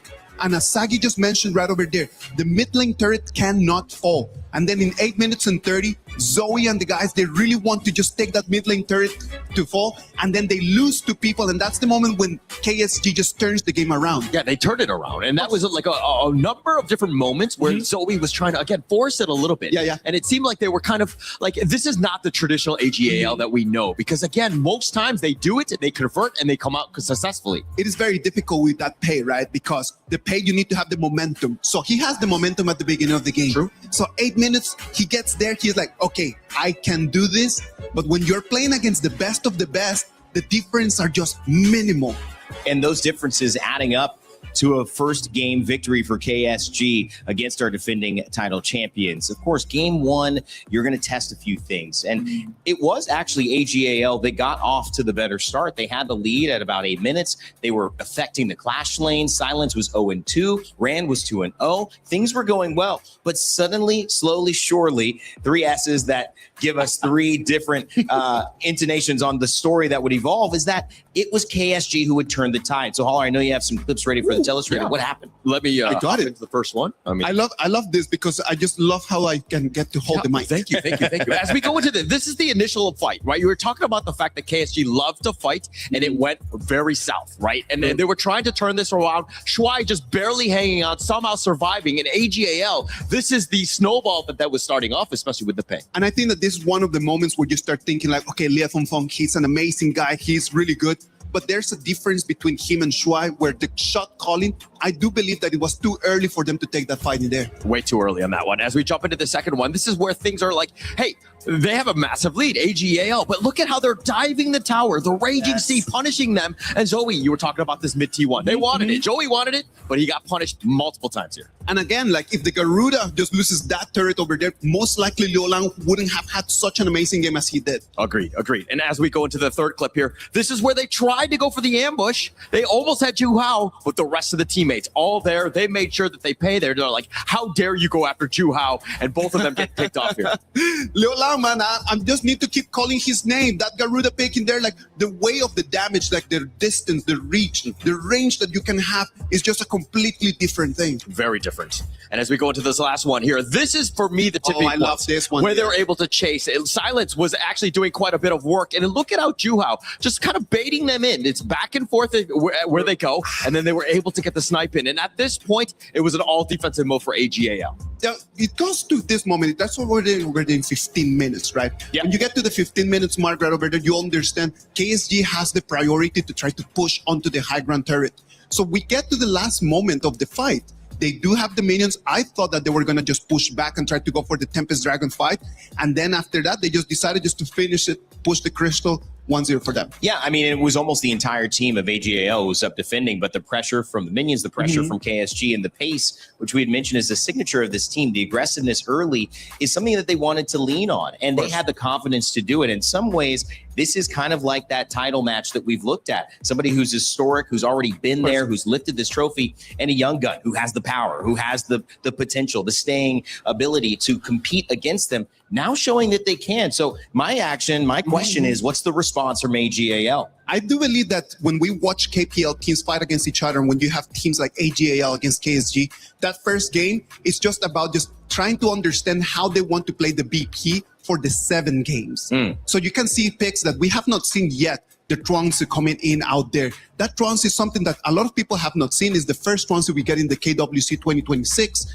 This allows them just that in the moment the Lapu Lapu initiates, the Trunks with the butterfly effect can just purify, and then they can counterattack on that. So I do believe that AGAL in that game number 1 did a really good game on their BP. It was definitely a good game. I think that, I don't know if the Zhuangzi pick it's something that they might need later, right? But I think for Kuaishu Gaming, I think that this is great. This is what you want to do, especially if you're a young team. You want to take game 1, and they did it assertively with some dominance towards that end. One of the things that is also, when you look at a matchup here where you have 2 mid laners who are kind of stealing the show because of their history, Liu Lang and Sheng, as you appropriately mentioned. The Garuda, a very valuable mid lane pick, getting the win on that when it is your opportunity to play it, that means a lot. That kind of gives you some confidence, because on the opposite side, if that goes AGAL's way now, Isaac, that obviously means that they've got the pressure to kind of do well with that pick also. I think that the Yu Huan pick over there to challenge the Garuda was actually a really good one, because it can just suck in so much damage. So it can actually just use that issue,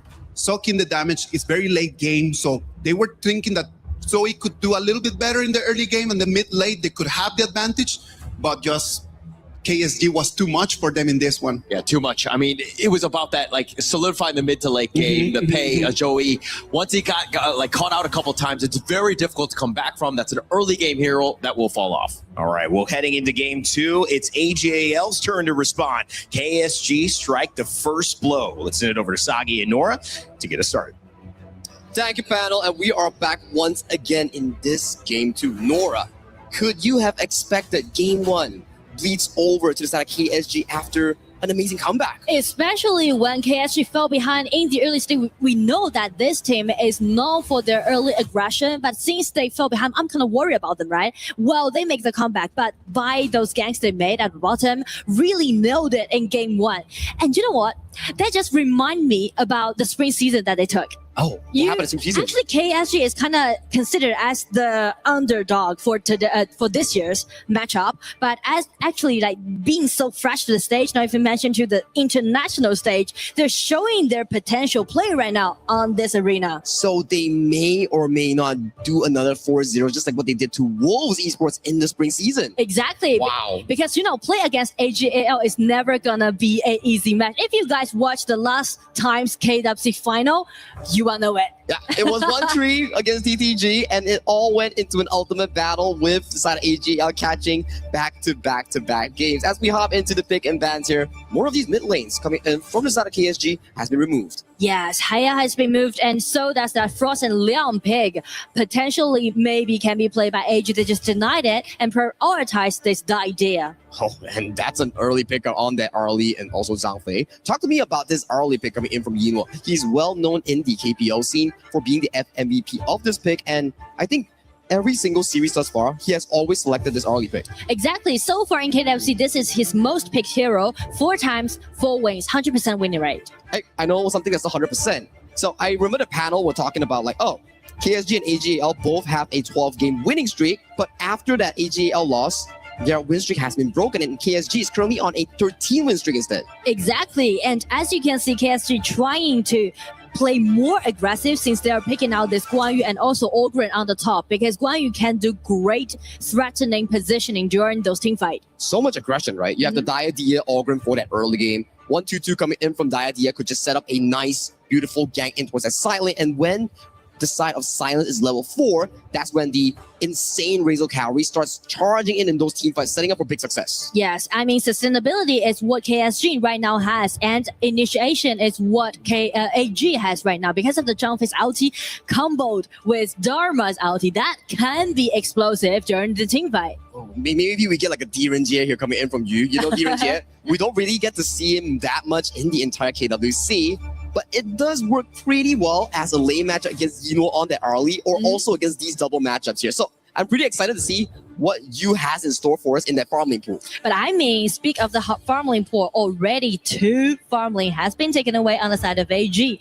Ao Ying be cancelled, and so does Kongsa Yu. So will it be, they go for the mine?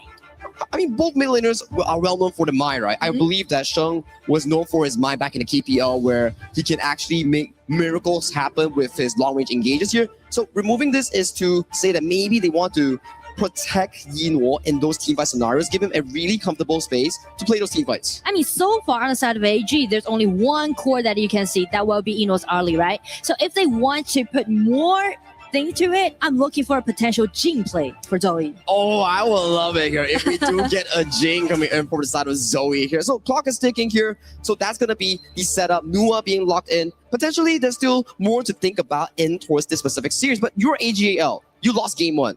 What are you thinking in your mind right now? Well, I mean, if I am AJL, I won't be that worried about if I fell behind, because these players, they've played among each these players have played together for over 2 years right now, right? I mean, what else they can offer to us is always going to be the expectation when we see them play.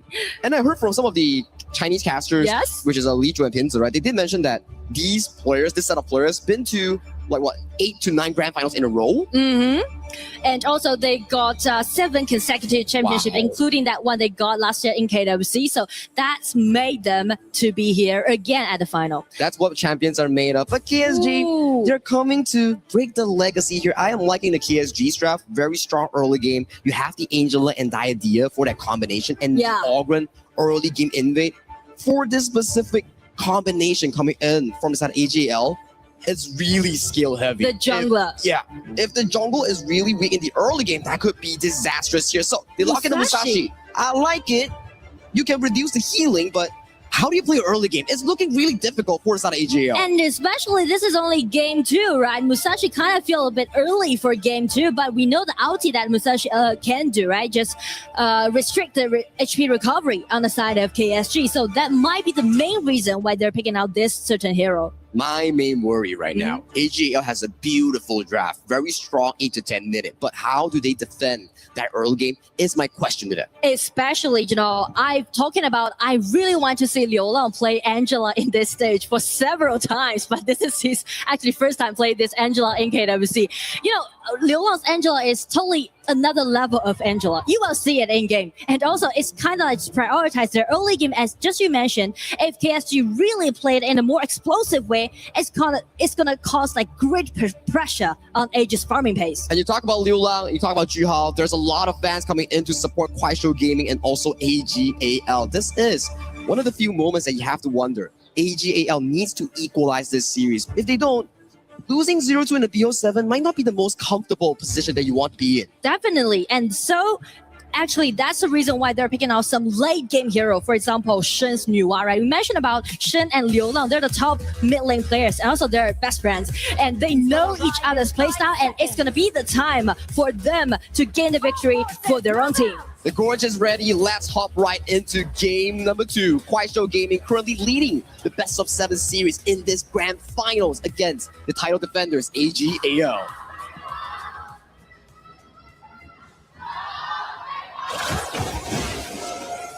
Here now, we can hear the rumble by the crowd. They're cheering up. I hear the drums right now, Nora. The drums, that's a KPO raging style, We love it, the vibes here. Popping a frenzy, taking a lot of damage here. Oh, Shuai has no spell 2. The mid lane 2v3 won over by the side of Kuaishou Gaming. And allowing them to make the early evasion happening. They're jumping into the opposite side of the jungle. And here we go. Liu Lang's Angela already caused so much threat upon the individuality on the side of AG. Such an aggressive play here coming in from Kuaishou Gaming with that mid lane 2v3 winning over to the side of Kuaishou. They pick up the Azure. They also pick up a nice small camp for Zhao Yu. Yes, I mean, like for this channel, he's just gonna play defensively at the bottom. And because the laning swap that AG is doing right now is trying to say that they want to farm up peacefully and let the game to be in really late stage. I think it makes a lot of sense, and it's a very smart move coming in from AG. You move Yinhuo towards mid lane, which can push faster than Sheng. That gives them more room to move around the map like this. Gold sharing, funneling, so they can at least stay healthy in terms of that goal. And that's those detailed microing when we're analyzing, especially for AG. Slow and steady. So early game is what we're looking at, right? But what about team fight? AG has a lot of engage coming in for their composition, which looks really good. If we can start the game to maybe 8 to 10 minutes. Yeah, or maybe like 4-minute mark, they can try to make some dragon trade happen, but still they need to, even it up in the early stage. But also the team fight wise, you mentioned a really important point is that AG's ulti looks really nice, unless you land it accurately. Yeah, as a combo, as a wombo combo actually. Yeah, you have to match the wombo combo. Someone has to stop silence on that Guan Yu, right? Potentially Ron, potentially Zoe. Someone have to figure it out. That's where AGAL's worry. But take a look at this specific early game right now. It's pretty 50-50, but a nice Rizzo Cavalry onto his Ron. Ron has to commit the flash. So this is a very crucial timer. Why? 2:30 seconds, 2-minute cooldown. Ron won't have flash for the next upcoming Tyrant fight. Which will be kind of vulnerable when they're trying to take that Tyrant fight around 4 minutes mark. And also those ganks that KSG did, still working again. And also check Liu Lang's positioning. He's gaining enough vision control on the side of KSG. Just giving so much room for both Yu and Juhao to get so much gold. And I like this, right? People wondering, oh, what's the gold sharing? What's the gold sharing? You need one jungle, one roamer, and one laner, and then you maximize that gold earning. And also allowing to have the efficiency to rotate faster. Not even mentioned to when you're playing heroes like Angela with the idea, the burst of damage is definitely sufficient when you upgrade to level 4. And if we were to observe the specific match, right, I feel like both Yinhuo and also Yu, their positioning matters a lot. Take a look at all the crowd control. Dharma's ultimate, Musashi's ultimate, Zhangfei's ultimate, and then you have Silence, always looking at Yinhuo. So these two players will be crucial. If they fall, that could be the main damage dealer removed from the pool from both teams. So you can see like at the bottom, Yu is playing extremely cautious. And I do want to highlight because so far in KWC, I thought like Yu played very well during the laning because you're always going to see him play as a 1v3 or 1v2, right?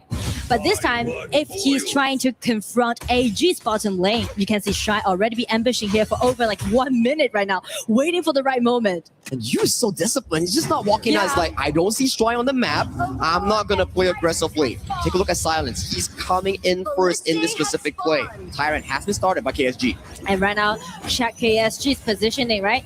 Trying to rush this Tyrant, but Shuai, the jump face ulti, is kind of threatening him to do so. Yeah, brilliant. Steal goes over the side of KSG. That's the first objective secured by Kuaishou Gaming. It's just gonna be slight contest and everything. 1v1 coming in from Yino. Very well. Nice stuff from Liu Lang. So close. Yino is still running. Can he get away? He's getting it. The ultimate coming on from LFF gets the first blood on towards AG Yino. I mean, like, KSG just being so committed to take Ino down. But I do appreciate Liu Lang's skill too with the flash. That was so beautiful. All of a sudden, right? Get control on Ino. And Ino just try his best, try to kite. It was Liu Lang just flash in, use the ulti. But the damage done was so close. And Liu Lang was really intent to do so. Ino tries to sidestep it, takes a nice turn. Yeah. But this ultimate coming in from LFF was just remarkable. And even the fans are like, oh no! Because actually he was very close to escape away from that kind of last ditch effort. Well, with that kill, Arlie is currently behind in gold. You need the Arlie to have 3 items going into that 10-minute fight. That's why the Arlie, it's a ticking time bomb. If Ino can perform well, he can definitely grasp that 10-minute fight. That's what I want to see. So I mean, like, from this moment, from now on, AG will definitely feed the red buff to Ino, try to, you know, secure the mid-game play. But as you can see, jump his position in Shuai, always trying to gain more vision control and try to sneak at the back, make something happen. That's such a daring move coming in from Dashwai here. See, just like knocking hands, changing it with LFF. Oh, he's in a very peculiar position. Nice engage on towards the side of Shuai. Shuai has no more spells, might be pushed into the backline here. Shuai, he gets taken down. That is not the greatest news because the blue buff is open for the side of KSG. I mean, Juha has already been there and the ulti has been broken, shred down the HP bar from this early for them to get back. Everything just now in favor of KSG. I do like the idea how Shuai is trying to make something happen at the back, but check the awareness that LFF has, right? Even though he's really new to the stage, but still, he's making sure that each of the bush is very clear for his teammates. They study the Dashwai playstyle, right? Making sure that Zhang Fei doesn't get like a random outburst from the side of the backline. So that's a nice clear coming from LFF. Towards the top side, good rotation from Juhao to minimize any sort of aggressive attempts coming in from AGL. And right now we can see the goal difference. Actually, KSG are accumulating 2,000 goal lead against AG, which is really good on the side of KSG. But the thing is that how they're gonna pushing all those towers down, especially the tier 1 tower, because we mentioned about how important that Shen with this Nuwa is when they step into the late game. It's a very important pick, right? Sheng is the main focus for the late game. So you can start to see their trading sides. KSG going for that mid, and then AG going for that bottom side. We do see a bit of a teleport here coming in for the bottom side. Are they looking for a play? Silence gets jumped on. The tower's nice down. to depth on towards the side of Liu Lang. So Silence, he's really safe. But take a look at the backline. They are looking for a potential flank. There's no towers behind, but they're respecting it, preparing for this Azure Gold. And preparing for the blue buff side, it's going to be engagement coming from Zhang Fei getting control on this LFF. But because of the sustainability that they had, just escape away. Wow, that's a good trade-off for the side of AGL. So they actually have more health bars to defend this Azure Golem here. So good trade coming in from AGL. They slow down the tempo coming in from Kuaishou Gaming. Especially guarantee that they will secure the blue buff. I mean, like, 1 flash trade for 2, definitely going to be fair trade. It is. So, okay, that's an ultimate coming in from Liu Lang. So that will be available. It's just waiting for it. The feature about Angela is that you can have a really high efficiency to, you know, unleash your 3-1 combo. You burst down tanks really easily, right? Especially when you have a solo tank like Shuai. So that's going to be easy here. Oh, I like it. Yes, you don't steal it away from AG, but you force Zoe to take it away from Dino. So that's going to be a crucial Crimson Golem unavailable for AGL. So back towards my question. Game 1 KSG, they didn't look too good in the early game. But now this is the KSG playstyle that we're waiting for. Yes, and also they're letting Angela to play by Liu Lang. You can see, like, just what we said, right? Just check out his outplay thing. He might trying to find another burst advantage happen by using his flash and skill too. Oh yeah, he's like sitting comfortably with like a scepter and also the voice staff. So if he lands a full combo onto his run, onto his Dino, it's just boom, you're gone. However, if we check Zoe's gold difference, as you can see, Musashi already has 6,000 gold, right? We mentioned about Musashi's ulti allowing him to restrict the HP recovery on the side of KSG, so that might be a potential play that we might see in the future engagement. It's gonna be really quick now. 40 seconds on the dot before the Shadow Tyrant officially spawns in this game. I believe both teams will definitely want to be playing over this specific bottom river later on. But speaking of the river side, actually the river control is kind of be in control of KSG. And right now they are looking for someone maybe in the red buff side. But Dharma just spot that, ran, take one step back. Yeah, Crimson Golem will be the next target for the side of Show Gaming. Potentially, yeah, it's not to steal. It's to force out the smite from Zoe, then go for the objectives here. But they're slowly backing off, looking for a bit of a mid lane push. This tower might be going down. It's like, you want tower or do you want red buff? They want the red buff. They're aiming at the red buff. Okay, Jihao, he's in the midst of everyone here. Zoe has to force the smite on the objective. Another good steal. They force both things. Mid tower goes down. Crimson Golem denied from Yino, and with that rotation speed, they get to go towards this bottom river first. I mean, even though no kills happen, but that is so smart for KSG to do so, right? Claim the smite from Zoe, so AG need to wait for the smite until it has been available. They also need to wait for Yino on that third item. If Yino has no third item, Silence. He's looking at Yino. Silence. They're pressuring in the mid lane, and as for AG's positioning, they're trying to guarantee or vie for this crucial 10-minute mark Tyrant. Okay, it has been started coming in by both teams. Zoe takes the first aggro. We do see a 2-2 coming in from LFF just to find a bit of a poke, but LFF doesn't have the mana bar for this specific fight. I mean, still Silence waiting for the right moment to come in, and it's going to be AG first trying to break out his ulti. Shy got the Tyrant. Prison, we see the Silence coming in from the back line. You're finding the engage on towards Zoe. Zoe gets taken down. That's a 2-for-1 trick, but there is no one marking Yino. Yino is still doing damage towards the back line. Ron finds a beautiful knock-up. Silence going solo.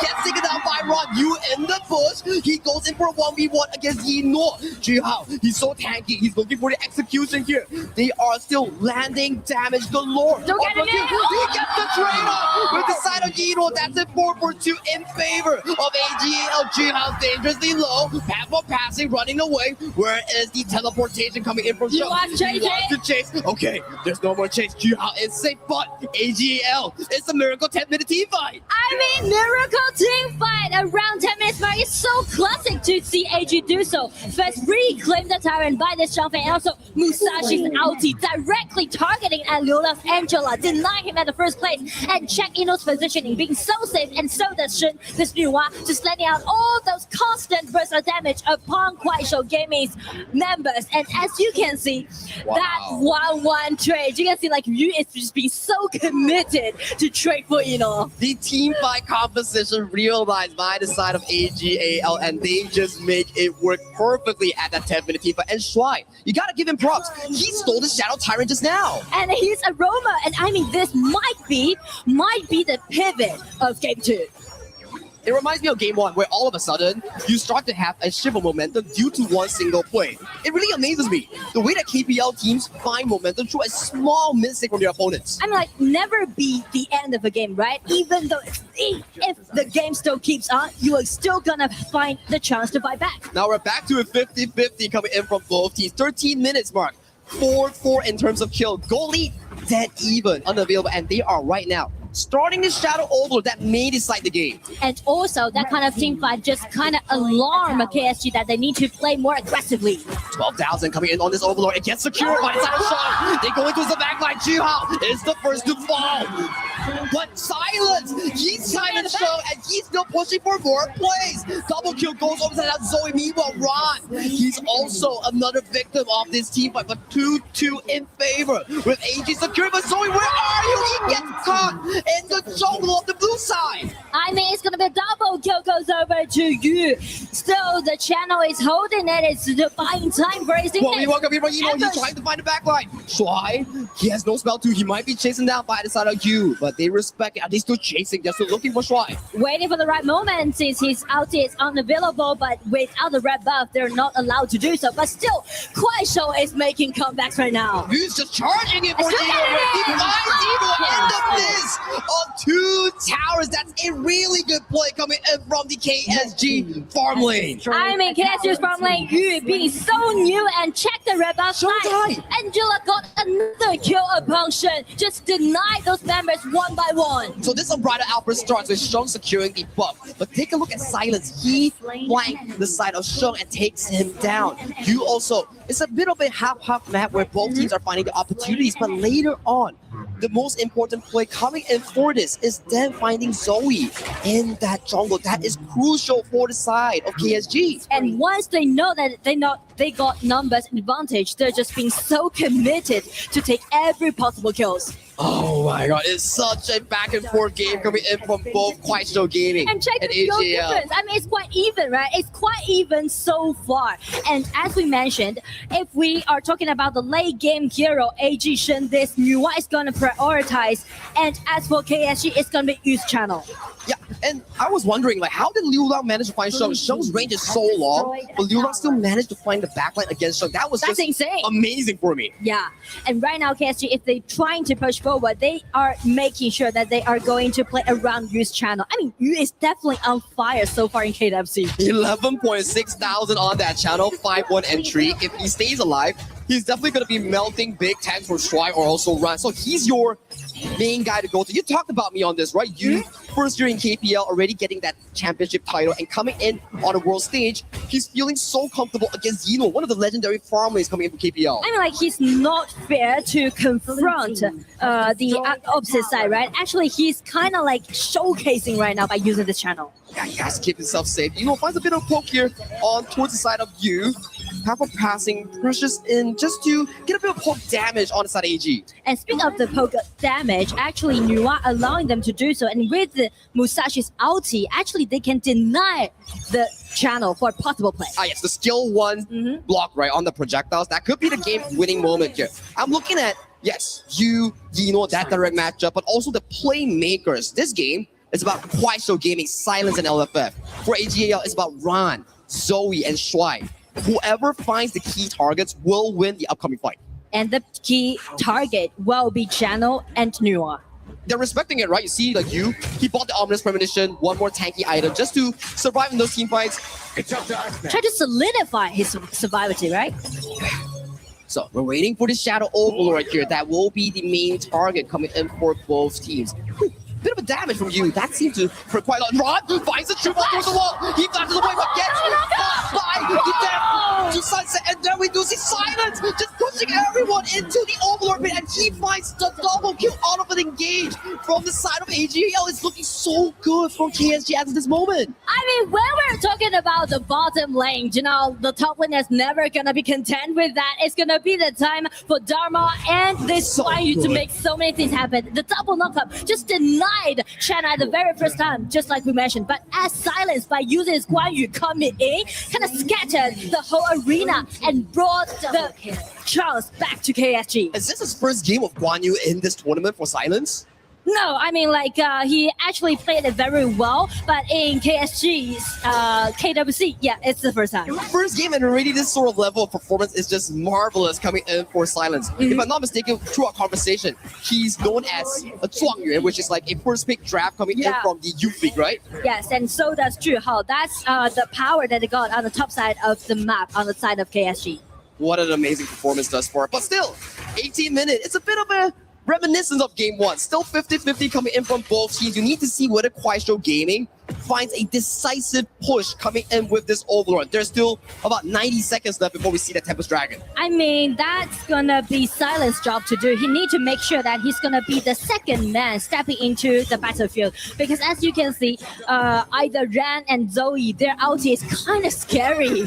You can't get caught in those coming in from the due to the death from Zoe or Ron on that ultimate here. So you gotta tread the needle properly because we saw, right? The moment he sticks just a bit towards the wall and Ron just flashes him for those plays. And without a flash, since this channel's flash is not available, they're just gonna play extremely cautious. They have so much to worry, but can Sheng steal this? He does have vision. Ultimate. Okay, that's safe. KSG secures that down Tyrant. And that's some experience that we mentioned when these KPL teams played. Discipline, right? Yeah, the discipline is definitely out there. Okay, now Shadow Overlord marches towards that top side. This could be a very big push coming in from Kuaishou Gaming. Potentially, one tier 3 may be taken down from the base of AG. And I mean, the Vanguards are on their way. They need to secure their place so far because they are stepping into game 2. And so does AG. A lot of pressure is on AG right now. Sheng, that Nua is just nasty defending this base. Well, Zoe taking a lot of damage. They need to make sure that their own positioning allowing them to dodge Nua's damaged out. We are almost pacing into that Tempest Dragon in our first ever in the 07 Grand Finals. I am stoked for that. Wow, with the final waves being settled here, AG's goal is to push out the waves, go for those flank angles, find you. For KSG, however, it's about getting that team fight moment for silence. But that may need to be done if KSG trying to initiate first, or it's going to be AG's counterattack. Because as we are stepping into the Tempest Dragon, everything just even up. It's going to be an interesting one for the upcoming play. This will be the first ever Tempest Dragon of our BO7. Let's go find our first Tempest Dragon. Okay, silence. He gets marked out here. And towards the mid lane, Yinhuo is marked by the Diadea. Both teams are fighting for mid control over this bottom side river. It's going to be really, really important. Whoever gets the bushes, whoever gets the flank angle may have a really good team fight. Because they know they had such a clear understand that this might be the last team fight. They're just waiting, right? They're just waiting. First of all, take away the Crimson Golem, you know, we have slow time. Ron, he's pushed through towards the mid lane. 2-2 coming in from side of Diadea. There's no follow-up play, but flash used by the side of Ron. That's going to be a big cooldown if he wants to look for you in the back line. But I mean, like, one flash trade for 2. Angela is also absent with this flash. So it might be a G death coming in for the side of Zoe. But Zoe, he doesn't find on towards anyone. Juhao is still really tanky. Both teams respects that and they back off. And at the bottom, you can see Silence is constantly taking his eyes upon Ram, making sure that he won't come in and cause threat towards Angela or the channel. Try walks in. He wants to look for a bit of a vision play. Tempest Dragon has been started by the side of Kuaishou Gaming. It has been taken half away right now. It depends on AG whether they try to contest this Tempest Dragon or not. It's going to be Red coming in first. Due to the death finding on 2 members here, we do see a nice pushback coming in from Ron to disengage Zoe towards safety here, towards the back line. Linking Hellbars on towards Zoe, AGAL. They need to find a way to re-enter this pit. Still doing trades and still AG is holding it, but since Zoe, he canceled his recall, it seems like AG trying to contest it head-to-head. The HP bar has been taken halfway down, and so does KSG is trying to bait in a lot of things, and the ulti of Zhang Fei is ready now. Juhao gets pushed towards the wall. He goes into the right Hellbars on towards multiple members with the back line. AG Zoe secures the Tempest Dragon, deals to the death on towards Liu Lang. Liu Lang has nowhere to go. He has to flash away. The counter play coming in from Juhao. He gets taken down. He goes towards the back line. He has to save Factory. He is still alive. They are looking for the final play. He is so dangerously low. Raise on counter does nothing, and AGAL finds every single member, and they are looking to push it into a game to an equalizer. I mean, after suffering for almost 20 minutes, AG make a miracle comeback again. Those wombo combo, they did it. Everything just put it in such a decent but impeccable way, and it's gonna be their time to make the pushback. You'll break my win streak, I'm gonna break yours. Both teams, they are back to an equal footing in this best of 7. And minions are marching through. We are going to an equalizer after this game 2. It's gonna be a 1-1 at the start of our final of our best of 7. You told me that AGAL plays slow and steady, but this is not the one that I'm looking at. They are just fighting for control in every single opportunity that are given them. But to be honest, I'm so amazed by the last team fight that they play, right? The layers. I thought it might be Zhang Fei's ulti first, but actually that was that Dharma coming in and then come out with the Zhang Fei's ulti, double stun, and that Zoe to find a spot, get in, ultimate down, and just deny the members on the side of KSG. Such a well-played game coming in from Shry and also Ron. Yes, their KDA may not be the best, but the way that they structure these team fights, you push away the side of Zoe, you give him room, let him smite, and if he got that Tempest Dragon, that was the crucial play for AGL to win this game 2. And I mean, like, that kind of got a bit frustrated on the side of KSG because from the replay, we can see they did really well. They did extremely cautious, or even we will put a question mark on it. Is it like extra cautious, right? Because they are holding the advantage for over like 20 minutes, but one lasting fight, boom, collapse. Top tier teams going at it, and I'm loving how competitive this game has been between these two KPL Titans here. Look at these plays. It's just back and forth. Two sides coming in from two teams. But let's pass it over to the panel with Rain Day to check out what exactly went down in this game 2. Well, you guys said it best. It takes a Titan to take down a Titan, and KSG get exactly what they serve back in kind. AGAL with a 22-minute victory, and they light this crowd on fire.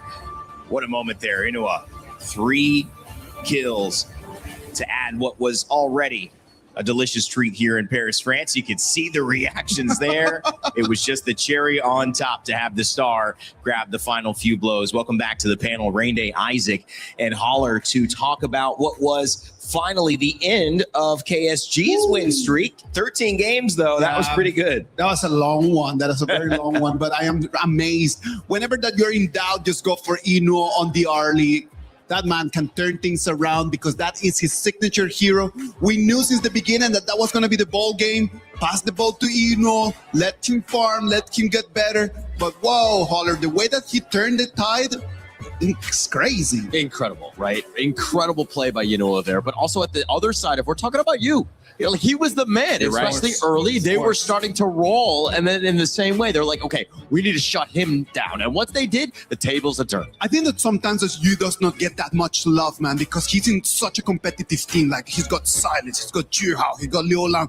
But you stop level, man. Like, he's a baller as well. That Chano was incredible. 5-1 for most of the game. Yeah. There were a lot of moments that centered around him. I know we'll take a look at it, but yet again, it was a little different from the start to the end. These two teams finding ways to be competitive, but also in different moments, KSG out in front this time around, and it was AG all on the back foot. Yeah, all on the back foot. I mean, it seemed like AG were like, how do we get back in this game? It seemed like KSG had all this momentum, but at the end, when you're able to extend the game, slow the game down as much as possible, get to a Tempest Dragon, what is going on here? And that is the beauty about AGAL, and that's why we love watching their games, because you never know exactly what's going to happen. It's never that easy just to say like, oh no, they're losing by 10 minutes, 13 minutes, it's going to be for KSG. Now AG can always turn it around.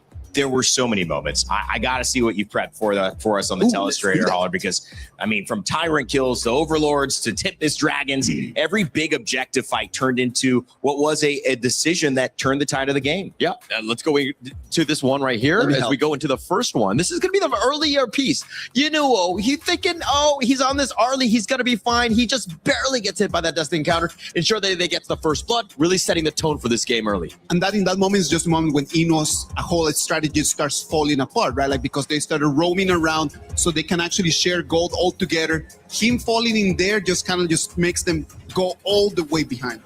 And as we hop into the second one, this is kind of the start. There were a lot of big team fights, and they started with the big neutrals here. This was that Tyrant moment. Shuai with that amazing steal. No smite. It's just like, hey, I'll just basic attack that one, ensure that he gets it. But then the control that you're seeing, a little bit of revenge in the sense that AGAL were able to kind of bounce back, do some work on their own end, and KSG just barely surviving on this. Up until right there, it was just a game of rotations. If I want to defend something, I'm going to have to let something go. And it was just the way that KSG was playing up until then, right? Like, the Tyrant falls because Inuo does not have the red, but wow, he comes back on the 1v1 against the channel. Yeah, he came back, right? It was almost like revenge. Just like, I need to take down Inuo before he goes. But that was a nice one. As we hop into the other one, yet another fight around the big Overlord here. And this is a huge one. Shen getting the steal, getting the take. And again, the team fights where Zoe finally gets the better of Juhao, is able to take down this Ogryn, and things were kind of looking a little precarious for KSG as Silence gets taken down as well. He had so much control throughout. It was such a long fight. I think that this one just went like for about like a minute long. They come over here, and then in there, like, you can see how you in there, after taking the double kill in there, he puts a target on Inuo's early. Yeah, and also Zoe just kind of sticking around a little too long, invading behind enemy lines. Probably not the greatest of positions as he pays with He's trying to get the blue, man. Like he's like, okay, we lost that fight. Let's try to get something around, trying to go for a Zurgol. Yeah, and as we go into this one, it's going to be the final one. This is the Tempest Dragon. Of course, this is going to be highlight reel. The perfect play by Ron with that pushback, creating space for Zoe to take the Tempest Dragon, and then from then on out, it's just a snowball from there. Holler, I think that they didn't want to actually fight that Tempest Dragon. Yeah. They just wanted to kite a little bit, just to kind of just try to get AG to come in. They wanted to lure AG a little bit in so they could actually take on the fight. But the problem is that they kite for so long time that the Tempest Dragon, the HP bar goes so low that then they're like, okay, seems like we're going to have to commit. And when they committed, AG just took it from them. There were actually, it was almost 3 for 3 when it came to objectives. Big objectives. You talked about the Tyrant, the Overlord, Tempest Dragon. It was all AG.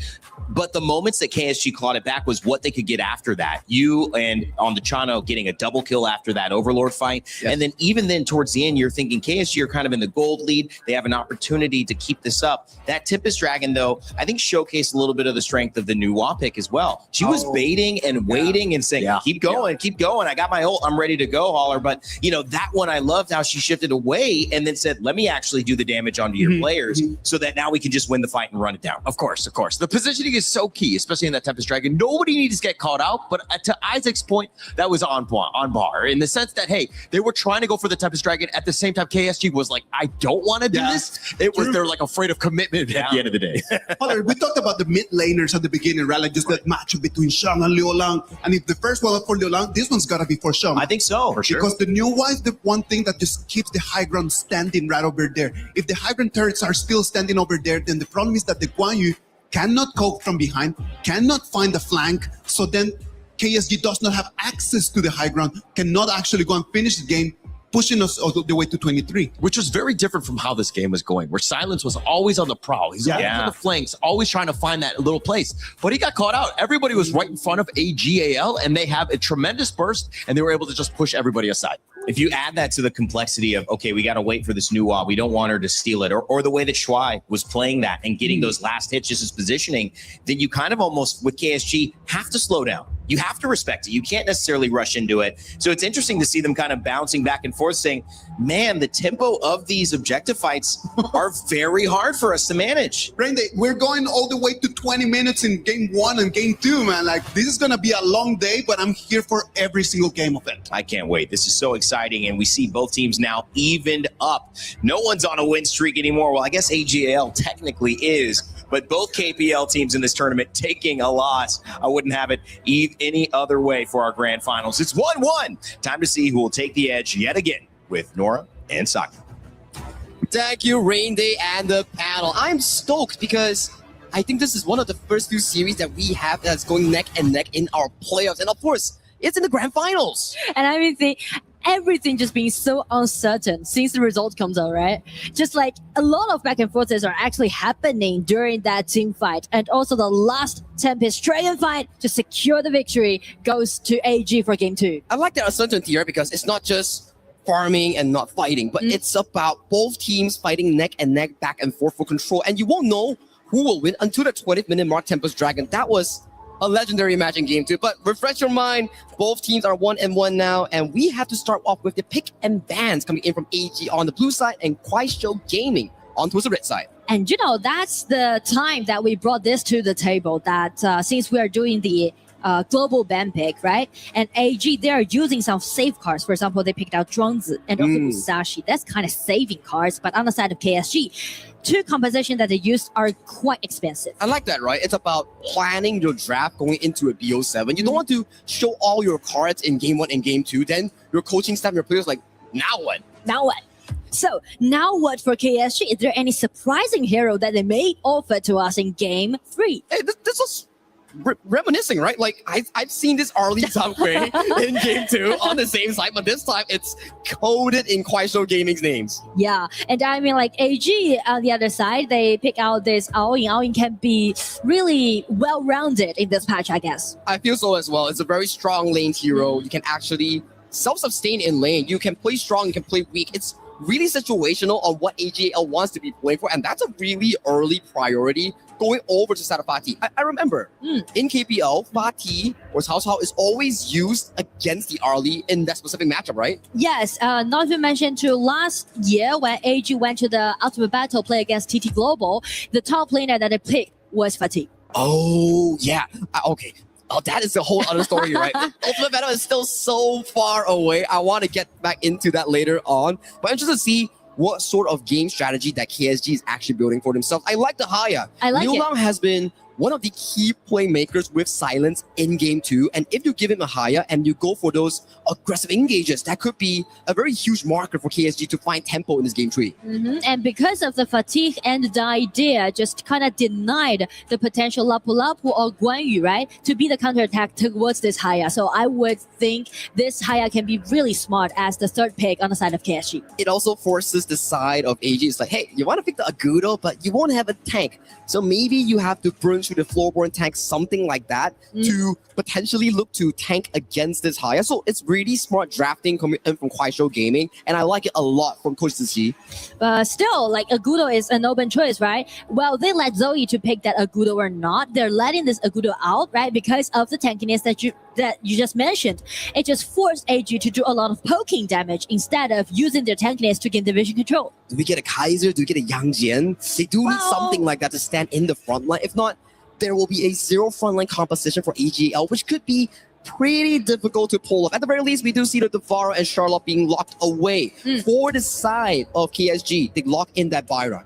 Well, since they locked this Byron, kind of means that a slight potential assassin jungler can be seen on the side of KSG, played by Zhihao, right? Or, on the other hand, they will only have one core, which will be use Ali to play in this game. That's dangerous, right? We don't ever want to see a one-core composition. It puts so much pressure on one player, and if you just poof and die in the team fight, your team will be, I wouldn't say they will lose, but they'd be in like such a defensive position. Defensive position is it. And so I'm looking for some heroes like Jing, or even like some surprising assassin junglers played by Zhihao. But still, for Zoe, the question is that, oh, Monkey, I like it. I always gonna like a Monkey play against Haya. How does it work? Well, it seems like your tanking is allowing you to, even being dragged by Haya into his ulti, you are still gonna be potentially getting out and survive. At the same time, because the initiation is kind of lagged, and Monkey can't just, build that up. And you are a tank monkey in the front line, you can get supplemented healing coming in from Diadia's ultimate. Yes. So it makes a lot of sense. And the Zia late game to give more levels over to whoever that's carrying, maybe it's Yinwo, maybe it's Ran, and then you can also reduce the tankiness from the side of the tanks coming in from side of KSG. Oh, Luna pick, like it. I mean, Luna always gonna be put under the spotlight, because you know that once you landing your ulti constantly and impeccably, then allowing you to win against your opponent. On the other side, wow, we know it. We know it. We get a Luna coming in from Zhihao in this game 3. You talk about Luna. As long as you're gliding, you're finding the refreshes here, you can consistently dash around the team fights. That's what KSG is looking for this time around. Their composition is not that late game. So if KSG fumbles in the early game, that could be really punishing for Kuaishou. And also speak of the tolerance upon these two different compositions. On the side of AG, they're trying to build up a really solidifying late game composition, which is in their comfort zone, right? But on the side of KSG, it's kind of give a lot of pressure on Zhihao, right? Whether this Luna can play well or not, just being so deciding in game 3. You can only find out in this stalemate. Currently, it's 1-1. In this best of 7s, ladies and gentlemen, we are in Paris, France, with the Esports World Cup, holding on this Honor of Kings 2026 World Cup, and we are going into game 3 between AGAL and Kuaishou Gaming. Well, I mean, game 3 is going to be quite peaceful in the early game, since they are along a lot in the late game. Early game aggression coming in from Ran, but he's taking a lot of damage coming in from you, so that's a bit of a win coming in from AG. Yeah, I mean, like, they traded for the skills that Kuaishou Gaming has, so yeah, definitely. And also because of Liu Lang's rotation, just make sure that they will have those advantages being built on the top side of the map. And Nora, I'm loving the vibe here at the venue. Here you can hear the drums, you can hear these slogans coming in from both teams. They're just cheering on for their favorite players, favorite teams, all the way from different regions, different continents of the world. And you know what? It's kind of like a ritual when you're seeing KPL teams playing, right? Those fans are actually just hitting those drums, waving the flags, and also cheering for their favorite teams. And also, you know, a lot of fans are actually flew all the way back from China to here in Paris. That's the lovely part. The community unity, that is what we're looking for here. And back in towards this game itself, KSG, very early game aggression, locking Ron ready from this minion wave here. So this is going to be really difficult for Ron. You want to fight his skill towards the late game, so you can't allow him to continuously take blows on his face. And because of the KSG's reading, right, they know that they need to suffocate this farming pace on Ran. That's the reason why they're doing those link swapping, right? They're letting you this early to play at the top first in the early stage. My eyes are set on KSG's Liu Lang and Zhu Hao in the early game. They are going to be really important in finding those early skirmishes, building that lead to escalate that mid game so that they don't allow Yino or Sheng to farm towards those big item power spikes. Especially now, Liu Lang's ulti is already being there, so actually he's trying to ambush at the bottom and just trying to make something happen. Okay. The only few targets that can actually pull is probably Sheng and also Yino, or you remove Zoe as the main tank, right? However, it can be a little bit tricky if you want to get your hand upon Zia, because Zia with those a long attacking reach, how you're going to reach him, right? And also because of the Purify that Shuai's idea is doing right now. So I feel like maybe AG will let Shuai's idea to be the bait and try to bait out this highest outing. Wait, is this? Oh, that's the photographer's face that she drew. That's so cute. Because the fans is written in Chinese that please give us the camera upon the cutest Roma right now playing on the stage. So they are looking for Shuai and also more moments for LFF here. I love the enthusiasm coming in for the fans here at the Lenovo Legion. And the interaction, right? I love it, right? I love it. Here's the sky. And speaking of the interaction, actually KSG interacts a lot with their top, right? The constant rotations are now being made, and since they are swapping those lanes back, Haya TP down, they're trying to make something happen around the bottom side. Now, we talk about how Liu Lang and Zhu is important for the team itself. What about AG? What are we looking for? Okay, Dway Shuai, he gets caught by the forever resetting play coming in, just finding the first blood on towards Shuai in that first play. This is going to be big. No Purify for the upcoming minute. He will be the prime target that's being taken down. Silence, he has no flash. He's being poked down. But the nice flash engage on towards Silence, but they don't find a finishing damage. Liu Lang has to force some ways towards safety, so they disengage and they are out of it. I mean, like everything just being put in such an explosive way. That was the initiation coming from Zhu Hao's Luna getting in. Well, Dream Realm forces away. They do manage to steal away the Azure Golem. This is a big momentum coming in from KSG. Liu Lang doesn't have the ultimate. He might be taken down. Zoe gets the kill on towards this side of Kuaishou Gaming's mid lane. This opens up entirely that bottom side and also the Tyrant, but they need to defend the Azure Golem first. I mean, with one man fell down, with numbers in disadvantage, AG still make it as a counter-attack. How did they even find that angle here? We need to take a replay later to see what exactly went down. But with that play itself, it was just marvelous. Look, losing Diadea, but still managed to find an engage over to side of Zero Golem. Just check out Monkey and also Ziya's poking damage. And also, Liu Lang's ulti has been dragged out, has been denied. So that's kind of just give the slight window open for AG. Wow, Sheng on that Ziya was just insane. That pixel perfect knockup, just removing Liu Lang from the equation was so remarkable because we talk about it, right? Haya needs to find the momentum. If you can't find the momentum on Haya and you have no gold, you might be locking yourself into a depth zone 1v1. So in case of that, KSG is trying to accelerate in their pace, and they are taking the Tyrant down. Nice refresh coming in from Zhu Hao. Rider Alpers locking on Yino. Yino has to go on towards his dragon to escape towards safety, but no one is picking up Shuai. Shuai is the first one to fall. 4 members hovering around Zoe near this Moonscape Mirage. He's out of the picture. He's being poked low, but there's no ultimate coming in from Jiha, but it doesn't matter. Yu takes another kill on towards Zoe, pushing KSG further in hit. It's going to be a 0-2 trade. After KSG lost the last team fight, they just instantly pulled themselves together and just play around the secured Tyrant play because they know that they're capable enough to do so if they got the early and jumps ulti with them. What The momentum is shifting really fast between these two teams. 1 second is a left-hand jab coming in from AG. The next second is a right-hand jab coming in from KSG. You could never know. Not backing down whatsoever. Yeah. You can never know what's going to happen, right, in the future play. But right now, the thing is that the game is quite in favor of KSG in this certain stage. At 1,000 goal lead, they're looking to potentially invade this Azure Golem. Silence is in place, but you know what? They respect it. They give them room to play. And also, they're letting this early play so well at the bottom. You just having his fun, having his good time, and also keep pressuring on both side lanes. I like the matchup between Aoyin and also the early, but okay.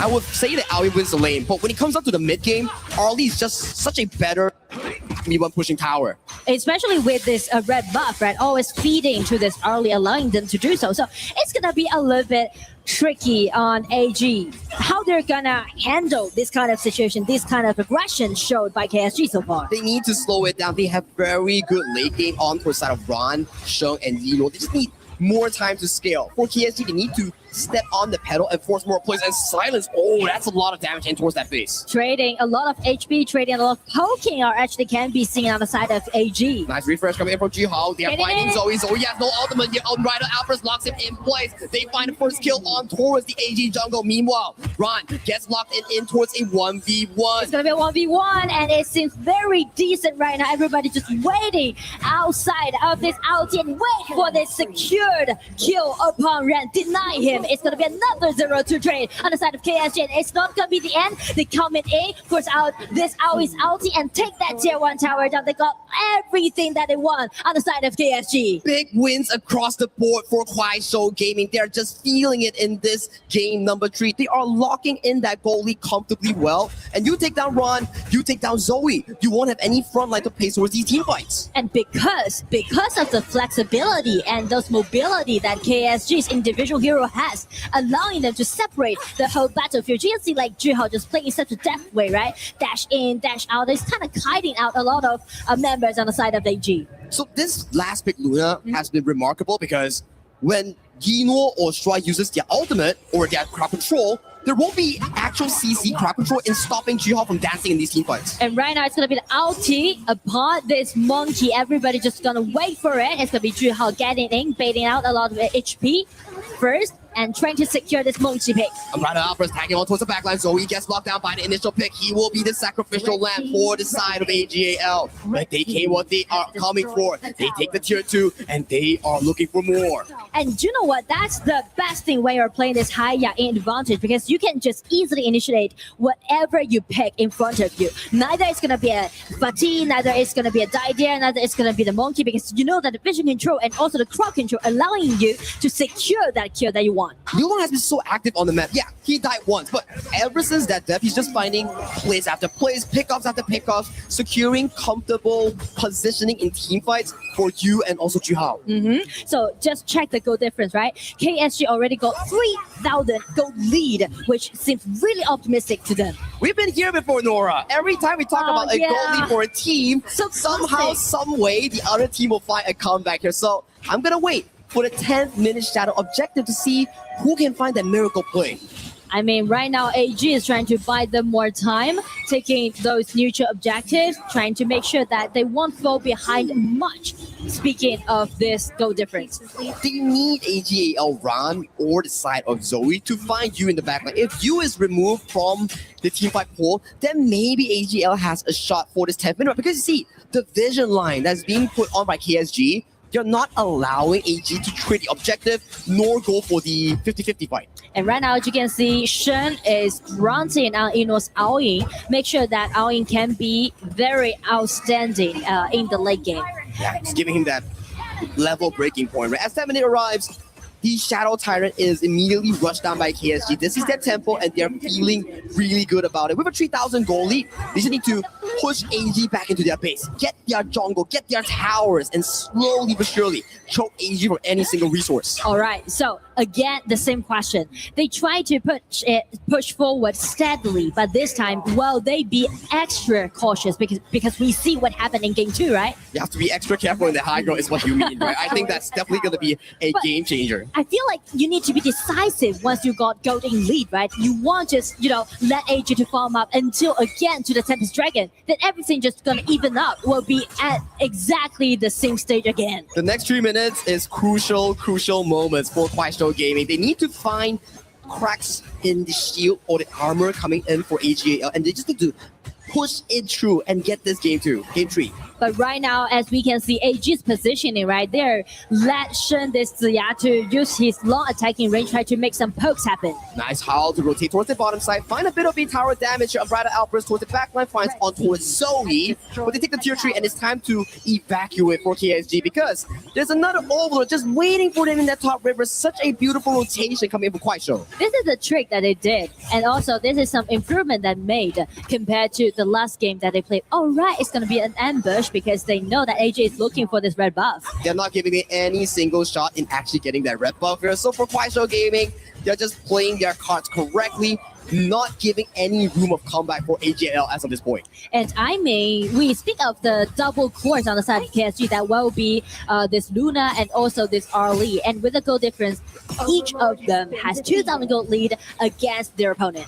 How you come back from this? Is it going to be a miracle play from Ron? Is it going to be a miracle play from Zoe? You need something for AGL to find a pickoff potentially on you, on Jihao. That is the angle that they're looking for. But who can set it up? Well, I feel like the very first thing is going to be the items, right? Okay. Because right now, just got his 3 items, which allowing him to do some of the burst damage, especially check out use items. There's no armor defense can be seen from his item build. So that might be the window open for Eno to make something happen. Yeah, if he misplays, if he uses his Maple Dance by mistake, then Eno might be able to take down you in those exchanges. I like that optimism here coming in for AGAL. They need to find that moment. But for now, we're just waiting for the minion waves to march in from all 3 lanes. Especially on the top lane. They unleash the Vanguards on the top lane. It's going to be the Silence Flash in. No flash on towards Sheng. They're looking for a refresher, but Jihao misses the ult coming in on the that was really close. But Shy goes very, very low. So that top tier 3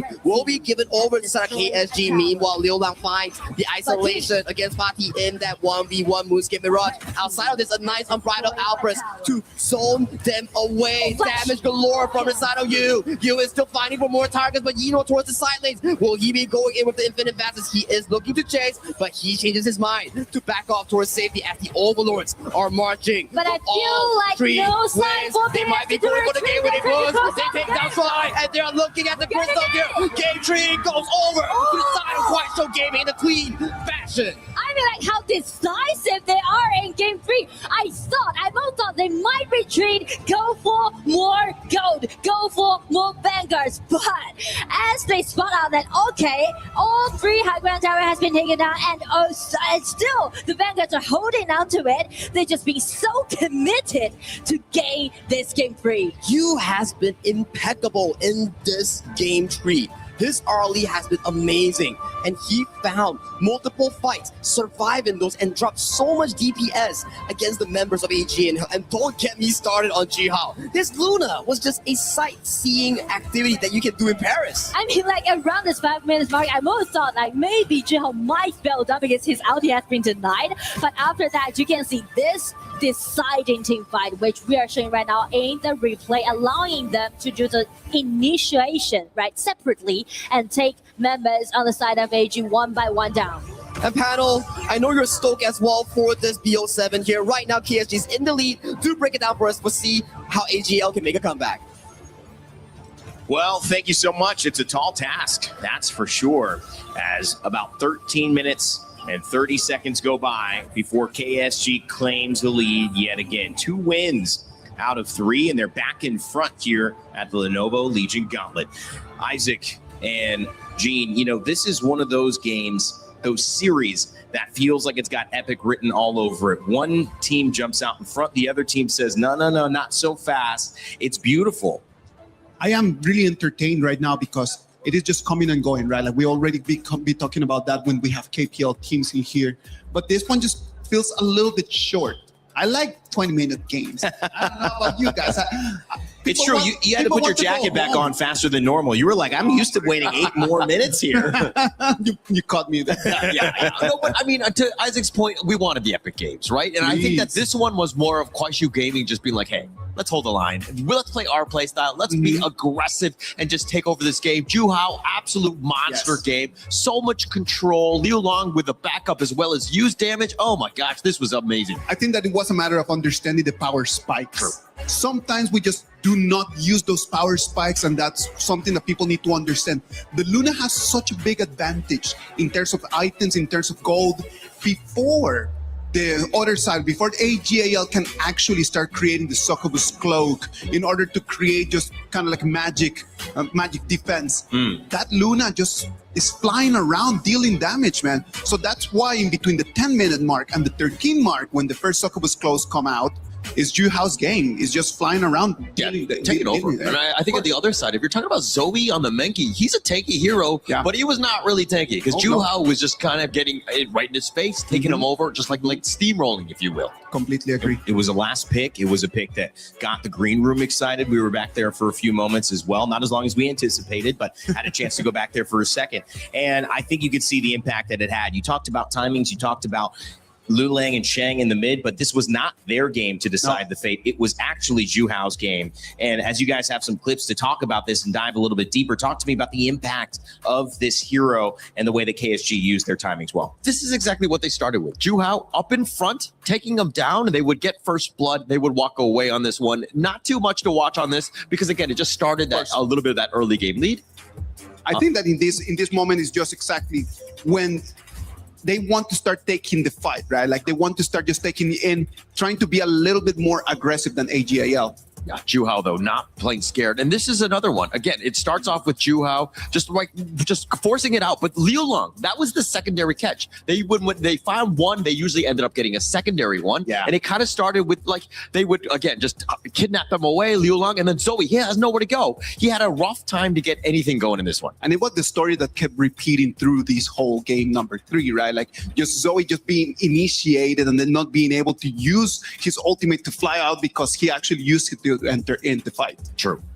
And as we go into the another one where it kind of, again, just started, so they perfect. found Zoe, and then they would have kidnapped somebody else. That's usually how the MO was. Like every single time. 2 kills, it got them going. And again, when you have these advantages, you create all that space. When you have a 2-man advantage, you're able to take towers very easily. That ability for the Heya just to be able to break the team apart is exactly what KSG was looking for.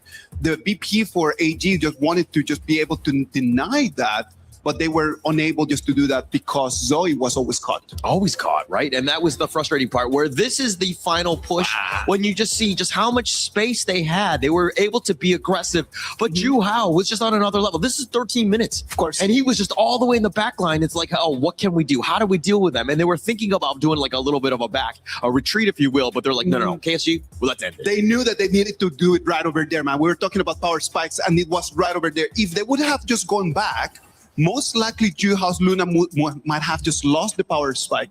It would have allowed AG more time for them to turn things around, and they did not want to allow that to happen. They had such a great presence in game 2, and it was objectives. But, you know, you talk about 13 minutes. We didn't get to half of the objectives that we had in game 2 because it was over so fast and the pressure was so on. They were dealing with those tier 3 towers half the time on defense. And so now you look at how do you start aggressively enough as AGAL to get back into a place where you feel confident. The game they got 2-0 up in the Clash lane over Silence, of course, they actually didn't win that game. And so to me, what's the secret of success for AGAL to try to bounce back here? Because we've seen a long game go their way, but when it's been early, it's been pretty much KSG finding that little advantage. This was one of the very methodical games that we have always seen from KSG, right? Like this is just textbook KSG every single weekend over there in KPL. It's just understanding, all right, what do I need to fight for? The Luna needs the blue buff, so we're going to protect that blue buff. we need to have the Tyrant buff for damage. Okay, we're gonna go and protect the Tyrant. And then they just finish in so quickly, man. Like they come in, they start snowballing a complete avalanche. Is it delaying, maybe? Yeah. Holler. Yeah. Is it just rushing that clash lane, getting that early lead yet again for Rand, trying to figure out a way to be more successful and keep that tempo there? I think that when you see aggression at you, you got to be aggressive yourself. Right, I think right. it starts with the draft. I think the Menki, but probably, I mean, it does have its play, but I think in this case, they need to kind of consider a different, like a faster lineup, if you will, to give themselves a much better chance here. You know, I hate to even talk about the scenario because I do not want it to happen. But if you're in the woods and you see an animal that you don't want to mess with, that's aggressive, a bear, a mountain lion, one of the things to do is kind of you back up. But if they get close, you jump back at them. You say, I'm big, I'm loud, this is me. I think the idea, at least from an eye test and somebody who's coming into HOK this week, is that KSG, when they set the tone, when they set the tempo and they play their game, they are nearly impossible to beat. All right, but if I see a bear running at me, I'm running the other way. I'm not yelling. You're just running. I'm just scared, brother. You gotta depend on the color of the bear, right?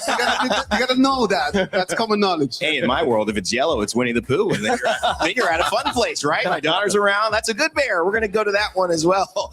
Okay, this is a very, very big moment for AGAL because if they win this one, they tie it back up. We have one of the best sets we probably have seen setting up for the KPL and here in France. But if they don't, they go 3-1 down, and that could spell doom for the supporters. They are going to need all of the fans that they can get. That's why we set up this piece, the Saudi supporters for AGAL.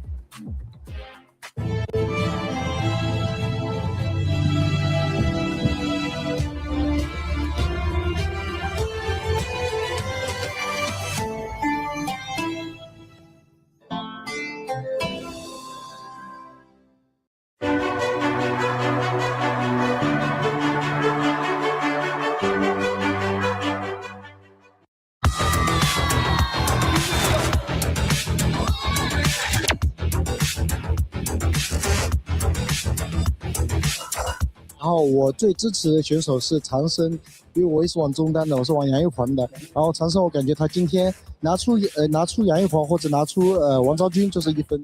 一诺加油 ！AG 加油，一定会赢的，4-0他们。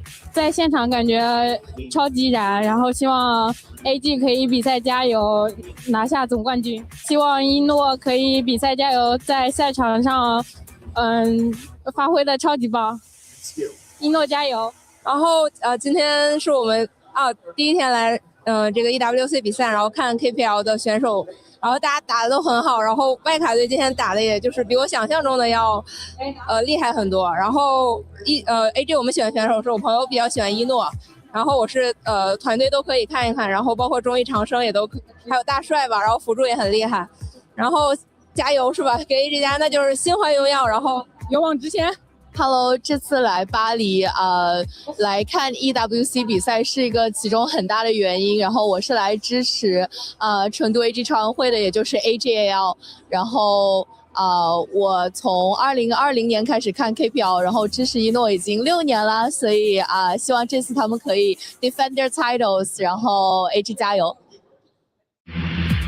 China is home to the best Honor of Kings players in the world. Pressure at its peak for AGAL. Everything comes down to their captain. I love you, family.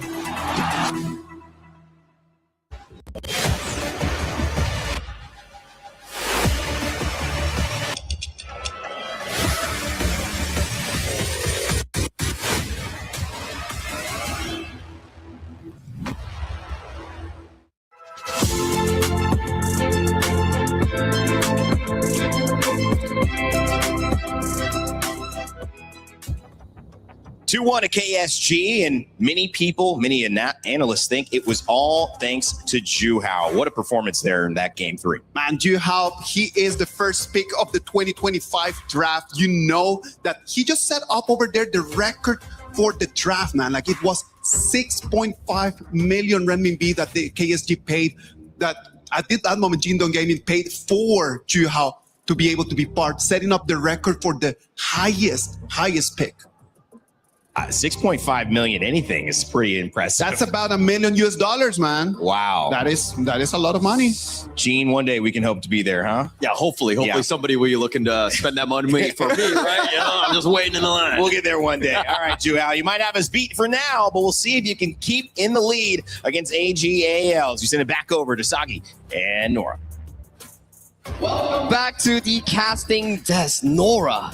I gotta say, Kuaishou Gaming is looking hot. Right now, they're 2-1 in this best of 7 series against none other than AGAL defending champions. Yeah, and it just reminds me about the backstories about these two teams. Actually, for KSG, the first time when this team getting into the final back in KPL was the game played against AG back in 2024 summer season.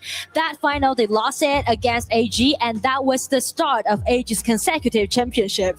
So, there's a bound between there, right? And in this year, actually, in the summer season right now, recently, KSG played against AG twice and they lost twice. But it seems like right now they got 1 point advantage. They're ready to make revenge. It's fate, right? Like you mentioned, the history of AGAL's win streak starts from that specific series that they won and coming towards here. Yeah, AGL didn't have the best of the best years, but they are looking to resurge with this win. So they need this BO7. KSG also needs it. So it's a battle of who gets it first. And when we're stepping into, game 3, game 4, game 5, then I'd like to highlight one mid lane, which will be very important.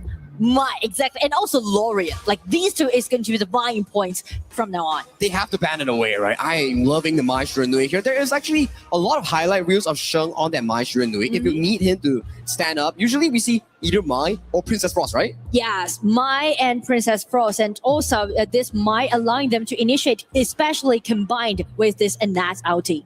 And it has been a fantastic pick for us towards the entirety of this Honor of Kings World Cup.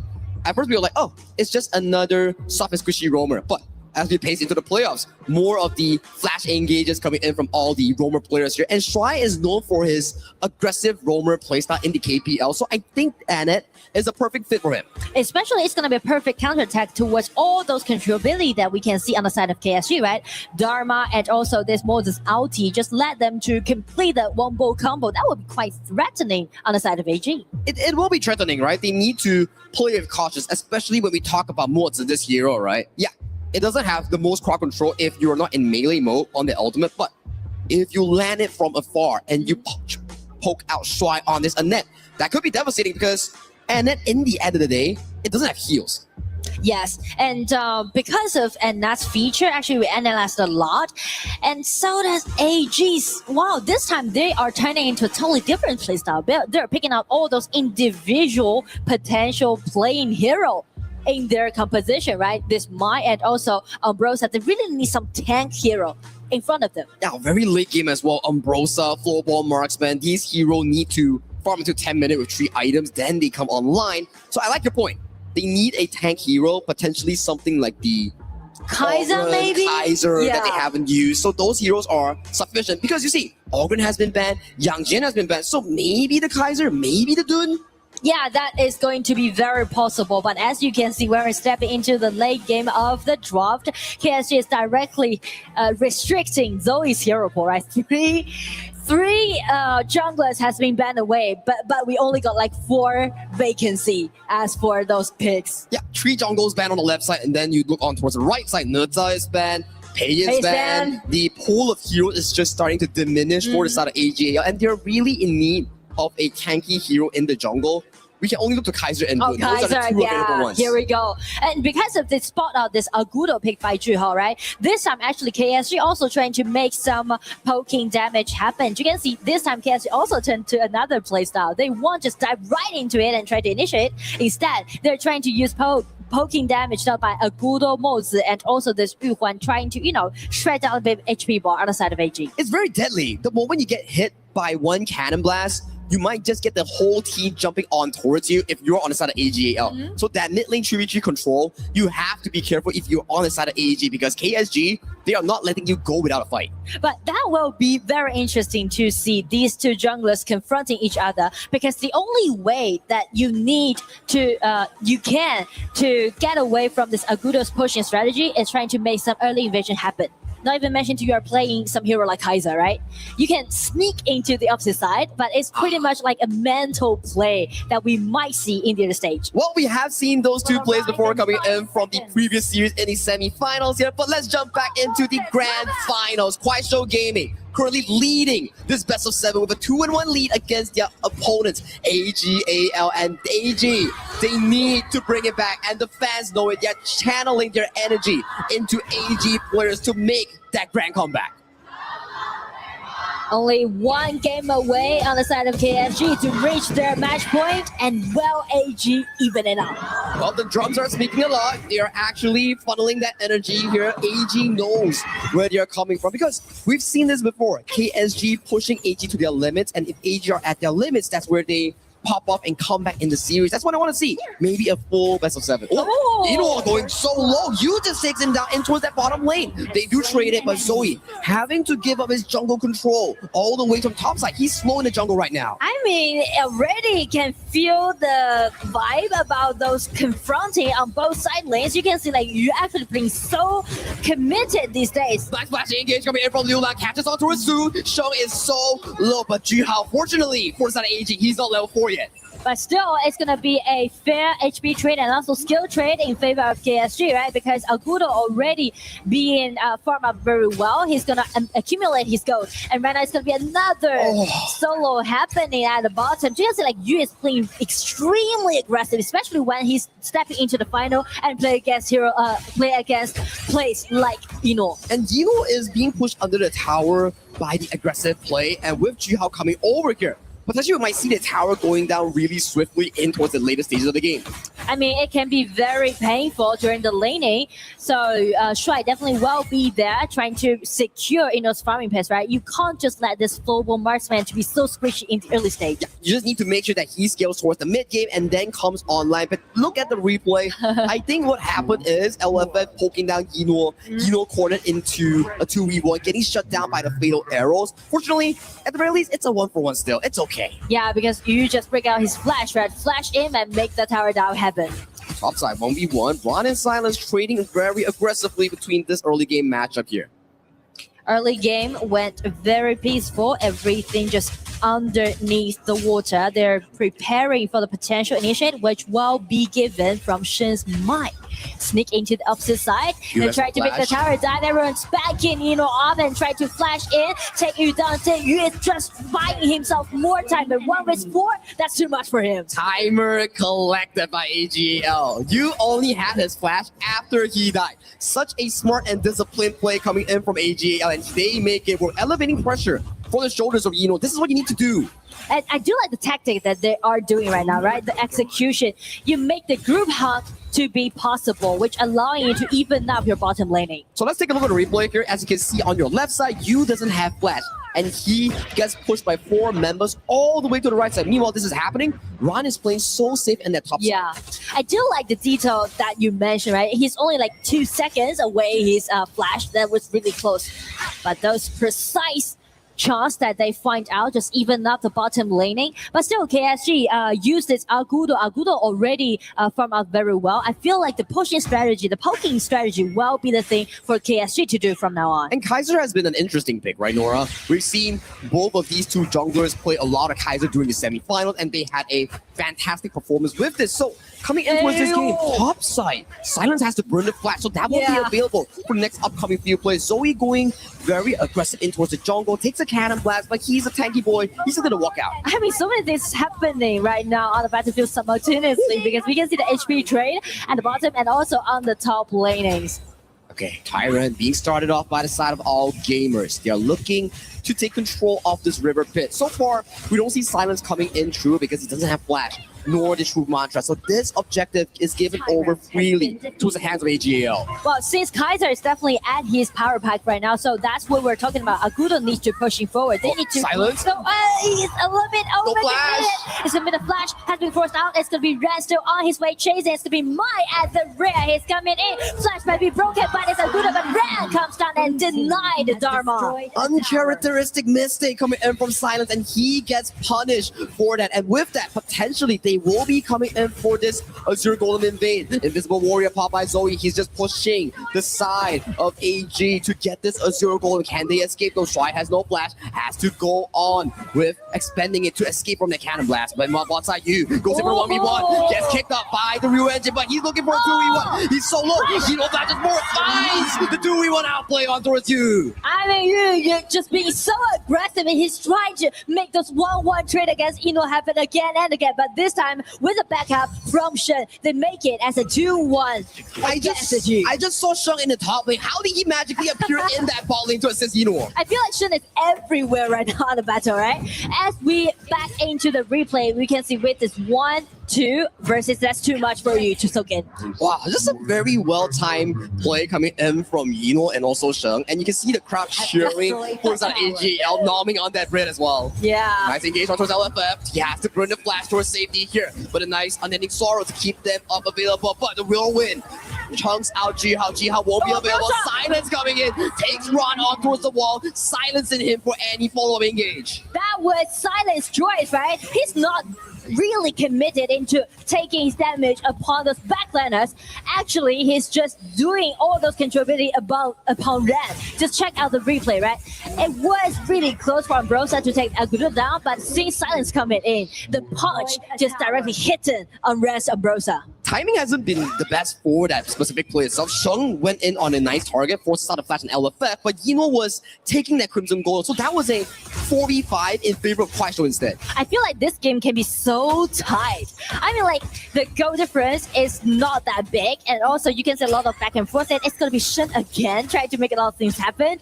That's the main feature that you want to play a Mind well. Yeah, you just need to go through with your extra mobility, find those camping angles, and I'm liking it from Sheng. He's making his position a mystery that KSG has to solve before these team fights occur. And speak of KSG's solution, actually check out this positioning, right? There needs to grouping up. They need to pushing together as a one group. Otherwise, how you're gonna take the towers down since you're picking out double warrior composition? And double warrior is the thing where if you don't win in the early game, you could be heavily punished for that late game marker here. Mid lane is being chunked out really low. AGAL secures that mid lane tower. Flash engage coming in from Silence, but that's only on an Ambrosia, who still has ultimate. He pays for his line, for his over-aggression. Towards the bottom side, they're looking for an engage on towards Jihao. Jihao has to back away towards safety. He secures the Crimson Golem. He has an Auto Dominator. Nice flash coming in from LFF. We do find a fight towards the backline. Shen Ron finding the backline, but you just limps away with a sliver of health. And I mean, that end up with a 1-2 trade. Again, AG just using their energy and trying to push back. That was a really nice initiation on the top side of the map. And as we check the red buff, that was a Nat getting in, and also Kaiser's ulti broke in. That was so close to take them down. The fatal arrows coming in from you, just healing him up for that final damage tick coming in from Ron, saving himself. But this is coming in with an AG tempo. Yeah, you're talking about, it's only a 2,000 goalie, not the end of the world for KSG, but Yino is well farmed on this global marksman. So if he goes out of control at the 10-minute mark, it's going to be very devastating for KSG. And also, that's going to be something for you, this Chicha, to slow nice down. flash engage coming in from Sheng, but a very pixel-perfect dodge from Silence to escape himself. And check Kaiser's positioning, right? The vision control, the whole map control is right now in the AG's hand. Now, we're back into this footing, right? Silence finds the true bounce right on towards Ron. Ron still has the ultimate. Pops the Undying and marches forward through. But Strong comes in, finds a 3-man stun towards the back line, isolating LFF towards one side of the map. Sheng, he's looking for a play, but it's just to push the KSG members to your own top side. Oh, I mean, like, even though there's no kills happening, but I do like the layers that they put during those team fights, right? Just check out Age's positioning. First, the Ambrosia ulti, trade for this Dharma's ulti, and then Shrine and Nat coming in, just kind of initiate again. And they are still putting more pressure here on towards Kuaishou Gaming's jungle. Liu Lang comes in from the back line. Wants to find a bit of a play, but Silence is so low. Kachusen doesn't land. He has to back away towards safety. AG is winning in health pass all around. They are rewarded with this bond tier 2. But I mean that we mentioned about the late game is kind of promising on the side of AG. You know, we mentioned they already got the advantage around the 10 minutes mark. So that's going to be a huge pressure right now putting on KSG side. But double fighters composition, they come online at 10 minutes. If they can somewhat find Yino with a silence engage, with a Liu Lang engage, that could potentially change the entire fight for the side of KSG. But you mentioned about a potential play, right? That relies a lot on KSG's synergy, whether they are synergized enough to take that instant kill down. Oh, he's face on with the Invisible Warrior. Yu is so low. He managed to get away towards safety. I can't say that for sure, but they find the triple. They're very crucial. Disengage coming in from Shy. Just making sure that Silence doesn't get towards the backline. Unending Sorrow towards the backline, finding on towards Ron, but Ron is still healthy. Ron has the ultimate. He's coming back up, lashes away. This is a handshake, but Juhao still wants more. Both teams expending a lot of spells. LFF, where are you going, buddy? This is not your push. But they shake hands. They back up. Only Yino is taken down at the crucial 10-minute mark. I mean, KSG did such a nice job before the 10 minutes mark.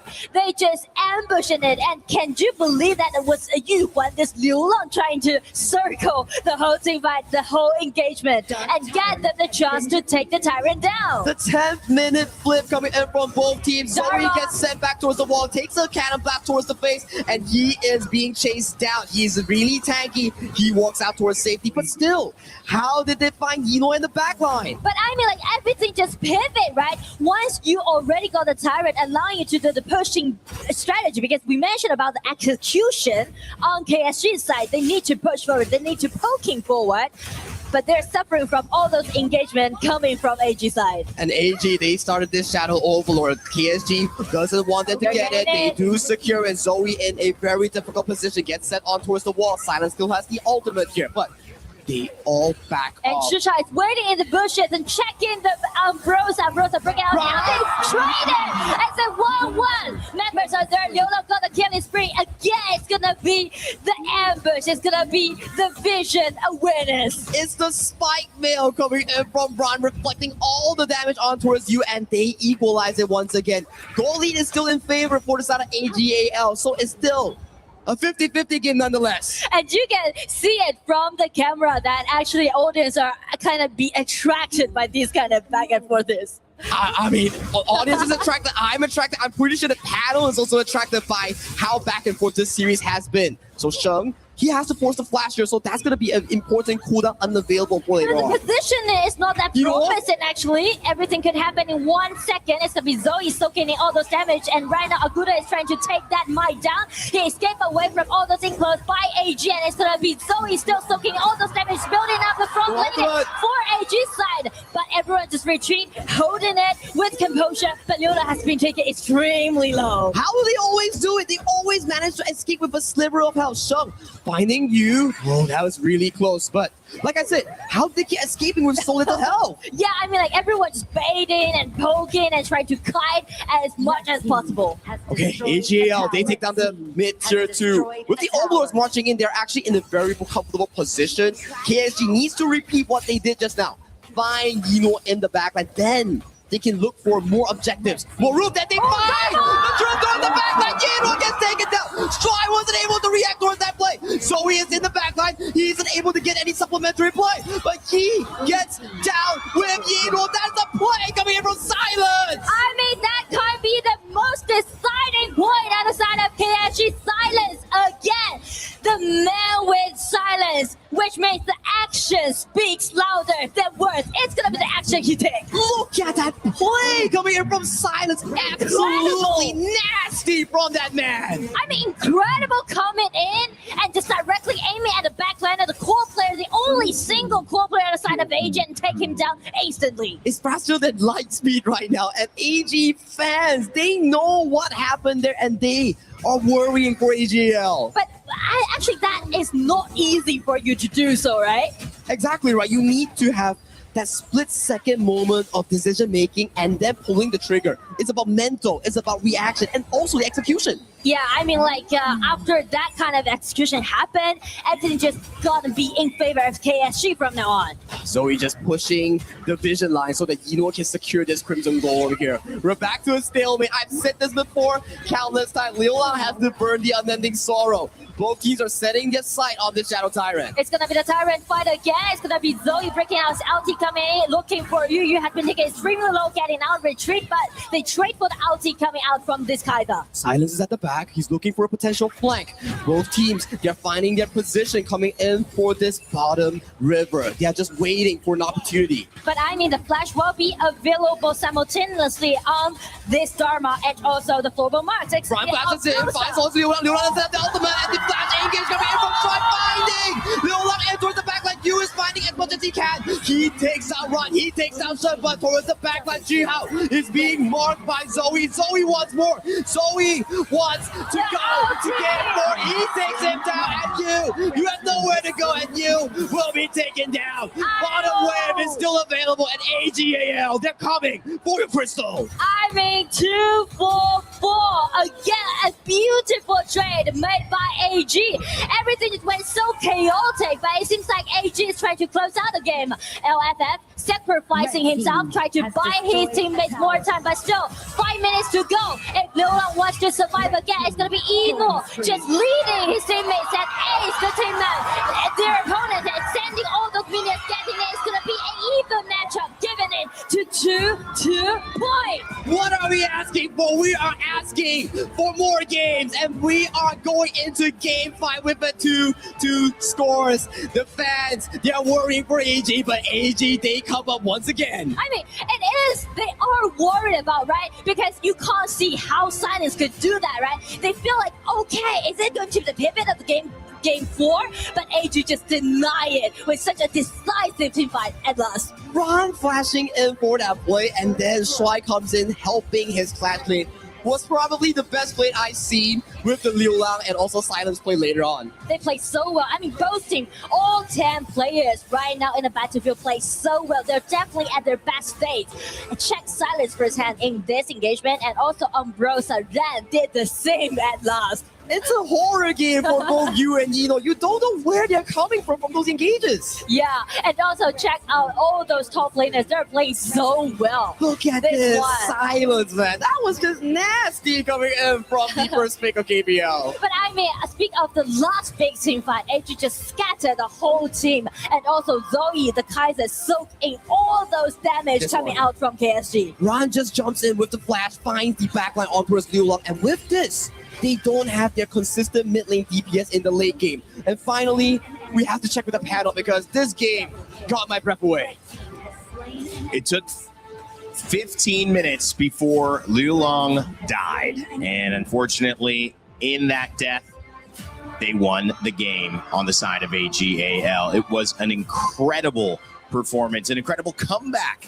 And it's brought us level after 4. Heading into game 5, we've got exactly what we want, which is more chances to play Honor of Kings. I loved it because AG came in with a very clear plan of what they wanted to do in here, right? Like they saw that they have the 2 warriors in front of them. So they said, let's just take one of them down. Let's slow the Chicha down. And then after that, they want to have the late game damage. It was not until like that last fight over there at almost 15 minutes that used Chicha actually had some poking abilities. Yeah, a lot of ability from you. And I mean, it was a game of all of the all-stars, all of the special guys. The reason why they're on the team, everyone stepped up. Everyone had a moment. There were so many highlights. I was like, okay, we have to cut down because of the fact that we can only have so many. But like literally, that was such an amazing game. It was back and forth. And it's between that 13 and 15 minute mark we've seen now 2 games in a row get decided. Right. That final fight. It hasn't gone 20 minutes yet again. But I also, as somebody who's jumping in, you might be watching,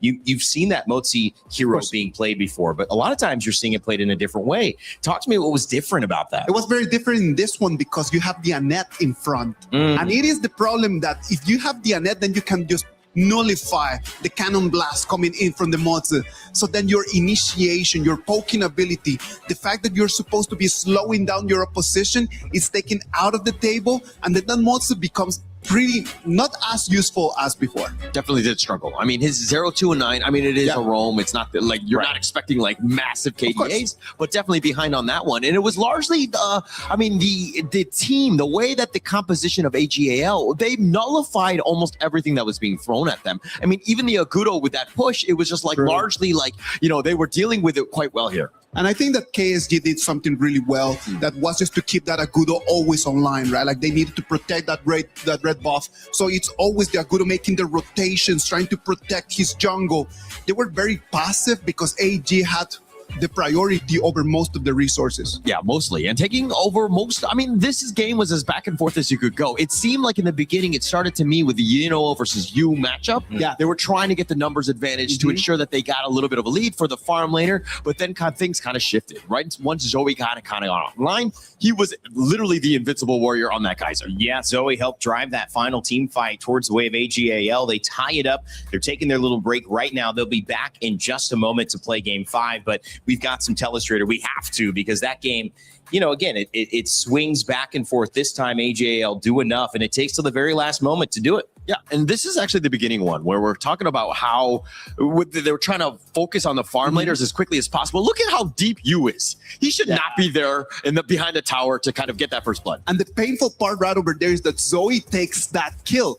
And the problem is that since he's a Kaiser, then his jungle pathing should be slower than the Agudo. Yeah, but then taking that kill right over there gives him extra gold. Yeah, definitely got slowed down there. And this is also just the return kill. Because, you know, whenever you're going to write a story, the sequel needs to be there with the revenge, if you will. And they finally found you on this one. But moving forward a little bit further onto this one, this is where you're kind of seeing Zoe kind of come online. He was, again, that Kaiser, or like that guy that was always in front. The KSG had to go around. But look at the flank by Liu Lang. Ensure that Yuno doesn't go home free. It is just insane, just the way that he can just disappear from your screens for such a long time, and then just find the flank for him to come in from behind, and then just using his ultimate in between all of the AGAL backlane.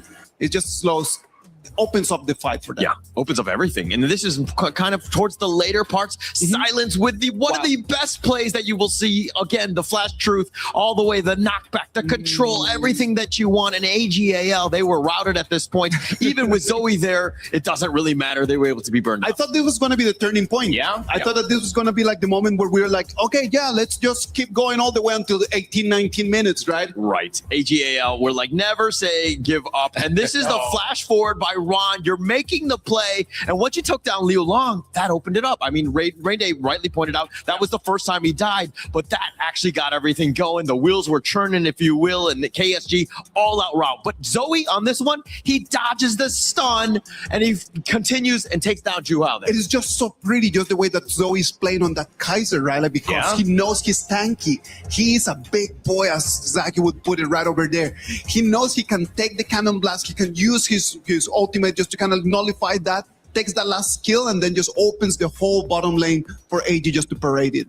To me, I would be almost scared as a fan to watch this, because I never feel safe. I don't feel safe if I'm a KSG fan. I don't feel safe if I'm an AGAL fan. Any moment, this game seems to swivel, and just indicated there by that last clip, it was the first time Liu Lang died. It just goes, I mean, back to just like where your teammates are. Yeah. Are they able to kind of protect you? You got to always ensure that you're not walking in the dark, deep secrets of the streets of Paris, if you will. You got to be careful, right? That's right. I know some people went to the catacombs, got a little scared. Don't do that in the land of the gorge. Now, I got to say, Isaac, going into this, let's kind of break down. We've seen two games, both sides. What in your eyes has kind of been the most important factor between this matchup so far on this stage? I think that just the most important thing up until right now for everyone watching has been the opportunity of being seen like resilience right over there. Just being able to see that not all the time you need to be at the advantage. Sometimes you're going to be behind, but you need to just to have a plan to come in and try to do this. I am a little bit worried right now for KSG because they use their double warrior. And we know that AGAL does have double warrior compositions right over there that might be a very big problem for KSG forward. Yeah, and the global ban pick actually restricts quite a bit as we're going into this one. It's essentially a best of 3. A lot of the heroes have already been selected, and we're going to see drama all the way to the end of this one. I was going to ask about that because, you know, you saw Saki and Nora going, oh, they banned this, they banned that. There's like 2 more jungles they could pick. Kaiser's got to be, and then Kaiser gets selected. So are we worried a little bit about that, Isaac? I would be worried about that. I would be worried about that because I'm not a coach. Yeah. But the coaches are not worried about that because they already have, like, I've seen their books, man. Like, their playbooks are just very thick, very deep, very complicated. I know that they're going to be fine. you could confuse it with a dictionary or something like that. It's that heavy. So many different pages. Is this how you learn French? I mean, is this they give it to the teams to order food? No, just so you know, the food gets given to us over here. However, we still have to order. It's all luxury at EWC. They treat these players as they should be, as the stars they are. Whether you're watching at home, fans of the KPL, or you're here in Paris, France, get ready because this is now no longer a best of 7. It is a best of 3. The first to 2 more wins is going to claim this trophy. And it's time to see who takes the edge yet again. Sagi, Nora, it's your time. Of course, you want to see who takes the edge, right, Rain Day? Because this series, who could have asked for anything lesser than this? 2-2 in towards that score. We are looking to see who is the first team to back that match point against their opponents. Especially when we are going things like 2-2 in this best of 7 format, it just gives me a slight sense of, will we see the ultimate battle today? 颠不颠吗? Well, it's still too early to say that, right? But match point matters a lot. Well, what matters a lot as well is what Rain Day and the panel mentioned here. The drafting book, the strategy book coming in for the coaches here. How do you give a good composition for your team? Because for those at home or those are here who has never watched Honor of Kings Esports, we practice the global ban pick. Every series you use a hero is removed from your pool. Yes. So in that case, you can see AG, they are using these 2 bans directly targeting at Zhuhao, right? To span away this pay and also Jin, which allowing him to lead the whole pace in the early stage. And as I mentioned, Lorian is definitely going to be the vying point when we're stepping into this point. Hey, that Lorian has been amazing, right? We've been seeing it through the entirety of this tournament since day 1 of the play-ins up until the final day of the semifinals and has been appearing in almost every single series here. But take a look at the combination from AGAL. They're like, you had your fun with Mozi the other game. Let me have it now. And we add on the Shouyue for that insane lane combo against you. I mean, like double poking, right? You can always rely on those snipers, especially you trying to win the upper hand of your HP trade. So definitely it's going to be a secured winning lane in the early stage on the side of AG. I'm interested to see what they pick up for their tank again. Last game, they burned through the Kaiser. There's no more Monkey. Do we get an all-grunt here or something at the very least to supplement that tankiness? Because, yeah, you have the Mozi, means that your roamer won't be a tanky hero. You need something from jungle or the clash lane to supplement it. But I like this matchup. This was introduced in the KPL. The Miyue versus the Devara matchup. Well, it is so classic to see these 2 top laners play against each other back in the KPL region. And I would say Miyue will do great if you kind of just prone to let this Miyue to build up the early stage advantage. If you can do so, Miyue can be so dominating when we step into the mid game and do the splat push. And it's one of the most aggressive team composition that I've seen that's being drafted by AGAL. Game 1 all the way to game 4, it's always about scaling, playing mid to late game for those item power spikes. But this game around, AGAL is drafting heavily towards to winning the lane. And also they are drafting heavily targeting at Zhuhao. You can see like 4 bans upon those junglers, right?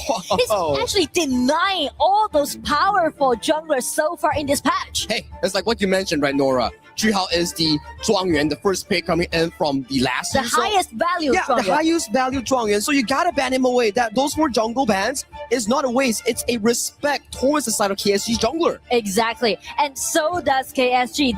If they want to make those things happen, they need to initiate more so that they can suffocate AG from those farming pace because the late game is going to be so scary on the side of AG. So much damage, so much side lane pressure here. They need a front line. And Dun has been locked in for Zoe. We've seen before how Dun, this hero, is able to open up the space. Very strong early game to pressure the jungle of the side of Kuaishou Gaming here. But I want to see what is the last pick here. You have a lot of mid lanes removed from the pool here. The mid laner is definitely going to be a good counter pick.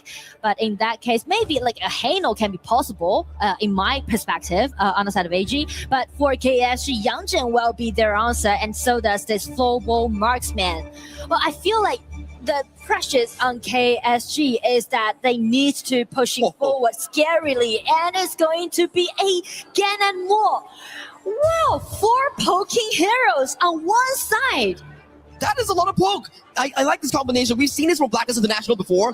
One more to Cannon Blast. You get a shot on your face. You get the freshly forged on your face. So you cannot contest that 2v3 mid lane. This is very aggressive stuff that has been drafted by AGL. Yes, and I mean that it's kind of be a little bit extreme, right? Because you are letting 4 poking heroes, which means the initiation is definitely out there for you. But check out KSG's composition, right?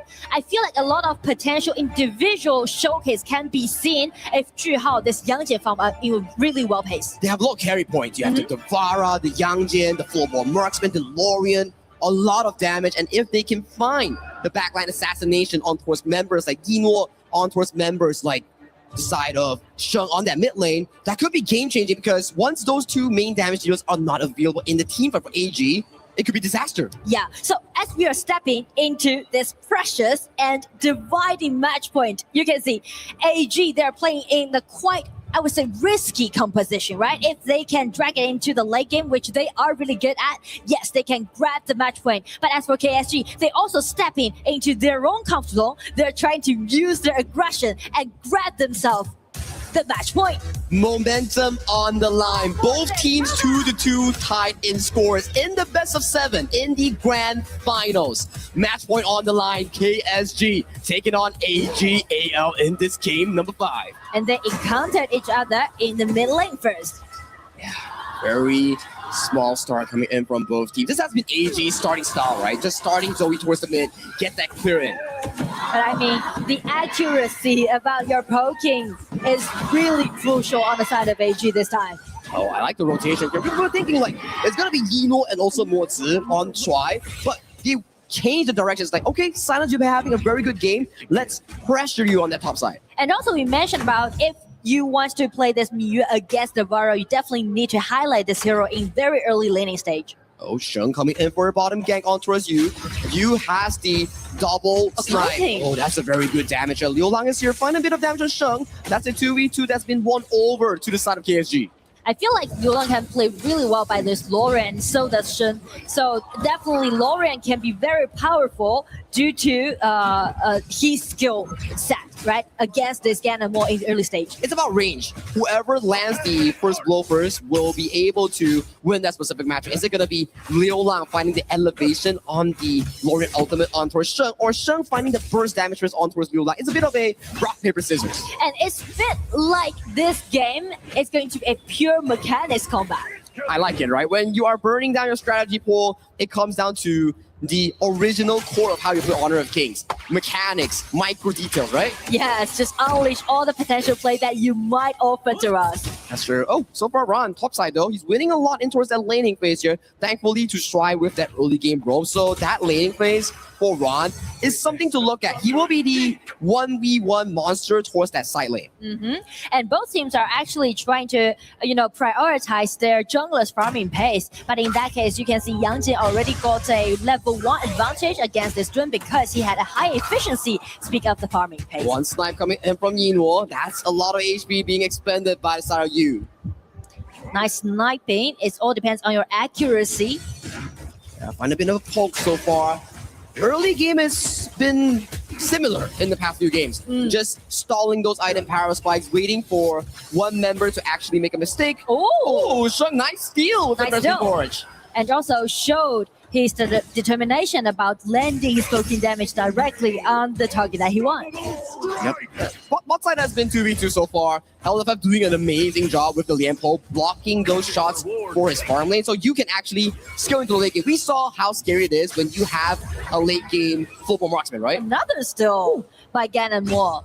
Sheng has been on fire. Yeah, he's really accurate about how he's gonna do all those poking damage. But the only difference in the early stage is that how they're gonna gain the vision control. KSG relies a lot on this Lianpo. On the other side, AG relies on the Dun. It's gonna be Lianpo knocked up directly on the Enos. Oh, it's gonna be the first blood goes over to Liu Lang. But Liu Lang finds a nice pick on Yino, but Sheng also finds a counter kill on towards you. It's about the mid lane here, finding the key snipe towards the back line. So it's gonna be a 1-1 trade, and only the farm lane will suffer.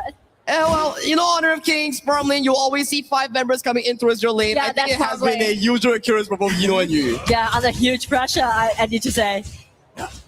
We'll be checking out a replay here. Nice engage coming in from LFS Grandpa, catching on towards Yino. The elevation towards Yino, and Yino sort of displaces himself, but you also get sniped down by Sheng. Yeah, just as long as he trying to flash out, that's the point. That's timing for Ganamore to take that global marksman down. The snipe is so good. And Yeah. AGAL back towards live, they secure the Tyrant going towards their side here. So in this game itself, it's about, yet again, those 10-minute marks, how you play those team fights. Mingyue has to burn the ultimate here. The Umbro move won't be available. Shrine finding the smite on the stun. But it won't be much of a fight. Because the initiation isn't that secured, but Lianbo playing is so fierce. No. It even make it as a tower dive, but here comes Ganamore again. It's gonna be double sniper. It's gonna be the last point. Flash in, got him the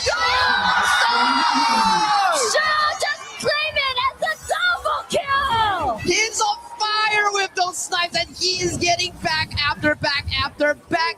What does this man take for breakfast? Because he's just hitting all his shots. I mean, like, Ganamore, we haven't seen this hero being played so far in KWC in such a decent way. I mean, like, so accurate, so precise, so determined to do so. The initial play was coming in from LFF, engaging on Nino, knowing he has no flash.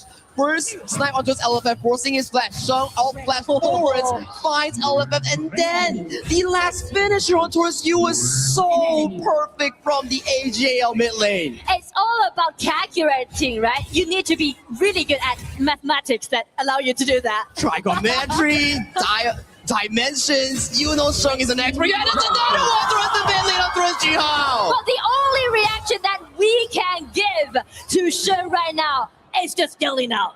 It's an outstanding performance, I mean. Extremely good performance, mid lane centric carry style, and with those wins, it's just jungle buffet for the side of Zoe and Ron. You can see how much pressure that has been put on towards the side of PSG just by Sheng alone.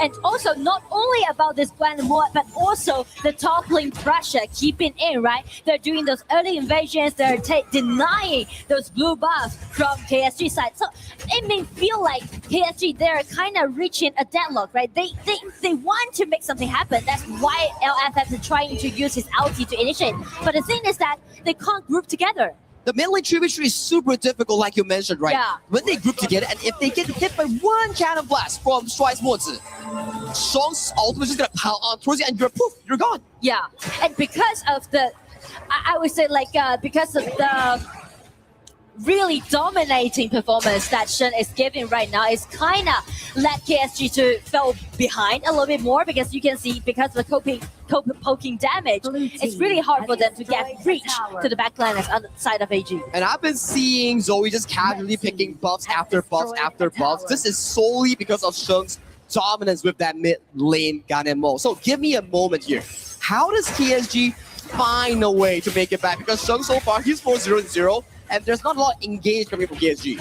I feel like it's going to be the time for this Yang Jian, because Yang Jian actually shared the Liu Lang gets taken down by the side of Run. He does get traded, but what do you lose? Mid lane tier 1 tower goes in favor for the side of AGL. I mean, they're taking down the tier 1 tower in the mid, but check out Juhao's positioning. He's trying to enclose the whole setting, but Shuai already spotted out. Such a great map awareness, but he didn't realize that there would be 3 members coming out for this move. It's going to be Killer Spree, goes over to Juhao. KSG needs to convert these kill advantages into map pressure. Those towers in the top side, those towers in the mid lane, if they can get it, they could equalize this lead. So far, those are great kills, but how do they make a comeback is what I'm looking for. And it's very hard, because as you see, they sacrifice the Roma on the side of AG, trade for that Tyrant, so definitely the advantage is still holding in AG's hand.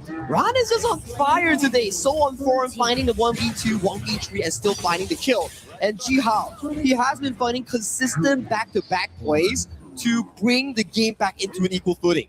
Because he knows that he's the only member in this certain mid stage can hold the whole situation on for KSG. Oh, this is going to be a 1v1 between the two junglers here. Nice secure coming in from Jihao, but he will have flash going into the Tyrant fight later on. But I mean, check the goal difference.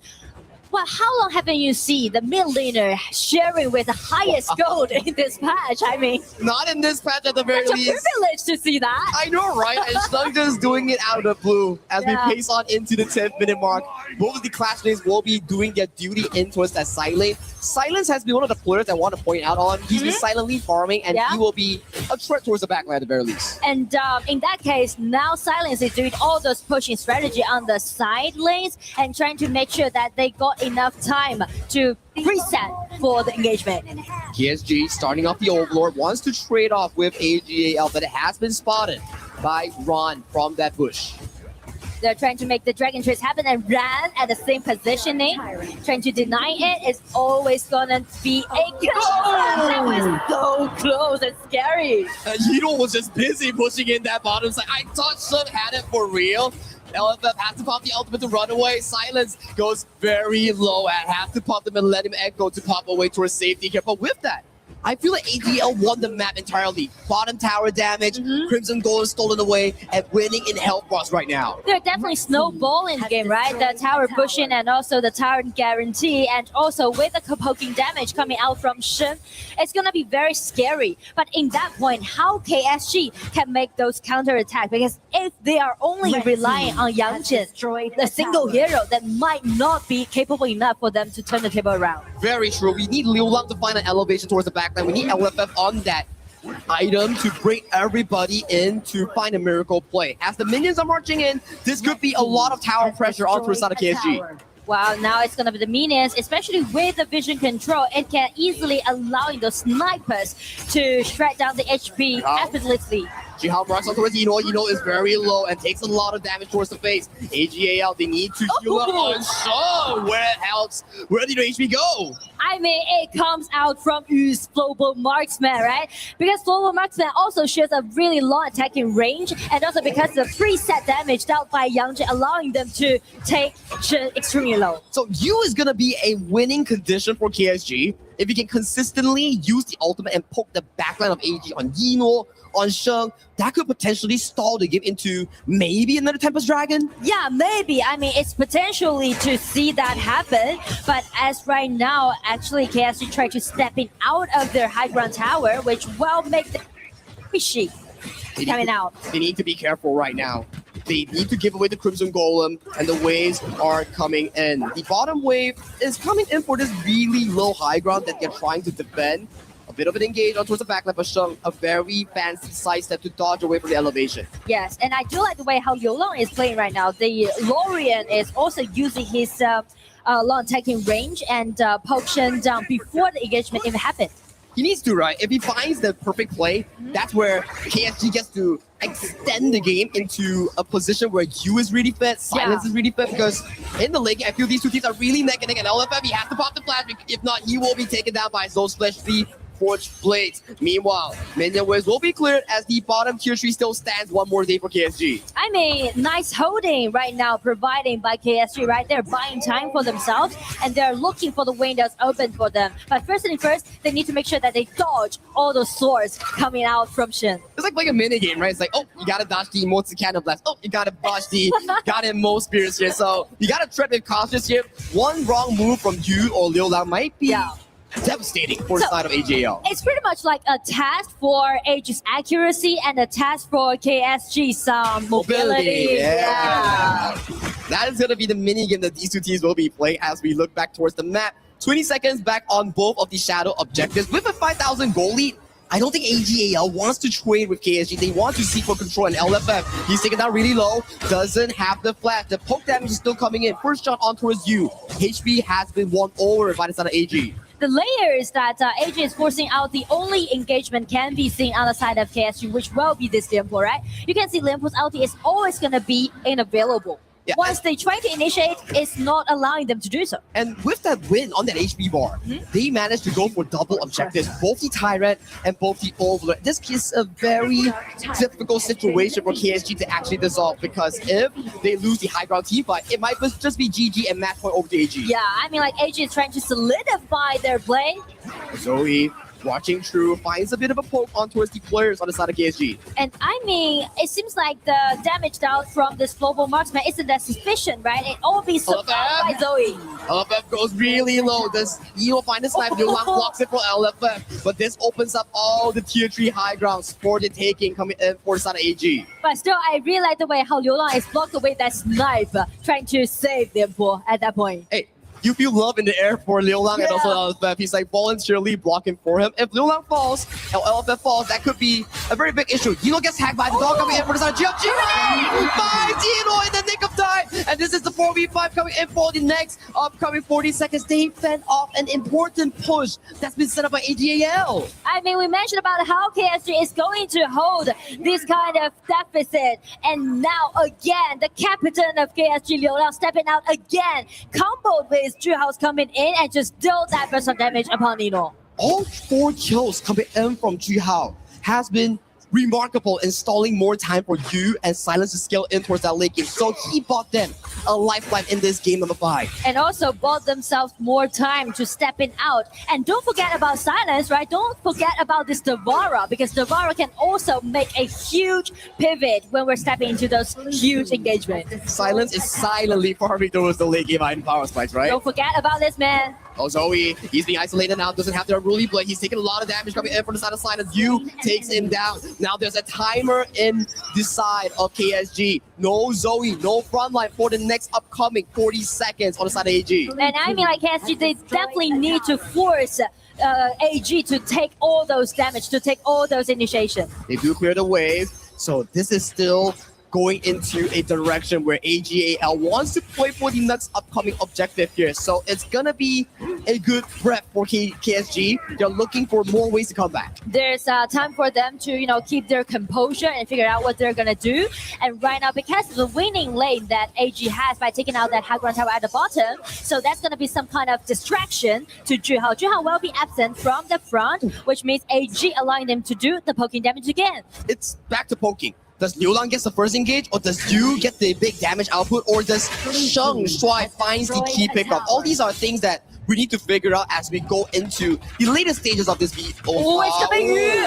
Getting in and trying to make a solo kill happen. That was really close. Late game floorboard marksman is up and available right now. So both teams, I would say they're back to an equal footing as of this point. Silence is going to be scary. Yu is going to be scary. They're already full item as of this point. But the thing is that the vision control just pivot, right? Actually, for both composition, whoever wins the vision control will win the advantage. It's true. And the vision line has been in control of KSG as of this point. Ran, he's being caught out. He will have to face off himself with a 1v3 situation. He did burn the bridge and charge, so that won't be available for the next 15 seconds in this team fight. What they're doing right now in the gorge is trying to make some trades happen. It's gonna be Yu again getting the first out just flash. Flash for flash coming in from both Sheng and also Yu, so that won't be available. Jihao, he's being caught out. He gets taken down. So that's gonna be a 4v5 in favor of AGAL. They are setting their sights on this Shadow Tyrant. Silence is silently going for that Shadow Overlord. I don't think he can trade this. Yeah, I mean, like, definitely by a single Devara, it will be too tough for him to do so. But just check out AG synergy, right? Just before the Tyrant spawn, they just got knocked up this Yang Jian and also deny him from the potential Tyrant play. Zoe has been so consistent on this dude. He's the front line of the team, providing so much room for Eno and Sheng to do damage. And then, that's not all. He found the perfect setup onto his Jihao as well. It's the trust between Duen and also the sniper, the Shouyue, back in that team fight. And then we do see minion waves marching in towards the mid lane here from the side of AG. They want all of the tier 3 high grounds from the base of KSG. They're sending all those minions again, but this time, will KSG just remake the same story happen, remake that motion happen. Last time it was Jihao finding an important catch on towards Eno. Now with the Overlords marching in from all 3 angles. What is the play coming in from AGAL? Star Chaser has been used by the side of Eno. He's looking for a bit of a poke, but they have escorted that play. Eno is going very low. LFF might be the first target to fall. That is going to be a 4v5 for the next 43 seconds for the side of AGAL. They still have the next wave of Overlords marching in for the base. I do like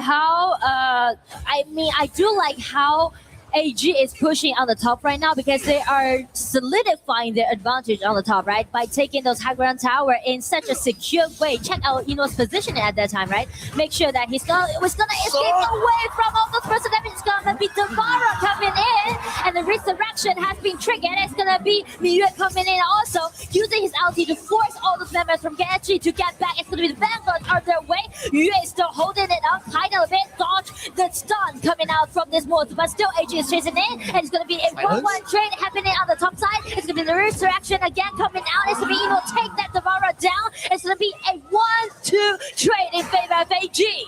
And still AGD and minions watching through, so he goes in for the aggressive engage. His eyes set on for the crystal here. LFM, he's fighting for this engage, but he will be taken down. Jihao is the fall. AGAL, they're going for the match point. The match point in the final in KWC 2026 goes over to AG first by using those pure mechanics, pure accuracy, precisely and cleanly close out the game. Kuaishou Gaming are at nice edge right now. We are in a BO7, and the first to enter that match point right now is AGAL. Yino and AGL, they're smelling, they're looking for their new trophy in the cabinet. And I mean, I do appreciate the way that how they're drafting actually, because you know it is so risky that you're gonna take out 4 poking heroes in one side.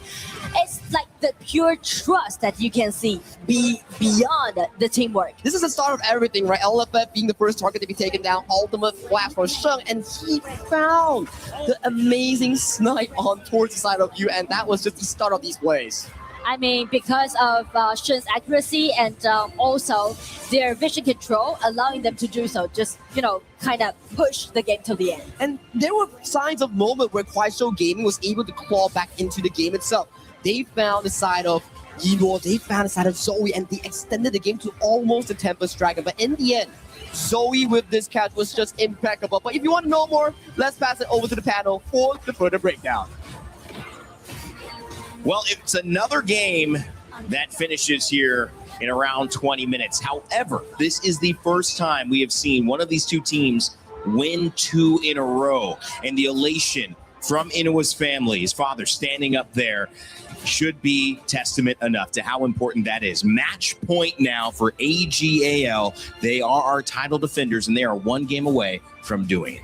We have been here before. AGAL, 1 step away from taking the trophy to be back-to-back champions. I do believe that KSG still has things right over there that we're going to break down for you as we move forward.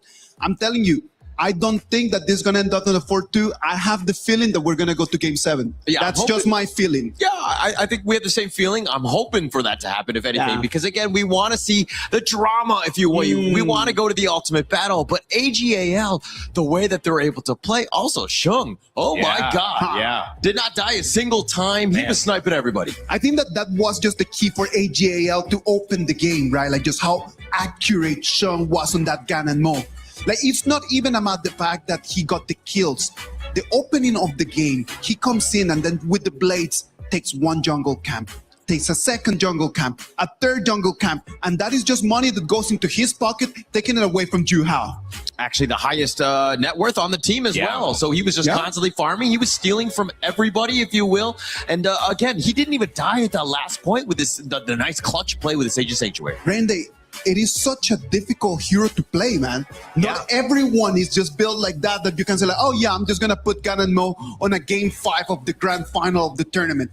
Nah, it's gotta be Sheng. Execution at its highest here for HOK. If you use that QR code, you download it in your own games, you see somebody playing like that, maybe it is a good time to surrender, because that would be a tough matchup. You might find yourself in this lobby by accident. No, I think these are private servers. So at the end of the day, you know, you love to see new picks coming up, but you love even more to see the reactions when people realize that you are close to making something important. And that is right there, Inua's family realizing that they are about to watch their son go back-to-back as a champion in France at EWC. What a special moment. And I know, Holler, there's so many moments that compound this result that we've got. Let's break them down. Yeah, and let's just hop into the first clip here as we go in. This is the let me initial get piece. Again, you know what? It's that focus fire where they were trying to take it out. LFF, it seemed like he got caught out, but look at the blades. Shung, the slice, getting the double kill. It was all value all the time for him. Come on, it is just the opening of the game. Do you really want to give the Ganonmo a double kill? Because you know that he just starts snowballing really, really quickly. LFF tries to go for the turret dive right in there to try to get the advantage. It doesn't work. Doesn't work at all. I mean, as we hop in, it's going to be most of these things, but this is actually, I believe, the part where they were able to get the final jump in. They end up taking down on this one. They were able to kind of weather the storm. KSG, yes, they were behind this game most of the time, but they tried to prolong it as much as possible. It was a very difficult ask for AGA. The problem here is just the different compositions, right? Right. Like when we start thinking about this composition that we have from AGAL, the good thing that they have is the reach. They can poke. So it means that they can clear wave very quickly. On the other side for KSG, nobody could clear the minions. And that's why they couldn't just defend their high ground for a little bit longer. Because in the moment that someone would jump in to try to clean the minions, disappear from the map immediately. You can see the pressure that needed to happen. Juhao, I think the big moment for me that I witnessed was they're defending against tier 3s. All of a sudden you think AG might end the game. Juhao flashes in, finds the kill, and it kind of delays to the point where you say, maybe we do get another Tempest. Maybe we buy some more time. It was a day late and $1 short. However, it was an indicator of how their lineup wanted to play and find success, which was this very specific yet valuable way when they can get that job done. Yeah, Juhao was carrying the team, right? Giving KSG a chance with this Yang Jian. The way that he was able to pounce on forward, he ended up like 3-1-0 early. He was kind of putting them or giving them a chance, right? But then he got caught out in that mid game. And then once that happened, the wheels had kind of fallen off at that point, and it was, again, too much AGAL in the end. I do believe that the key moment in here is in the BP when they decide to AGAL to take that Miyue. So they decide to take the Miyue just as a counter against the Devara, right? And then since Miyue is going to be over there at the clash lane, then what happens is that Miyue takes the red buff first. So then the Devara does not have access to the red buff. The Miyue has the advantage. That forces Liulang to have to move to clash lane, and then they have priority for Inuo just to slowly just keep farming, keep pushing, going all the way to the high ground. We come to the late game, Inuo takes the red buff, and then they already have the damage. Yeah, and that's the strategy, right? I'm basically forcing KSG to do what I want, right? By being able to dictate things, stealing things across the map so that they don't really have that farm. They were not comfortable in this one. Setting the early tempo. AGAL found that to be successful on both occasions that they've done it. I think they've also learned from the mistakes where even though they got that early lead, and I think it was game number 1, they weren't able to turn it around into a victory. KSG pushed that back out. But it's been 1-1. It's been 1-1.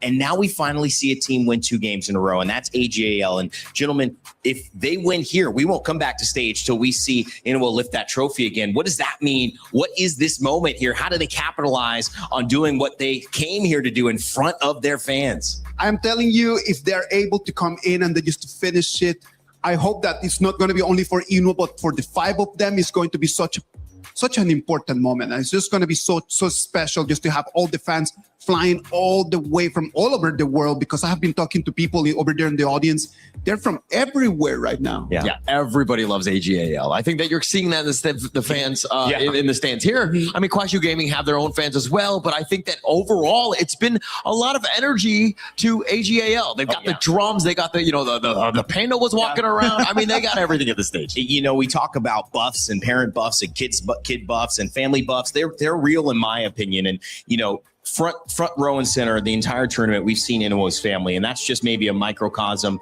a small thing to pull back onto the big picture, which is that AGL, if they win, this place would erupt. But KSG have found a way to bounce back.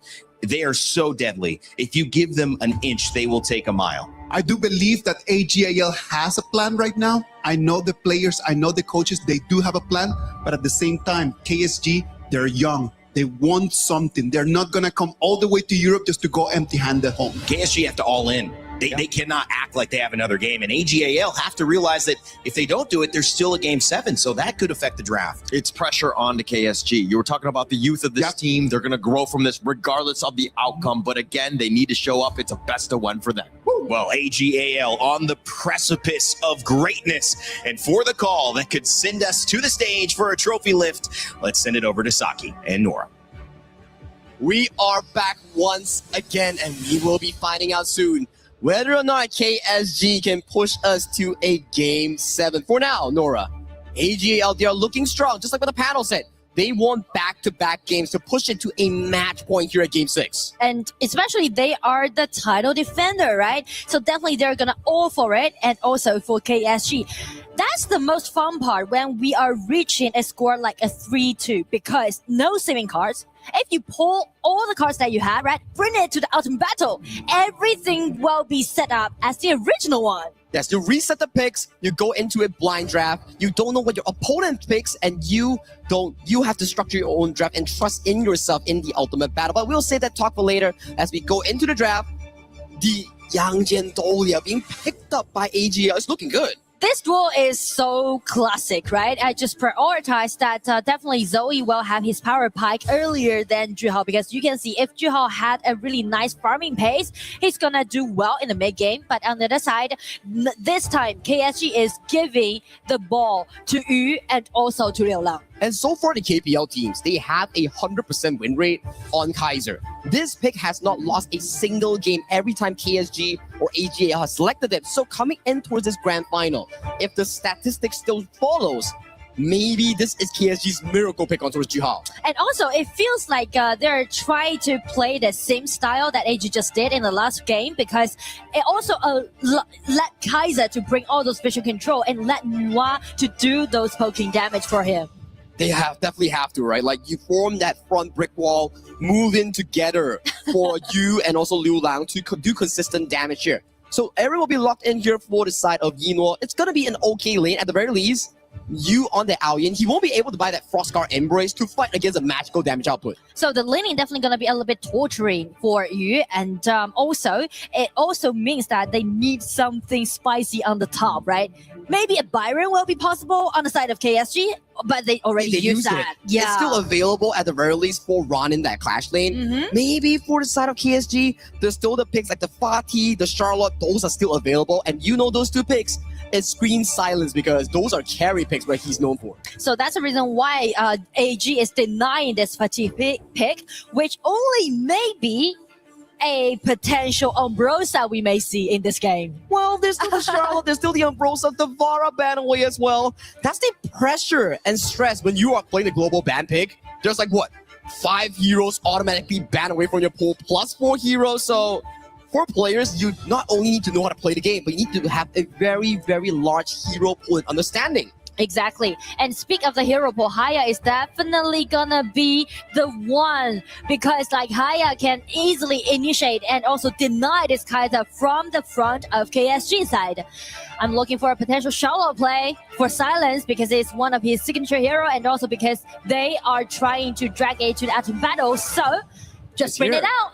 But Kui, it's gonna be very interesting. It's a KSG tradition. Okay. I know it's not the same roamer, and I know LFF is new. But we've seen what Kui can do for Kuaishou Gaming, and it's coming down to this specific pick here. We want to see how this Kui can actually set up for KSG. If you can land hooks on towards the side of the Yangjian or the side of Shuai, that could be game-changing for them. Yeah, I mean, definitely. And the thing is that we used to see Kui paired up with Angela or Xiaoqiao, right? Capable enough to do all those insta-kills upon the enemy who's being put back. But check out, if we just scrutinize KSG's composition, there's no sufficient burst of damage can be seen into the stage.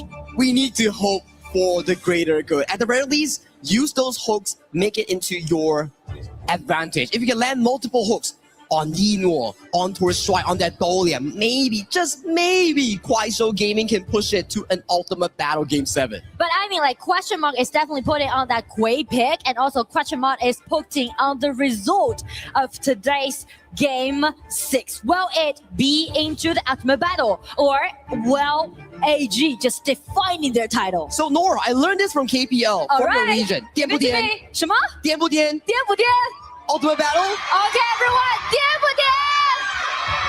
The crowd wants it. The crowd wants an ultimate battle here. So we need to see whether KSG can pull it off. They have the crowd energy. They want it to be an ultimate battle. And with the draft set, and Luck. We will be going into Heroes Gorge, potentially the last time, unless KSG can find a miracle here in Game 6 of our Grand Finals in honor of Kings World Cup 2026. Let's go. We are ready for the battle, and everyone just use your loudest voice. Cheer it up for your favorite team.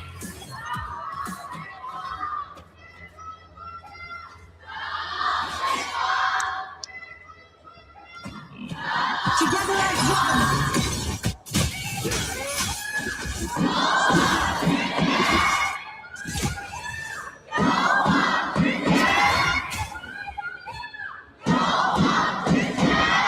The rumble's up, the tension's out there, and it's gonna be the game for these two teams. Stakes has never been higher here, Nora. AGAL, they find the match point and they want to make sure that it ends here, right now. A bit of an invade here coming in from KSG. They do take away the fire beak from the side of AG. Right now, we can see a nice knockup. Well, it can be a little bit difficult if you want to confront Byron in such an early stage, especially during the lanings. One of the strongest class main laners, which is the Byron. So for Ron, he's very self-sufficient in that top lane. That's why you see Shuai, he's just following the side of Zoe to maximize that goal potential for this young Gen carry pick. And also, speak of the bottom laning, you can see Ino is actually trying to calculating all those minions spawning at the bottom, right? Because we mentioned about how painful All-in could be during the laning. I like it, right? You're giving Ino a very comfortable laning phase. You're also funneling more gold. Zoe gets hooked into the midst of everyone. Invisible Warrior tagging on towards AG's jungle. That's the hook that we talked about, Yadora. LFF picking out that confident great play. And right now in the mid lane, you can see Silence are making some noise for him. He's wanting for his solo kill, but it's still too early on in towards this game itself. But that's the play coming in from KSG. I mean, just check out the hook, right? The ability with Flash, allowing him to get attached to that Zoe. Skill 2 Flash was just beautiful coming in from LFF, and the crowd really loves it. So this gives KSG a comfortable early game. At the very least, you know you're putting Zoe behind in that farming tempo. Yes, they're trying to cut off the farming pace away from AG side.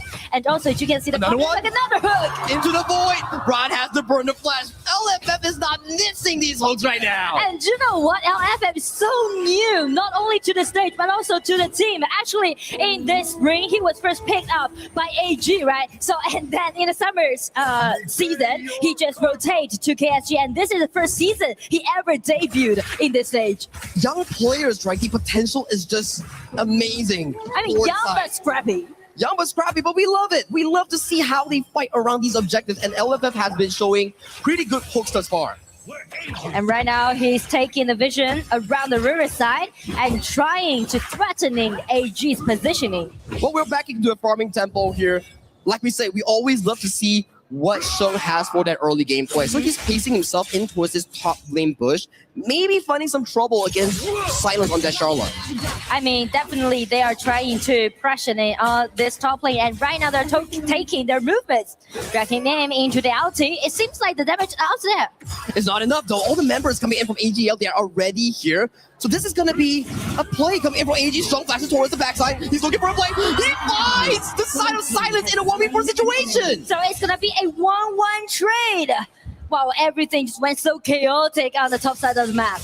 But I still like it, right? AGAL, they expect only 2 members, but they wasted 4 members' time coming from KSG. That's an overall win if you were on the side of AG. And it's all because of the synergy that they had, right? Led Haya to landing his ulti and drag the most squishy part on the top side. And with that kill on for Silence, this opens up the Tyrant freely for the side of AGAL. The steal will come true as it goes over to the side of AG. They know that they still have a winning lane at the bottom, so they are just trying to secure every Tyrant on neutral objectives that they can gain to. Yeah, and this is looking good so far. Goalie-wise, KSG is still looking really well. I think this is because Zoe suffered that one death in towards that early game. Yeah. So that's their saving grace. But how long can they hold? They need Liu Lang to be the late game carry. They need Silence to be that late game monster as well. But as you mentioned, time is exactly what KSG need right now. But how they're gonna bring it into the late game, that depends on LFF. Yeah, LFF, 0-0-2 on that KDA. Still 100% in that kill participation here. Oh, he's waiting. Was in the bush. He's inside. He might be hooked here by the side of LFF. LFF finds hook onto her side. Not the best target here. She still is able to survive. Lula has no flash. Gets tagged on by the house coming in from Zoe. That's going to be the first pickup here for the side of AGAL. Meanwhile, this is happening. The abduction coming in from Sheng. In towards the Moonscape run. Zoe is waiting. Zoe gets the bound. But does he get the engage? No, he does not. LFF gets to run away towards safety. Silence and also the side of Jihao. It's on a stronghold run. Flashes in towards the backline, but Yiro gets hooked in. Jihao is finding more trouble with the team of AGAL, but it is a win coming in for the side of Quasho Gaming. I mean, that is insane to see such a big 5 versus 5 team fight in 5 minutes at the bottom. Can you imagine that? I thought KPL was a reason about rotations, but this is all about fighting, and I'm loving it.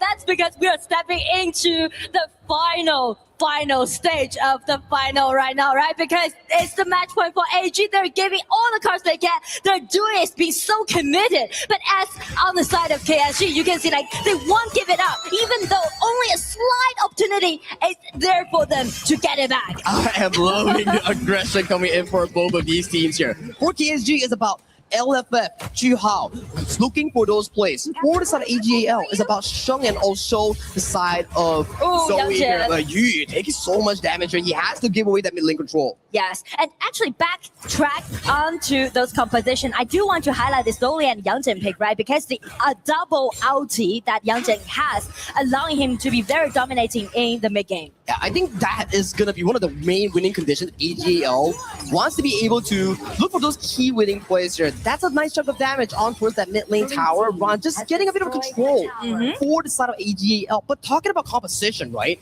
Late game, I would have to give it over to the side of KSG. Yeah, definitely. The late game is so promising because they have 3 late game heroes, Shallow, Nuwa, and also Aoi. That's also going to be a little bit trouble them to handle the mid game situation because even if the hook is right there and get it back, the damage down wouldn't be there for him. Yeah, that will be happening more in towards the late game. There maybe hook into Liulan's Nuwa burst damage. We will never know, right? Maybe that's the game-winning play coming in from the side of KSG. But right now, in this early game, both teams are consistently fighting for river control. They are looking to see how they can actually push that goal lead. I mean, speak of the goal lead, is quite even actually right now. Very, very tight. And also, the situation is reaching a deadlock so far. It's not going to be easy coming in for both of these teams. None of them wants to give an inch. One small mistake coming in from KSG, and it is tournament elimination and second place. One small mistake from AGAL, and we might get a game 7.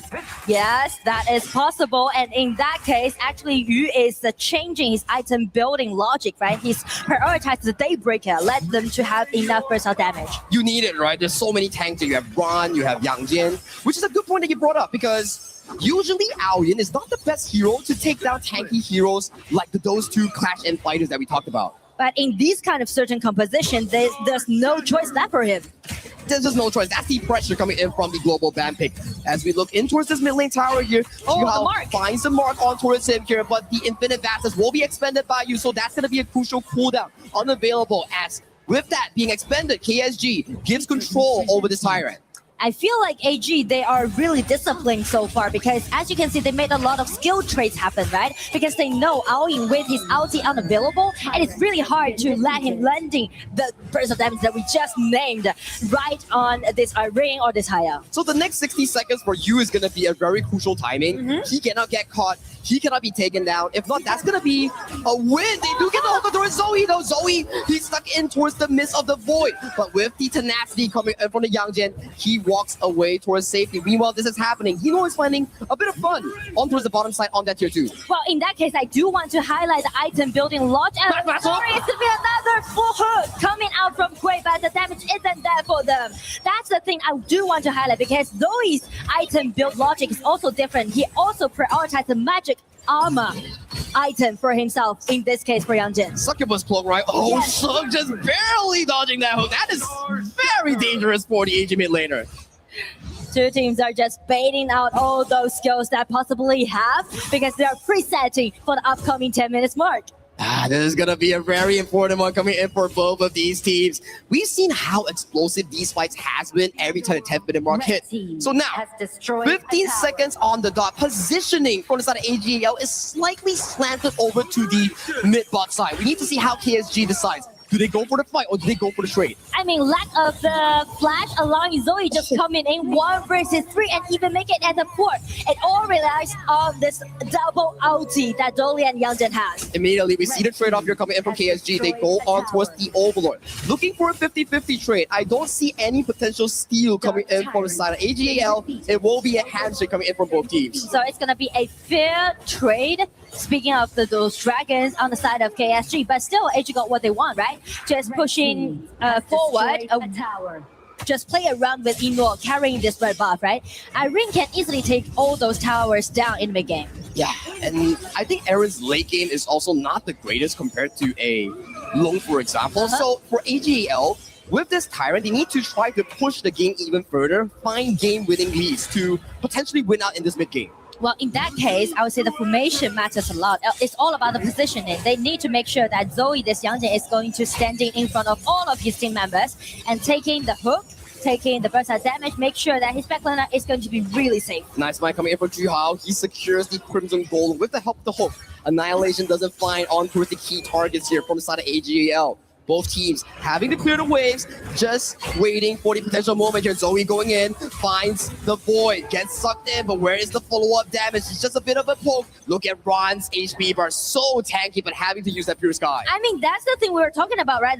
The shortage about whether you're gonna pair up this way with those late game heroes, right? So still, I would say there's like 6 or even up to 7 minutes, which is needed on the side of KSG. Yeah, they need more time, right? When Liulang starts getting those full items, when Silence starts getting those full items, that's where KSG's composition starts overpowering AGAL. But for now, AGAL is still in control. They need to find a potential engage, maybe on Sheng, maybe on Zoe. We need to see who can actually find it. Well, I feel like definitely going to be Zoe. You can see like how aggressively that Zoe is playing right now, right? Every time you see someone just goes in, man. Like Zoe, has no chill. Yeah, I mean, just land all those marks and let him to chase them down.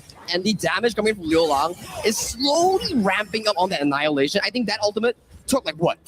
30% of HP coming in from Sheng's health bar? That's a lot. I mean, that's a lot. And also because of the match point that they are reaching right now. So both teams are actually playing extremely cautious. Yeah, one mistake can set up a very different ending here. Storm Strike on towards Jihao.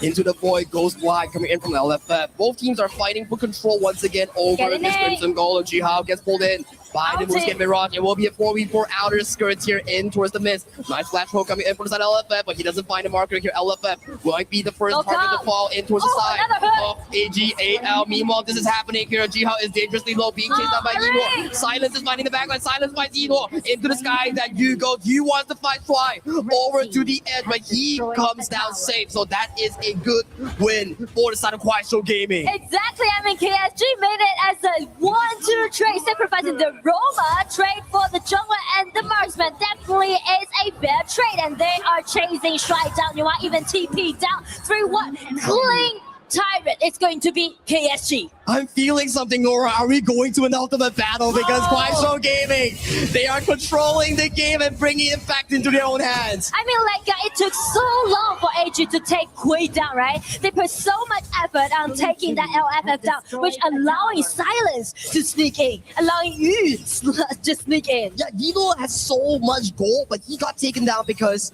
LFF stopped so much time for Jihao, for Silence to get into that backline. I mean, it's definitely gonna be the point for KSG maybe turn the table around, but how they're gonna solidify it, they're just letting Jihao testing a little bit, baiting a little bit. They're trying to secure the Tyrant that they want to have. Tyrant has been started here by the side of Kuaishou Gaming here. Jihao taking a lot of damage in this initial exchange from both teams. Silence going in for the backline, wants to look for a steal. Zoe secures the Shadow Tyrant, but backline Silence finds Eno in an assassination flight. Where is the follow-up damage here? They're waiting for Sheng in the outskirts. Just Zoe gets taken down, infinite back towards the sky. Wants to go for an aggressive engage. Finds it towards Ron. More damage coming in from you. Takes down Ron. And the last member from AGAO comes out. Sheng will be fall, and Shuai is the only member standing from AG. I mean, KSG is on fire. They're ready to make comebacks. Could you believe it? Like AG, they are coming for that dragon, but instead KSG, they are looking for killing. They are being hungry. You can have the Shadow Tyrant. I will take the game-winning fight. Nice hook coming in from LFF, fighting onto a shrine. One more being taken down, and unstoppable 505 goes over to the side of you. I mean, falling behind in such a significant situation, but KSG just figured it out and pulled themselves together and used their own mechanics and their own awareness about how they're gonna do the team fight and take those members from AG one by one down. Welcome to the league in Quattro Gaming. They stalled for their item Trinity. Now is the game pace coming in from Silence, Liu Lang, and Yu. If AGAL can find a miracle play, maybe it works out. I mean, this point, I do like the way how AG is loading this ulti upon that Juho, right? Just denying him to take the Tyrant. But the thing is that, check Silence and Yu. These two young players just sneak in and use their own mechanics and got those core players on the side of AG down. And Liu Lang was untouched in that entire team by consistently pumping out DPS. So true. And with the Shadow Overlord secured, you can now start to see on the second screen, waves are marching in. AGAL might be pushed into a game 7. You can see the fans from side of KSG are just being very nervous, and so does AG's fans, right? Because it's still AG's match point. They're still holding their high ground tower, but KSG right now is making comebacks and looking for a potential ultimate battle. That's the haul coming in from the side of KSG. They're rotating towards the top side. They want to take down this top tier 3 for the opening of the game. Yes, it's gonna be the Vanguards getting in. KSG show no sign to retreat. They're sending all those Vanguards getting in. Played around, let this Liu Lang to landing all of those poking damage upon side of AG. They need to fend off this final wave of Vanguards here. Vanguard simultaneously stacking in towards the crystal. LFF looking for a bit of push. Zoe goes really low. Silence once more. The Infinite Bastards have been cast towards the sky. The defense has been flash engage coming in from Ron, finding on towards Silence. We do see a backline engage coming in from the side of AGAL. But where's the follow-up coming in from AG? Use not available onto a Shrine. Shrine goes dangerously low. But then coming in from LFF onto the side of Sean. Sean gets taken down. That's gonna be a 5v4 for the next upcoming 40 seconds. KSG, you're turning their heads. You're not going for the game-winning push. I mean, how you're gonna dodge a hook coming from nowhere, right? You had no idea how could he let his go to just among all those brawls that they had, right? So actually, KSG, they are moving closer to the ultimate battle, but still, it's not the end because AG, they're holding the mid lane's high ground tower, and also you can see the Sea Breaker made by Zoe Xiangjian right now. He is so fed right now on the side of Zoe. He needs to find the damage in towards the backline at the very least. Minion waves are still available for KSG, so they can actually slowly but surely pressure in AGL back towards their base. They're trying to secure the win because they can't stand another loss since AG already reaching their match point. So KSG, they're looking for the Tyrant. They're solidifying their advantage that they got right now. It's now or never for the side of Quattro Gaming. They need to push on with the goal lead, with the advantage that they have. They want to push it to an ultimate battle. But if speak of the ultimate battle, they need to be extremely cautious and extremely to be secured. They're landing all those minions among all 3 lanes. Coming in for the side of Quattro Gaming. Super minions marching in towards that bottom lane. Wave clear is consistent for the side of AGAL. Zoe goes in on the initial play. But the stronghold still looks almost land on towards Zoe. Oh, to me, it pretty much seems like the tranquility before the storms come. Yeah, it's like silent before the storm. You're waiting for the hungry young players on the side of Quattro Gaming to find the decisive fight. LFF looking for a bit of a hook. There's a lot of members that's being stacked on by the side of AGAL. Super minions are marching through from all 3 lanes. Zoe goes in, hook goes wide. The initial play is starting to happen for the side of AGAL. KSG, they're looking for the potential play. Eno has the factor towards safety. Crystal is exposed, but no one is hitting the crystal so far. Yu is fighting the finishing blow. Silence goes towards the back line, coming in from Saint Sanctuary. The stronghold still is alive. Silence gets removed. And in 1 more minute, we get the Tempest Dragon. Remarkable play by AG. They're holding it, even though the crystal has been taken extremely low. But it's not going to be the end of the game. It's such a back and forth series between these 2 teams, and before the Tempest Dragon, Quattro Gaming secures the Overlord. They want to pace into a macro win against AGAL's base. I mean, check the replay, right? Everything just went so chaotically, but KSG, they feel like it might be their spot. But the thing is that after has been recovered from that HP bar, he just dived back into the battlefield. And also check Zoe, double dash in, take the shut down, and just deny Charlotte from taking that crystal down. The fans are in awe as well with how that play exactly happened here. And welcome to the Tempest Dragon, ladies and gentlemen. It's the 20-minute mark, and both teams are fighting again. LFF has no flash. He's the first target to be targeted down. Jiao goes towards the backline, finds the initial play on towards the backline of AG. Both teams are looking for the play. LFF is dangerously low. Zoe is the first on the ball. Legendary goes over the side of Yu. Yu takes on his dragon, goes up to his sky. Wants to find towards Yino. Yino gets taken down and stays angry. He will be taken down. Yu still alive. He's directly from space. Yu takes down, and that's 4 members down for the side of AGAL. KSG win against AG from for the Team Crystal. It's gonna be 2-4 trade, and there's Mina spawning on the top lane. Ladies and gentlemen, we are heading to an extremely outstanding performance done by KSG. And right now, ladies and gentlemen, welcome to the ultimate battle. What do you like though? The Infiltration! We get game 7, baby! This is Paris, France for EWC, and this is Honor of Kings World Cup 2026. I'm so thrilled today. This is the second year that AG participated into KWC's final. And this, we are witnessing the ultimate battle twice in a row as we move to the final of KWC. Last year, it was AGAL taking on Talent Gaming all the way to his 7th game. History repeats itself, but this time around, will Yinhuo get his 3rd title? Will AGAL get their 2nd trophy? This is all I want to find out. Or will KSG find their win? The title defender, the titans, the icons of HOK is definitely under huge pressure caused by this young, scrappy team, which named KSG. KSG did so well this year, They're always be considered as the underdogs, and no one could expect that. How could a team with 4 members being so young, so not experienced, but only leaded by one captain could ever won that spring season? But they did it. And right now, step into the KWC, they're facing the title defender and drag it into the ultimate battle. Dreams are made here at the Esports World Cup, but one will be shattered and one will be Fortune Legacy here. Ladies and gentlemen, we will be finding out shortly on what exactly is the draft. Ultimate battle, blind drafts, no pick and ban. Same heroes are allowed. Yeah, no more strategy. It's all go down to pure mechanics and your mindset. You're gonna be on the cliff. You're gonna be on the edge, right? Even one little slight mistake will lead you to a defeat. So that's the nerve that we are having right now. That's the tension out there. And right now, both coaches are standing on the stage, picking their sides. So AG, pick the blue side. And KSG goes to red side. So that's gonna be an interesting one coming in for both of these teams. Both coaches will have 3 minutes to structure the drafts coming in for this final game. And Nora, what could we ask for more? A way to end our KWC 2026. And I mean, that is definitely an outstanding performance and so tight, so head-to-head. That is exactly the match, the final that we expect, that we may see those 2 titans play against each other. All gamers, AGAL.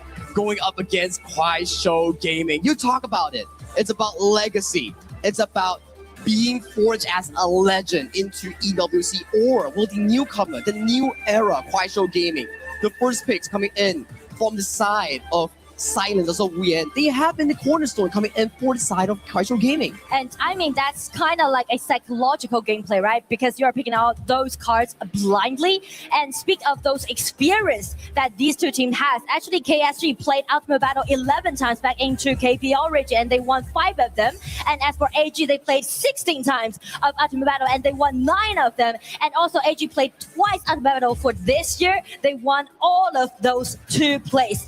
And on behalf of KSG, actually AG is the most ultimate battle that has played against them in their own team history. So how many of those games has Kuaishou Gaming won against AGL in the BO7 Ultimate Battle? Well, I didn't really calculate the winning rate, but the thing is that I know the last time when they played against AG in the final, they even didn't make it to the ultimate battle because they lost the game as a 1-4 against AG back in 2024 summer season. And right now KSG is ready for revenge and AG is ready for defending. The storyline hasn't been greater here, Nora. The perseverance really paid off for the side of Kuaishou Game. Imagine match point, losing early game against the tournament title defenders, only for you to find outplays after outplays after outplays and putting yourself into the ultimate battle in this game 7 as the clock is ticking. 2 more minutes before the teams have to submit their blind draft. And I feel like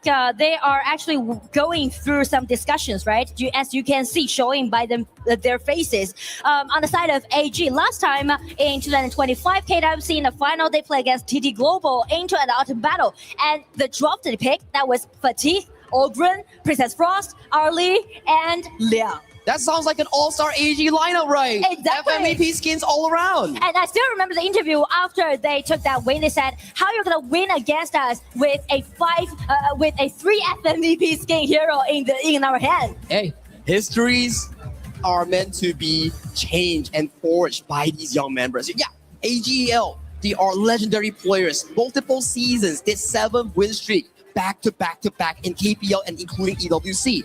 For Kuaishou Gaming, if they can win this VO7, it's about building their legacy, and maybe it starts from now. Yeah, and only 1 minute left for both teams to prepare for it. And also, we are very curious about what kind of draft that KSG might take it out. So far, the comfort picks that we have seen might be the Aoyan and Arlie. These two makes sense for both farm laners. Mid lane, maybe the Haya. I think both mid laners has been amazing. Haya or Lorian, I guess, like one of them. What about Mai? I always love a Mai pick. You know, it's so risky, but still, it's trustworthy if you play it well. Those are the available picks. And Romer, we have a lot of beautiful picks thus far, with AOV heroes included in towards the draft. Maybe the Anet has one of the more so amazing picks, especially on towards Players XY. And right now, there's only 20 seconds left for both teams. Ladies and gentlemen, could you please count down with me, please? 一起倒计时好吗？准备好！5、4、3、2、1，欢迎来到巅峰对决。Welcome to the ultimate battle. Neither you're gonna be in KPL region or you move into Paris, into the stage of KWC. Still, the tension is out there, and these historical teams are trying to make the history happen. Coaches shake their heads. Let's check what Sky has to say as we pass it towards the main stage. Please, the crowds, tell me who's gonna be the winner of tonight. Who can take that trophy on the stage going back? Are you ready for the ultimate battle? All right, raise the hands. Anyone, you have something to say at this very moment? 有谁还有什么话想要对我们的选手们说的吗？现在的这个非常关键的时刻，有任何人有想要说的吗 ？Hello, nice to see you. What do you want in mind? May the best team wins. Which is? The best team wins. Well, it remains as a mystery. Say the answer. What do you got for us? Hello. AG 一定能赢的，让 AG 带奖金回家。We're going to take the ultimate prize back home. Oh, I see a KSG answer from right now. Hello. What do you want to say for now? 快手一定赢，国内比赛输，我们国外一定赢。快手的粉丝在哪里？ Okay. Woo! How about you? What do you want to say for us, Akira? We have a very nice guest here. 想说什么？喊个口号好不好？情怀荣耀。One more time. 情怀荣耀。All right, let's keep moving forward. Who raise the band? Who wants to say something right now? That will be your only chance of your lifetime. How about you? I see a very cute sign over here. What you got in mind? 现在有什么想要和我们的选手说的吗？大帅叔叔加油，你一定能赢的。You will definitely be the winner of tonight. What you got, Mara, over there? Are you ready for this? Sky, it is so intense in here. We saw the left side. Now we gotta go to the right. We got a fan in here. Hello, what's your name? I'm Claudia. Where are you from, Claudia? London. London, how did you get here? I drove over 5 hours. You drove over 5 hours. We got the AG scarf, the AG jacket, and the pandas. Okay, who are you here to watch? Inuo. Inuo is watching right now. Look into the camera. Pretend he's staring you right in the eye. What are you gonna say to him? Inuo, thank you for everything that you do. Thank you for your positioning, for always being amazing team player, the way you know how to just be aggressive or when to back off. And I know that we can always count on you. So thank you so much. Okay, I'm gonna ask a question and I need everybody to answer this. Who will win today? AG! And now we gotta pass it back to Sky. Of course, here we are standing with a very special guest here. We can take a look at who is standing by my side. Hello! Hello, what do you have to say at this very moment? 你好，哇，好久好久没有见了。What do you want to say? 舞台有多大，战场就有多大，干！ It will be super awesome if we can have, thank you so much, one more sentence from our parents and team members over there. 萱萱，有什么想对你哥哥说的吗？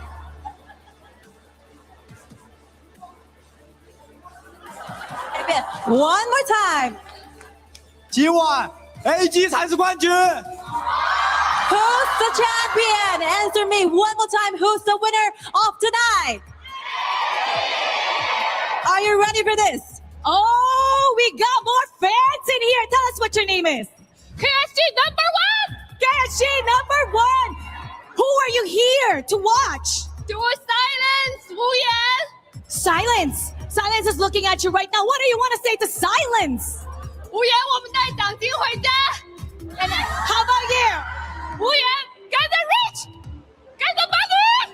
Okay, what are they going to do to our opponent, AGAL? What will KSG do? Destroy all the teams. They're gonna destroy the teams. What will KSG do? Destroy AG. Destroy AG. And we got another one right over here. Tell everybody what your name is. Joy. Joy. Who are you cheering for? So Juhao in KSG. And what's your message to him? So I hope you can go the champion today and show your youth power. We're gonna have one last cheer from you. Cheer on your team. Okay. KSG, got the champion. KSG, get the champion. Sky, what do you got in there?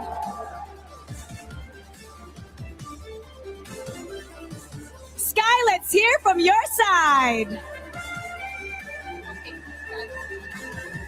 There's so many fans over there. They're super hyped about this. Only one last chance. Raise up and please. 我们还有最后的一次机会，看到了一个非常热情的小姐姐，让我穿过人群找到你好吗？希望你可以带给我们你发自内心的祝福。是为了哪一位选手来到我们的现场的呢？公益跟长生，有什么话想对他们说吗 ？KPL 第一大爷，守住中路荣光。Cheer for this, please. One more time. Any person? Oh, you have something to add. Okay. 一诺，我等你，在哪里的冠军 ？Answer me. Well, they get it. AG, can they be the winner of tonight? 心怀荣耀。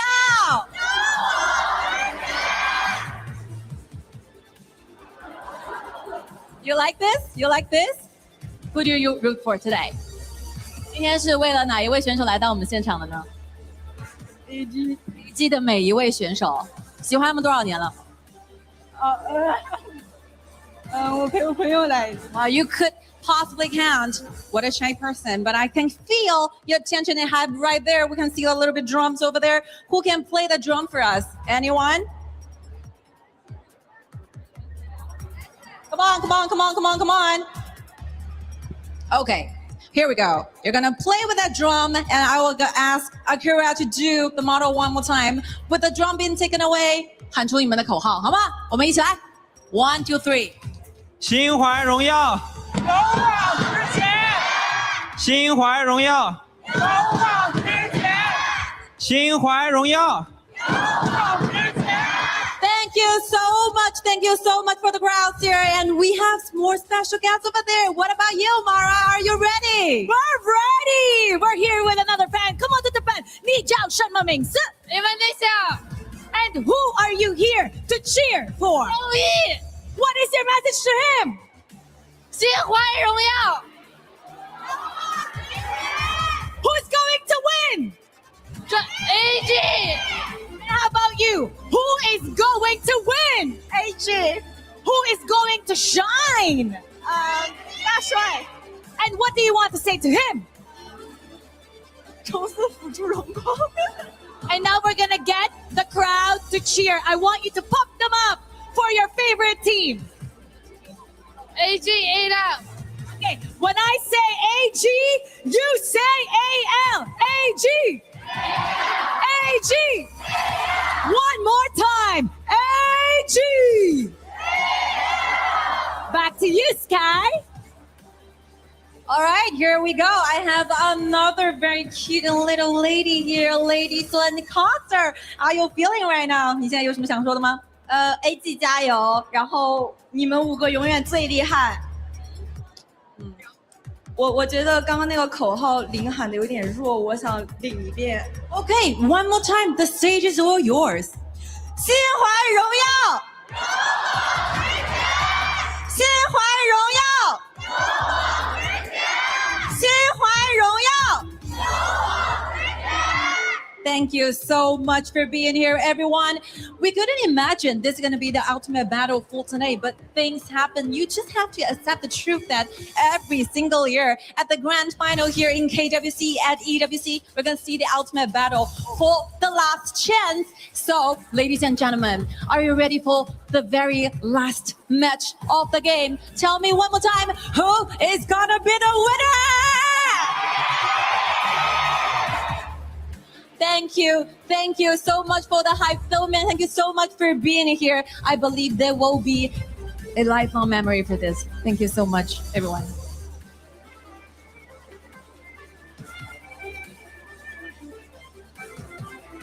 And here we are with another audience. And tell us what your name is. Lee. Lee. Lee is actually the voice actor for Yao. Let's hear some lines. 剑指的方向就是天才的故乡，加油各位，勇夺第2吧！祝福你们！我是耀，那个闪耀天际的耀，星光荡开宇宙，本人闪耀其中。Okay, we need to pretend we're here in the gorge. I want you to say another one to pump everyone up. Okay, Yao, come on in. 心怀荣耀 ，Let's go！ 心怀荣耀 ，Let's go！ And there you have it. We're going to settle this inside the gorge. It's time. This is the ultimate battle. Casters, lead the gorge. Welcome to the ultimate battle. This is game 7. Before that, we got to check the drafts. Blind picks between these two teams, Nora. And I mean, I can definitely feel the tension here, right? Everyone just raising up all those badges they had and also pulling out all those cheers for their favorite teams. And right now, it's going to be the stage for both teams. We will have to see what's going to be the first hero that will be locked in here coming in from both teams. And I mean, the trophy is right now, right here in the middle of the stage. Who's going to grab this trophy back to home. Only one team can do it, and we don't know how. And let's go. Last lane. Oh, Dharma for versus both. Dharma. Playmaking on both teams for both Clash laners. They have been on fire as of this point. I mean, it comes so fast, right? And here we go, like jungler. Hey for both. 2 out of 2. Exactly the same. So what about the main laners? Is it going to be the same one or different? We get Mid lane. Mai versus Haya. Woo! Both mid laners allowing them to do so many things for their own team. And speak of the farm lane, what's going to be the focus? It's going to be Arlie against Channel. He knows FMAP Arlie to defend his third title. He wants it, and he's hungry with that channel. All right, last pick. It's gonna be Chao Fei versus Lapu. Lapu, so classic as we see so far in KWC. All right, here, that's going to be Zhang Fei, and finally the Lapu that will be picked up by the side of the roamers here. All right, and we can see from all those drops that they picked, it's kind of be very interesting because they are picking up 2 same top laners, right? And also for the junglers, they also stay the same. Exactly the case here, as we will be getting into our final game of our Honor of Kings World Cup. This is the final match of tonight. Only one winner will be given birth, a rebirth here in Paris, France at the Esports World Cup. This will be AGAL going up against Kuaishou Gaming for the final time of tonight. Ultimate battle, may the best wins. It's gonna be one game underway. Already towards the mid lane here, 3v3 has been escalated by the side LFF. Finding a bit of knockup here, but it's only for the side of AG to clear out the way. Free battle,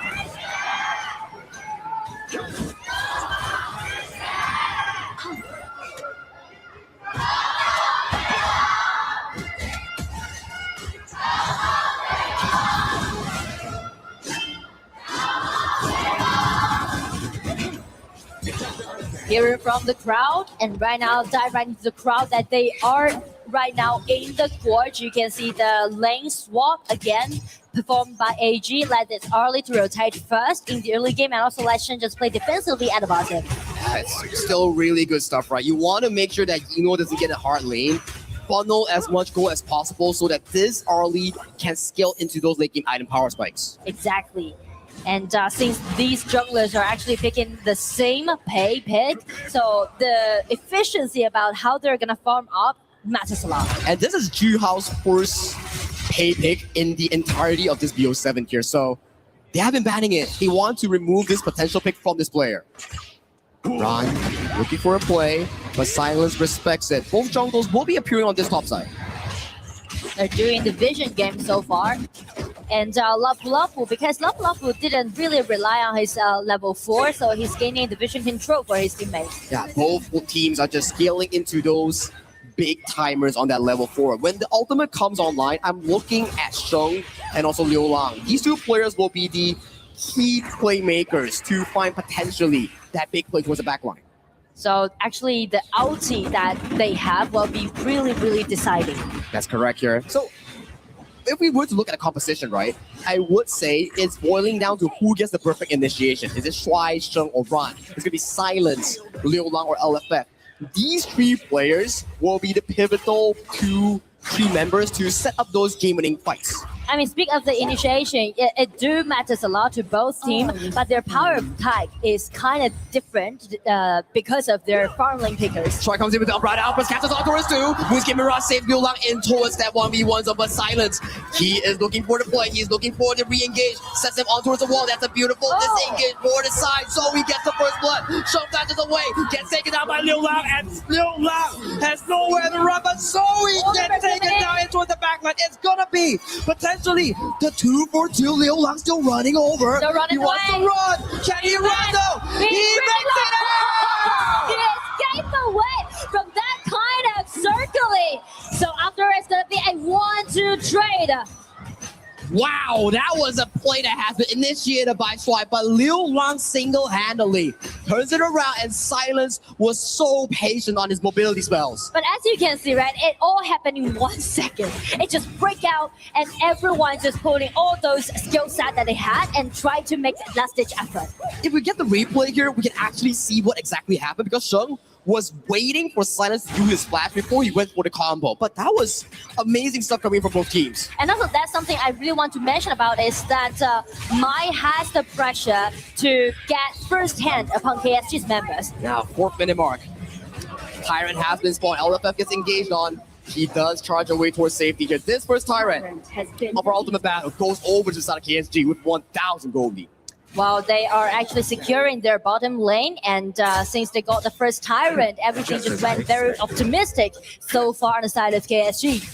Yeah, it's not the best moment to be looking for here. You need AG to find those equilibrium moments here. They're looking for an engagement towards you, but they don't find it. At the very least, towards the bot side, Shuai finds a bit of a vision control to give Yino more space to farm. Exactly, and actually Arlie already carrying the red buff can be quite explosive, dealing out all those damage at the bottom. Yeah, we need Yino to find 10th minute mark. Once he is 10th minute mark, 3 items, that's where he has more advantage over you. But right now, with this slow and steady tempo coming in from both teams, we'll have to see what comes next. It's gonna be some skirmishes happening right now on the top side. It's gonna be the flash coming out from Silence. Get control, get the punch upon Zoe. Zoe turning into a tie press mode and trying to get out excavation, flashing in and save Zoe from such extreme situation. Such tanky health bars coming in from both teams as of right now. They are going neck and neck at it. We were thinking that Zoe might be falling, but he was able to find a really nice angle to jump away towards safety. Turn it into a Tigress mode, but still, again, it's gonna be another ambush. You already rotating to the top, and right now it's gonna be Liu Lang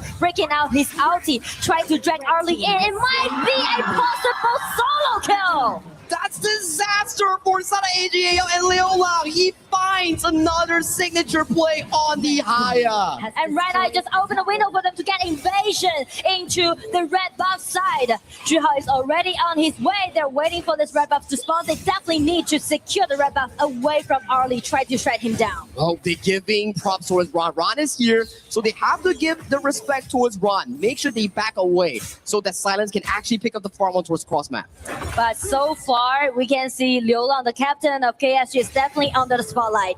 Yeah, Liu Lang, 2-0-0. Just now we thought the top side he was gonna fall, but he made it happen here. No flash on towards Silence. Flash. Gets set on towards the wall. They do find a play, but a nice disengage coming in from LFF. Silence gets taken down by the side of Yino. More damage galore on towards Liu Lang. Liu Lang also gets taken down at AGAL. You can never count them out. I mean, AG just punched back so fearlessly, right? And getting into the other rebuff side. I mean, like AG, you could never underestimate it, even though they fall behind. Ron and Shuai, take a look at this replay here, capitalizing the fact that Silence had no flash, capturing him for the play in towards the line. We see Shenron going in for the backline, doesn't find on towards the key member here, but they do take that tier 1 tower, and this is a good win for AGAL. I mean, this tier 1 tower fell such an early stage for KSG, which means they were suffered from now. Backlashing into Silence, but nice reaction time from Yino. He made it look easy on that play. I mean, like, Eno is pretty much like in his zone right now. Yeah, he's locked in for sure right now, and he made it look easy to dodge that play. Now, we go into the mid game. Both teams will need a hero. Is it going to be LFF? Is it going to be Stripe? Or the side of Silence and Ron? I feel in this certain stage, it's going to be Haya and also Arlie being on the spotlight, because AG, they need to use Arlie's power pike, right? To deal enough damage upon KSG, and then they can push it forward. It's about the 2 captains, right? Yeah, 2 captains. 2 captains. The storyline just fits here. Okay, mid game. Both teams are stacking on towards that mid lane here. KSG needs to be careful. There's no tower behind them. So if there's a cheeky flank from Ron, that could be disastrous. I mean, the goal difference is quite even. Actually, it's quite tight. And so does those kills right now. And it's going to be the ambush from Juhao. Try to guarantee the red outside, because it's going to be AG's next target.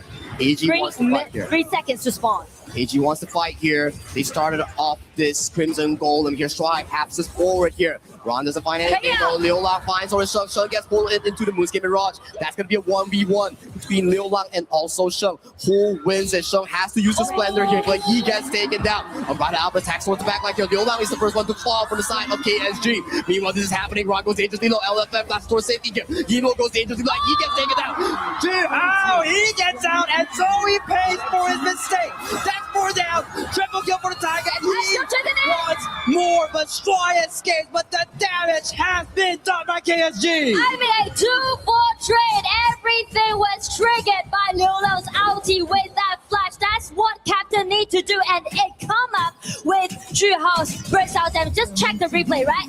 Make it as a solo, even though actually Shen just buy more time for his teammates and also jumping land his ulti in such a beautiful way. But just check out this complicated setting that KSG, right? Yu Channel being so comfortably just dealing out all those damage and also Lab's controllability, allowing them to make this wombo combo happen. Liu Lang pulling in the Mai Shiranui was the game changer there. Without the Mai Shiranui, they cannot go for you, and you had a field day with those damages, but a kill!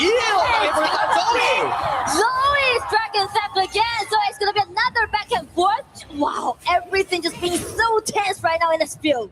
5 to 7 in terms of kills. 30 more seconds until we see the shadow variants of the spawn here. And we are back again at this Crimson Golem. Both teams want to fight. Silence finds the beautiful game with our Sheng. Sheng gets taken out of the equation here. Silence will be the next to fall. So we have fallen as well. Jiho is still chasing on towards the side of Yino. And Yino is down! Sheng is the only member alive. And this has happened not once, but twice. I mean, another triple goes over to his channel, so it hasn't been 10 minutes mark, and we already had double triple goes over to KSG side. It's not looking good for AGAL.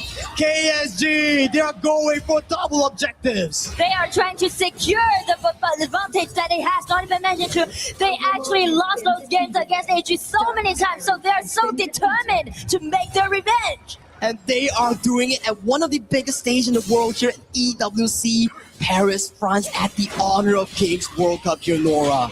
And time is ticking for AGAL. I mean, check the replay, right? Same spot, same setting, and it's gonna be Shen fell down first, being denied, and just check the Tigress, right? Check Zhiho jumping in. That is pure technique. 4-0-3 on towards Zhiho. 3-0-2 on towards you. They are just playing it so well. And in the final few moments, KSG, they're knocking on your tier 2s. The Vanguards are on the top side, and they're trying to enclose the vision, enclose the neutral objectives, enclose the victory. But still, AG is holding up very well because of the early and also this Jumpy's ulti. As long as Jumpy's ulti can land it in a quite nice way, still allowing them to turn over. They need a good one-more combo, but Silence finding out towards Yino. Yino is very low. Yino needs to take the back. They need to give out this outer tier 2. They need to retreat for a second, but in that, it's going to be the tier 2 tower on the top side down. It's going to be fell down, the tier 2 tower. And it's going to be Jumpy trying to protecting his teammates. Lapulap's ulti breaking out. Top tier 3 goes down. Zhiho skips away Sheng from his flank. Yino is down. Zoe is down. Overlords are marching towards that top side. Twice getting pushed. Run finds the truth, but it is too little, too late. KSG are your KWC champions here at Paris, France. Congratulations to KSG, Kwai Gaming, Youth, Question, and Tested. But today, with this outstanding performance, they defeated the Legends, and now they are crowned by honor. A new era begins. Kwai Gaming are your 2026 Honor of Kings World Cup champions here in Paris, France. They do it with style, and they are your champions. And let's pass it over to Sky for the winners. Now behold, the world is watching our 2026 KWC champion, KSG! Please, Liu Lang. 逆风破阵，陈梦追光。 One more time. 逆风破阵。and gentlemen, please take a step towards where you crush the keys. This will be the moment where you crush AGAL's key and be claimed as the champion for the KWC 2026.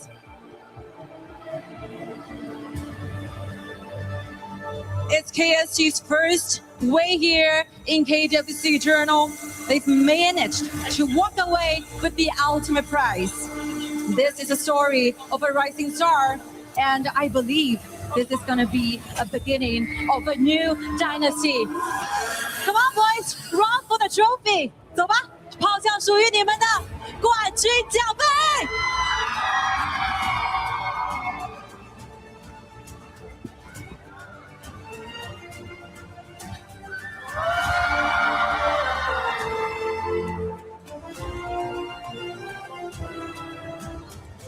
Hold that trophy up and high, and this will be the moment where you cement all your glory and write down your own history and dynasty here in Paris in KWC.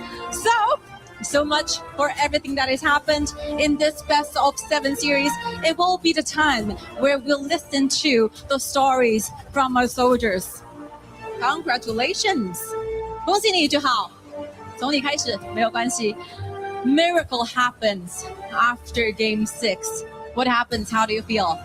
在比赛的第6局开始之前，我们仿佛在我们的比赛当中看到了奇迹。可以告诉我们发生了什么和你们现在的心情吗？我觉得，因为当时陷入绝境了吧，我觉得要该站出来了。I think that is a dead end spot, and that will be the time where I stand up and shine. This is your first time here on an international and global stage. What do you want to say to all the fans from all over the world becoming the new world champion? 这是句号和 KSG 第一次在世界性的比赛舞台上获得冠军。现在有什么想要和我们分享的话吗？我有挺多想说的吧，因为 OK。因为在国内可能我们经历了一段非常长时间的低谷吧，当时可能说对整个队伍我们都有点丧失信心了。但我觉得这个冠军对我们来说真的很重要，我们非常棒，然后我们有最好的赛运组和最好的运营团队，谢谢大家。I have so much inside of me I want to say, because back in the time when we were in China in KPL, we are facing so many obstacles and ups and downs. We kind of lose our confidence and faith in us. And I believe this title will be one motivation for us to fight harder. And I believe we got the best teams, best players, best coaches. Thank you so much for having us here in Paris. Thank you so much for 句号，谢谢你。Next up, silence. It's time to not be silent at all. Thank you. 谢谢。无言，虽然你的名字叫做 Silence， 我希望这个时刻你不再无言了哈。有什么话想和我们说吗？我来。我觉得没什么说的吧，不如好好看着。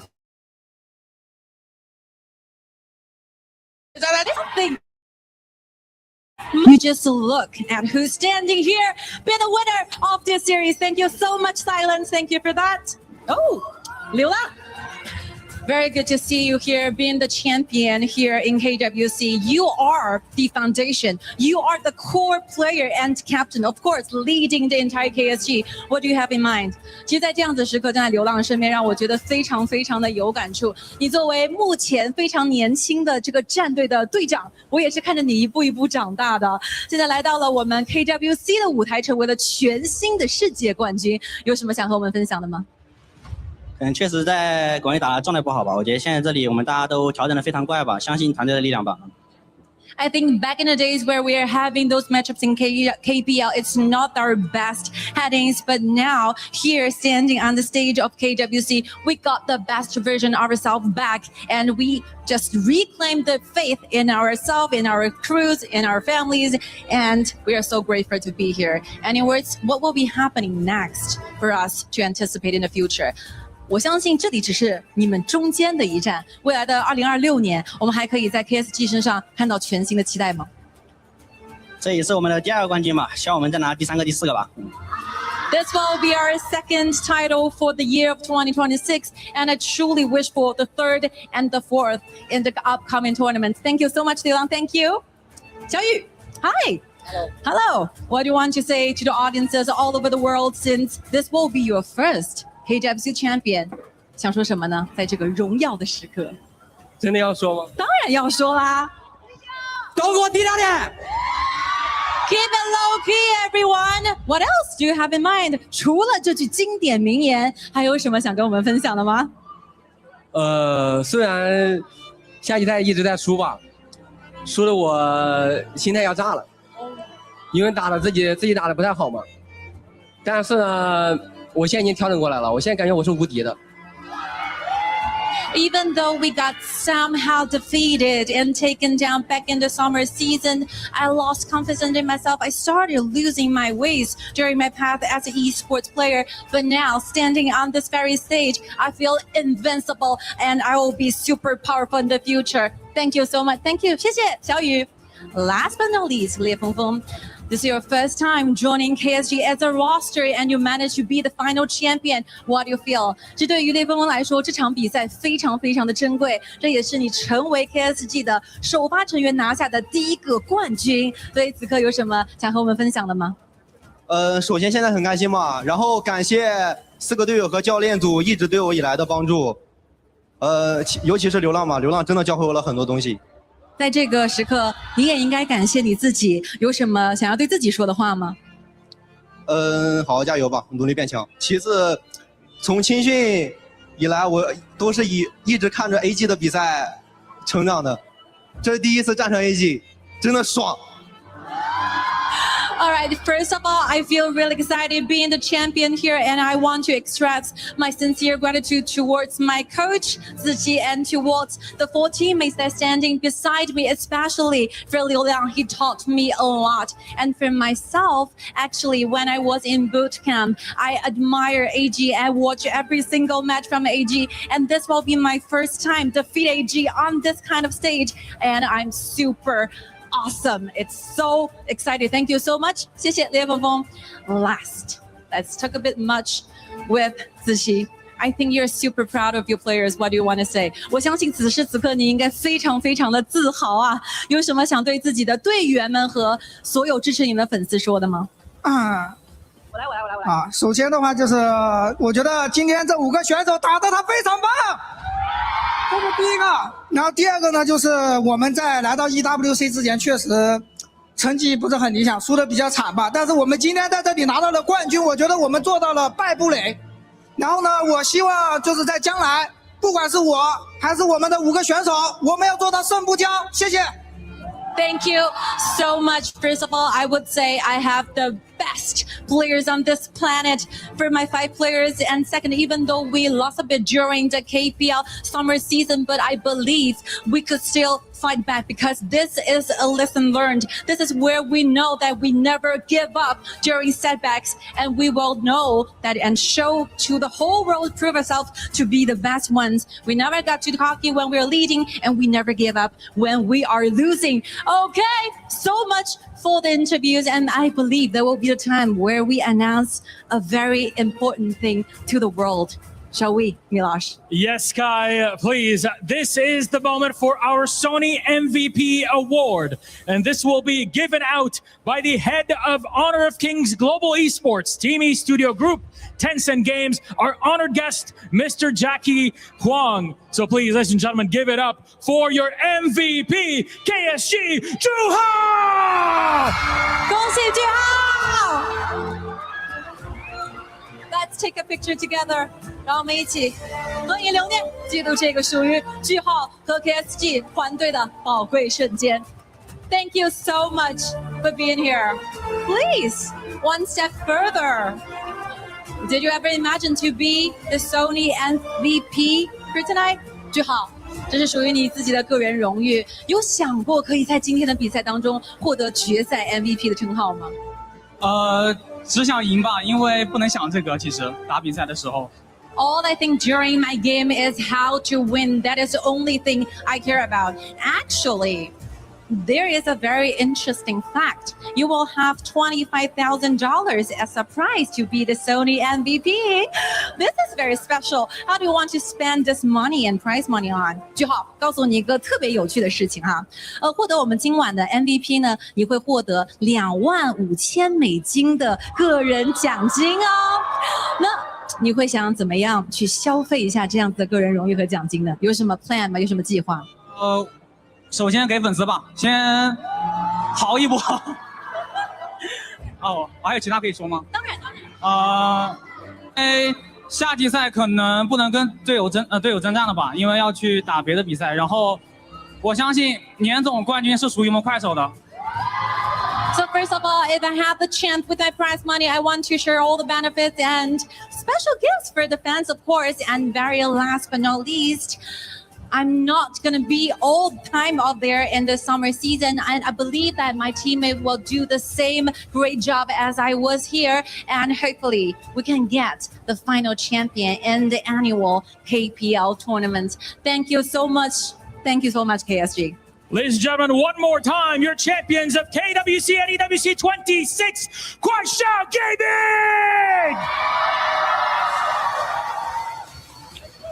Gentlemen of Kuaishao, you may head to the totem and seal your keys frame in EWC and esports history. Well, they say it takes a Titan to slay a Titan. And KSG have proven it.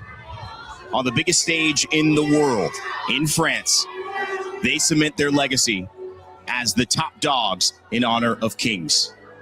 But it is just one moment, that Game 7, that gave them the opportunity to do the unthinkable. The crowd dispersed.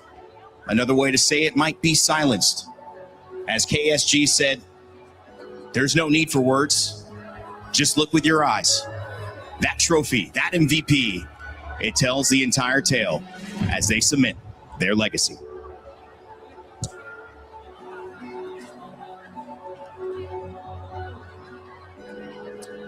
Please welcome to the totem, your KWC and EWC 2026 champions, Kuaishao Gaming!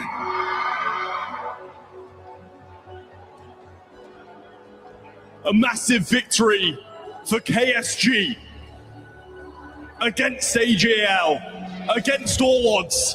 They managed to get it done. A fantastic showing. Congratulations, guys. What a performance in a map 7. They take the KWC. Please, guys, take to the stage, put your frame in the totem, and write your chapter in the Esports World Cup history.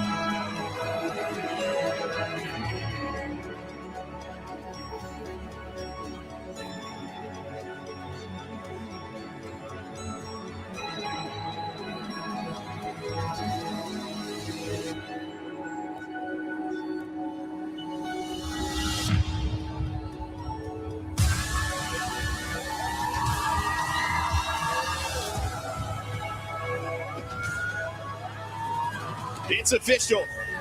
The Titans of HOK, Isaac. It has been such a lovely 10 days here in France. We loved it last year in Riyadh. We're loving it right now here in Europe. It is the moment of the young players. It is not about the past. It's all about the present. Kuaishao Gaming showing us exactly how this game is supposed to be played. All that hard work the dedication to your craft, the time away from your family, all to have this one moment, to be able to go up against kings, to take them down, and to become the true champion. And from KSG, this entire year has been a bit of a dream. Spring champions, and now in France, world champions. Their legacy has been built here in 2026. But in many ways, LFF, you, Liu Long on the mid, Zhu Hao, Silence, and even the coach, Zishi, have just begun to build the architecture of what could be a long-standing, a beautiful memory here that lasts a lifetime. This is just the beginning. And where will they take us? That's for time to tell. But we know one thing's for certain. They came and they conquered. France is theirs, and so is the trophy. You're champions of KWC 2026. Guaishao Gaming. And in this world where things are so often malleable, this concrete moment of defiance, of rising to the occasion, of showing your best when your best was only what could have gotten the job done, they will have this to remember for the rest of their lives. And from all of us here, from all of the crew, the production, the talent, these dear friends, these hardworking people who put this show on, we thank you. We appreciate you. And we invite you to never give up, to never stop gaming, and to remember that dreams are possible when you believe. We leave you with the STC recap and say good night from Paris. We'll see you next time.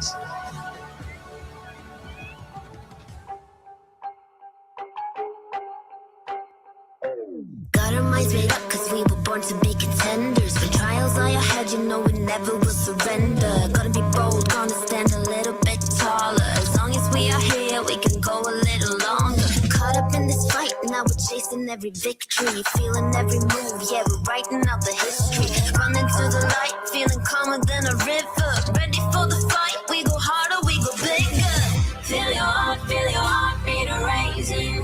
Goes like 3, 2, 1, got you counting down. I won't let this crown be taken.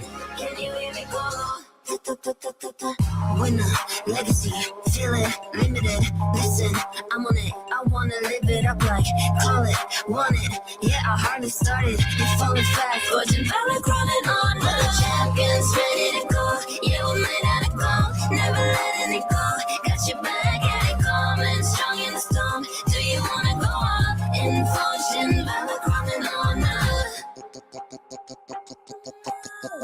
Taking it from the top, I wanna rise it up. I wanna go with the feeling, all that we do is succeeding. Wanna get up and feel myself again. Wanna build a legacy, so undeterred, I'm making them listen. I bet you love what I bring to the table, yo. They got us now, wanna raise it up, raise it up. It's in the blood, wanna live it up, live it up. Don't wanna stop, wanna bring it home, bring it home. Just wanna be the one, stay proud. Feel your heartbeat raising. Goes like 3, 2, 1, got you counting down. I won't let this crown be taken. Can you hear me go? Winner, legacy, feel it, limited. Listen, I'm on it, I wanna live it up like, call it, want it. Yeah, I hardly started, you're falling fast. Fortune valor crowning on. We're the champions, ready to go. Yeah, we're made out of gold, never letting it go. Got your back, yeah, it coming, strong in the storm. Do you wanna go up in fortune valor crowning on?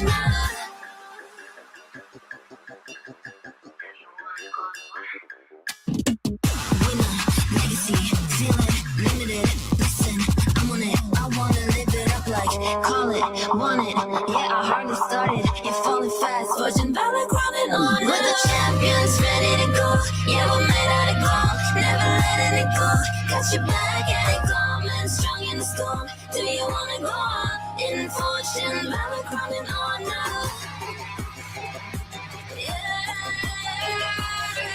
Crowning on now.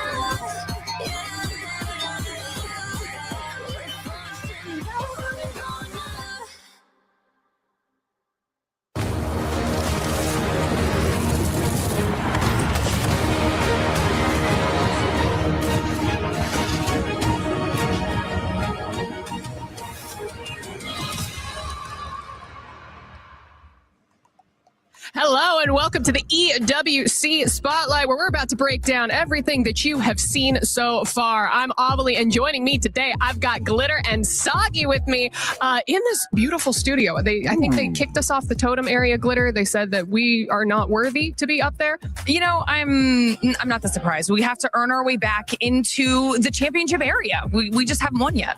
No, not yet. Not yet. But Soggy, how are your vocal cords, brother? Because everyone was screaming over at the Lenovo Legion Gauntlet stage. I mean, I was casting just now. I was doing play-by-play, and I think I ripped a vocal cord or something.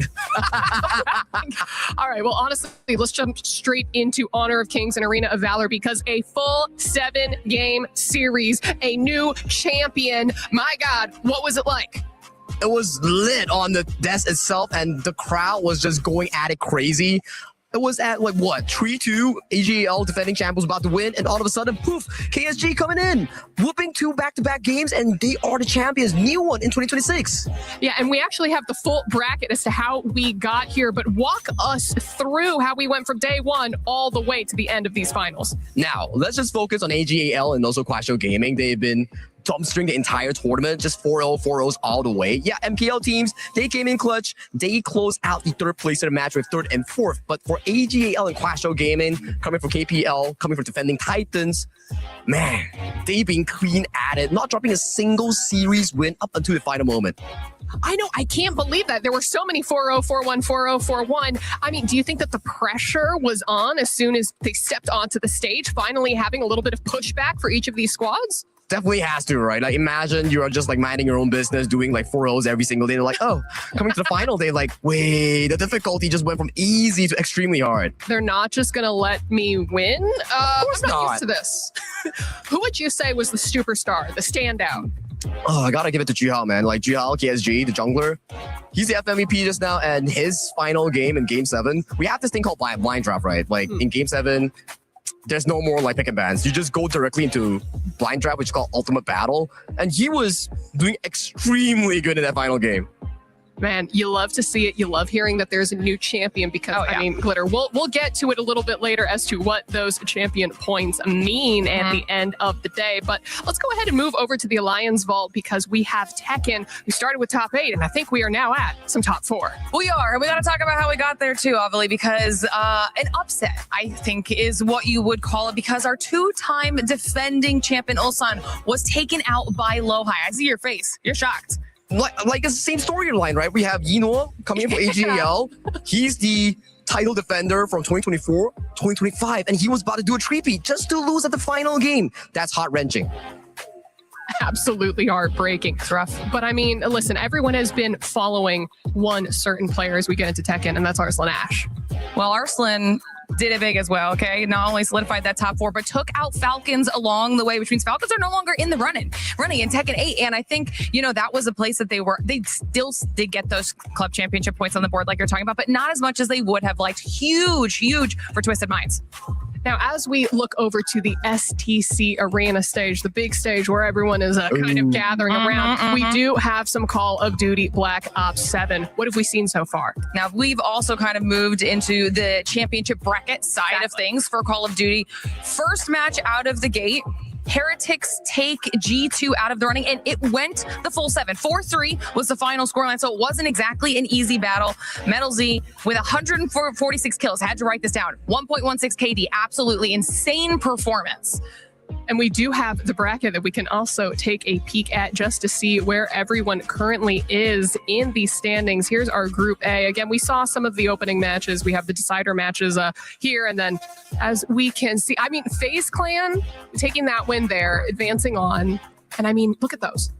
And this is going to be fun as we continue to move through all of these groups, because the result of what we got out of COD's group stage was that we're going to also see a little bit of a rematch. You'll notice it when we get there, of our recent World Championship Grand Final. And you know what I'm talking about. It's between Optic and FaZe. I mean, talk about the most perfect setup in Call of Duty. We were also talking a little bit about yesterday about Optic making it back in after losing 100 Thieves. Yeah. Like, is Nate happy somewhere? Is what's happening in the Optic offices?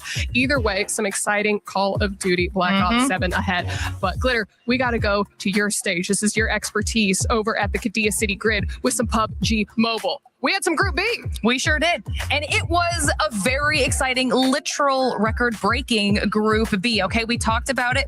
Vitality was a big team coming into today, 6 matches on the board, and they managed to get 108 points. Now, just for context, that's in one day. Yes, or out of Group A, 4 Thrives across 2 series of matches got 107 points. Vitality did that in just half of that amount of time. So it was a dominating performance, to say the least. We had Nongshim Remforce there in second place, and they only had 60 points. So a 48-point gap was just crazy. I wanted for a second to make Soggy do quick math. I'm like, okay, if Vitality has those points and then AGAL gets half of those, then how many points does Falcons need in order to keep in first? I failed maths. Oh, no. That's why we're all here working at esports. We all failed math together. Ooh. But maybe as we take a look at the club championship rankings, we can do a little bit better with these numbers, Glitter. Now, this is really cool to get a visual for, because we were talking about AGL, what they could have gotten if they had won.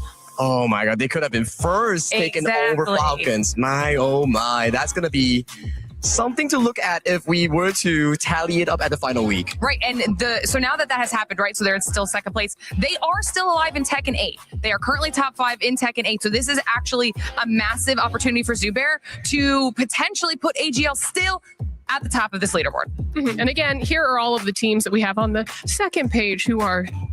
I don't want to say that they're so far behind that they can never, No. hope to see. Can't count them out yet. The first page. Maybe they need to try better, you know?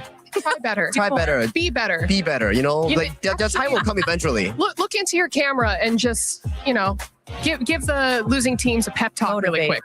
You got this. Maybe not this EWC, but maybe the next EWC. Maybe next year you'll be able to find some points. I mean, I can guarantee you I can only give you hope. And hope is what you're looking for. That's classic Hope Core right there. Hope Core. Is there a club in particular or a team in particular that you're kind of like, where are you? Hello? Can I find you? Are you putting me on the spot right now? I cannot put you on the spot. You can also just say all of them. Say, where are you?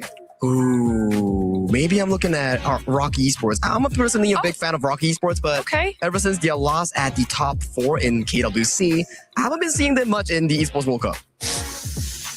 Shame. Sorry about that. I'm sorry, Rocky Esports. Good shout out. Yeah, but that's a fantastic point there. Glitter, any final thoughts before I release you from the couch and unlock the door? My final thoughts are that I just really hope everyone is ready for when we have final results, not only from Tekken, but also Call of Duty and PUBG Mobile. I think we're going to see some big changes on our CC leaderboard.